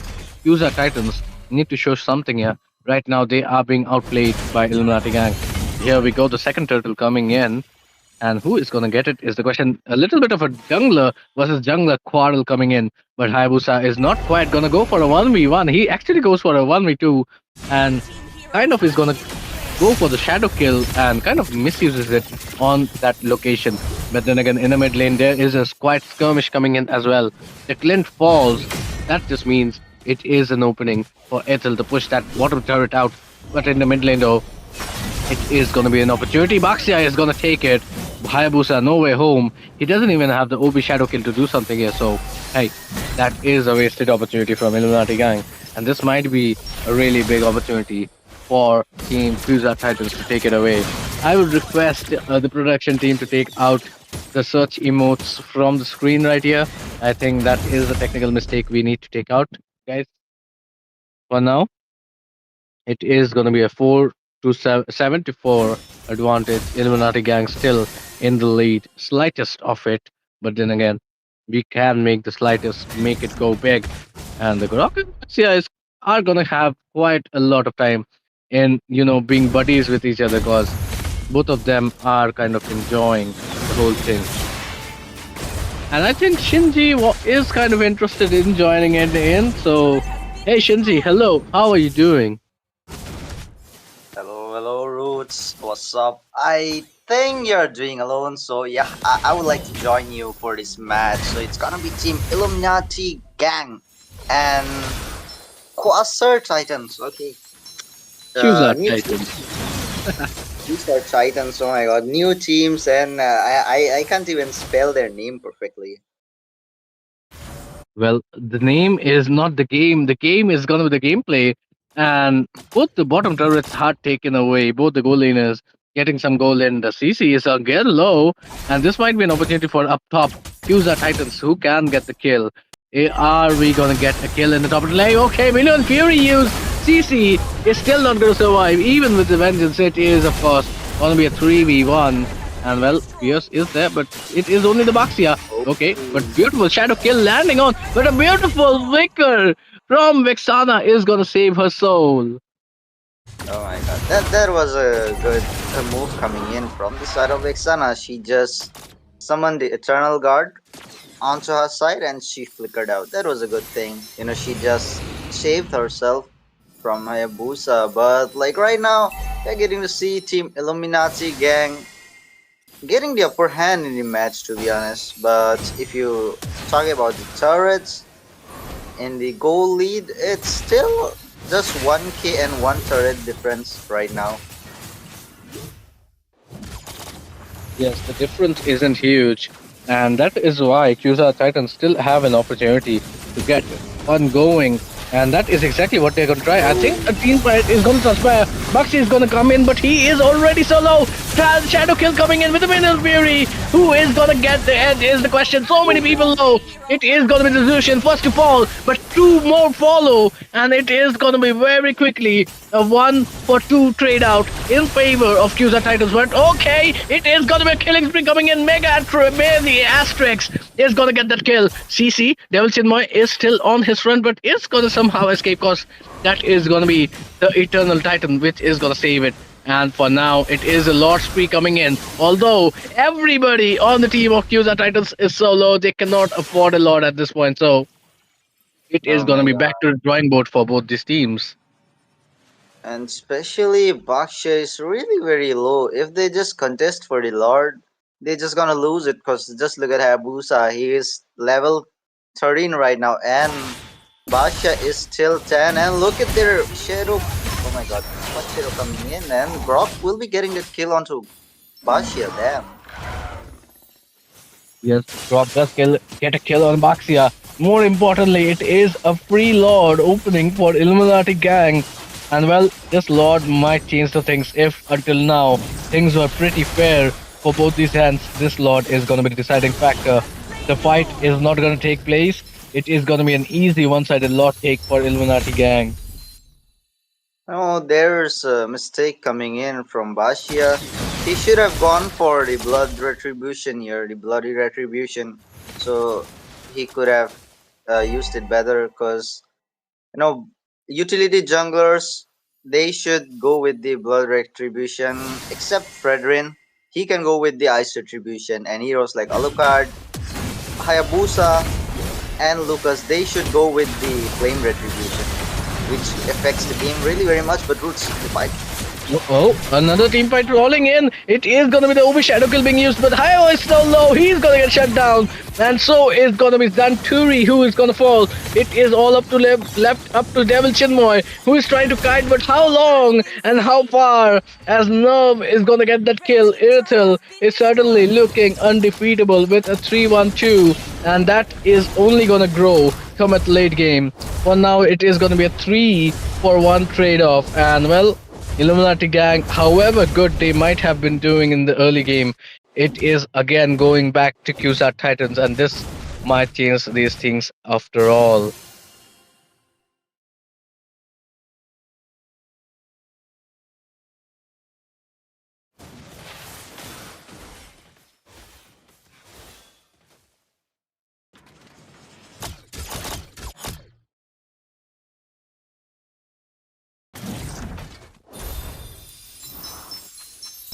So Shinji, what do you think? Okay, Abaxia okay, versus Hayabusa? I'm back. You know, I just got some natural issues. I just got disconnected, and yeah, you're getting to see Team Illuminati Gang and Quasar Titans, they are just giving a toe-to-toe fight to each other. But the question is, till how long? Because right now, we can see Team Quasar Titans, they have Irtel and Vesana onto their side, and even the Arlots and Minotaur combo. So, as much as CC, the Minotaur and Vesana can provide, then yeah, the Arlot can dash that much. Because Arlot's second skill, the Vengeance, gets triggered with the CC. The more CC you provide, the more dashes Arlot can do. So if the Minotaur just jumps around in the battle situation, then yeah, this will be really good for Arlot to just use his final slash and the dashes. But right now, there might be a skirmish, but no. Nope, not right now. It is going to be important for the next team fight because whoever prevails is going to get a huge lead in this game. For now, everything comes down to a stalemate, but the Lord is going to spawn in just about now. Things are going to get very risky for both these teams, especially Illuminati Gang, because the team fights they have just been losing one after the other. Once again, another brawl coming in. It is going to be Nasus who is going to chase people down. Trying to zone, but he gets zoned out on his own. The wild shot comes in. He's already at a blink of an HP. He might just take it away. Mr. Kai does the job. Min and Fury landing full flush onto it. The Minotaur has been so great, but then again, Fios gets the kill on the Irithel. It might be a wipeout opportunity for Illuminati Gang, but then again, people are trying to retreat, but it is going to be Asterix who falls next. Only two people left out for Quasar Titans as Oh they my are god, going to make it. Atari is going to try her best. She falls as well.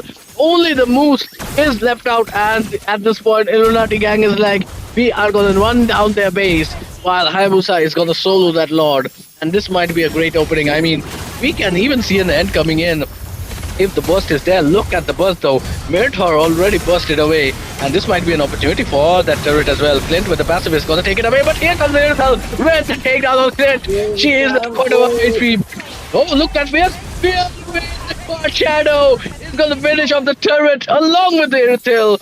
Makes it square, and with their lot coming in, Illuminati Gang once again are in the top spot to take this victory.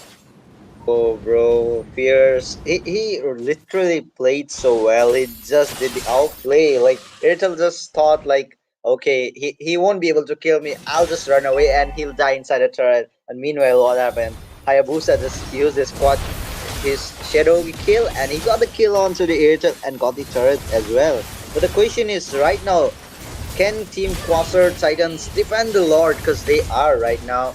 But the Team Illuminati Gang are marching towards the base with two minion waves from the mid and the bottom as well, and Quad Shadow is coming in. Yes, Squad Shadow coming in, gets a kill. It is gonna be all up to Team Quasar Titans to defend this one. Three people alive for Quasar Titans. They are getting heavily challenged by the Clint, but there again, here comes the frontline. Minotaur is gonna make things uneasy for the end to come in, but Clint is pretty high on the HP bar. Minotaur is gonna escape with a slither of HP. Meanwhile, three people are already low on Illuminati Gang. It might be a very risky opponent, but then again, the job is done. The crystal is taken. Illuminati Gang has just knocked out QUASAR Titans from the Autumn LAN Championship. Sheesh. There was a good gameplay coming in from both these sides, but just because of few mistakes, Team Quasar Titans lost the match, and Team Illuminati Gang, they got the match onto their hands. To be honest, the itemization is really very bad from the side of Team Quasar Titans. And the emblem and the retribution Basha selected that were wrong too. So yeah, with small mistakes you lead to defeat, and with small difference people lead to victory, and that's the reason Team Illuminati Gang got the victory onto their side. Don't you think so, Roots? Oh yes, definitely. I mean, there were instances where the Minotaur and Vexana were doing a lot of job. I mean, Minotaur is one of those heroes which can get a really good re-engage coming on for your team. But then again, the burst damage, the zoning from Team Illuminati gang was just enough. With the kind of smart plays they made, they just beat Team Quasar Titans on the macro game right here. There's nowhere else to say it. They were just too good on the macro. And well, some mistakes were made from Quasar Titans. That is why they had to lose this one. But then again, we wish them all the best in some other tournament, some other day. But for now, we are going to see Illuminati gang in the round 33 coming in of the autumn LAN Championship. But then again, this is going to be the final match coming in for today, the wild card. And well, we will be seeing you tomorrow live. But this is going to be Roots official and Shinji who are going to be taking your leave for now. Have a great Saturday night. Have a good night. And well, have a great blessed Sunday tomorrow as we join you guys once again. Bye bye, Same time, guys. same place at the NEOT presents the Autumn Land Championship in association with yours truly, Roots Official and Miko Gaming. Bye bye.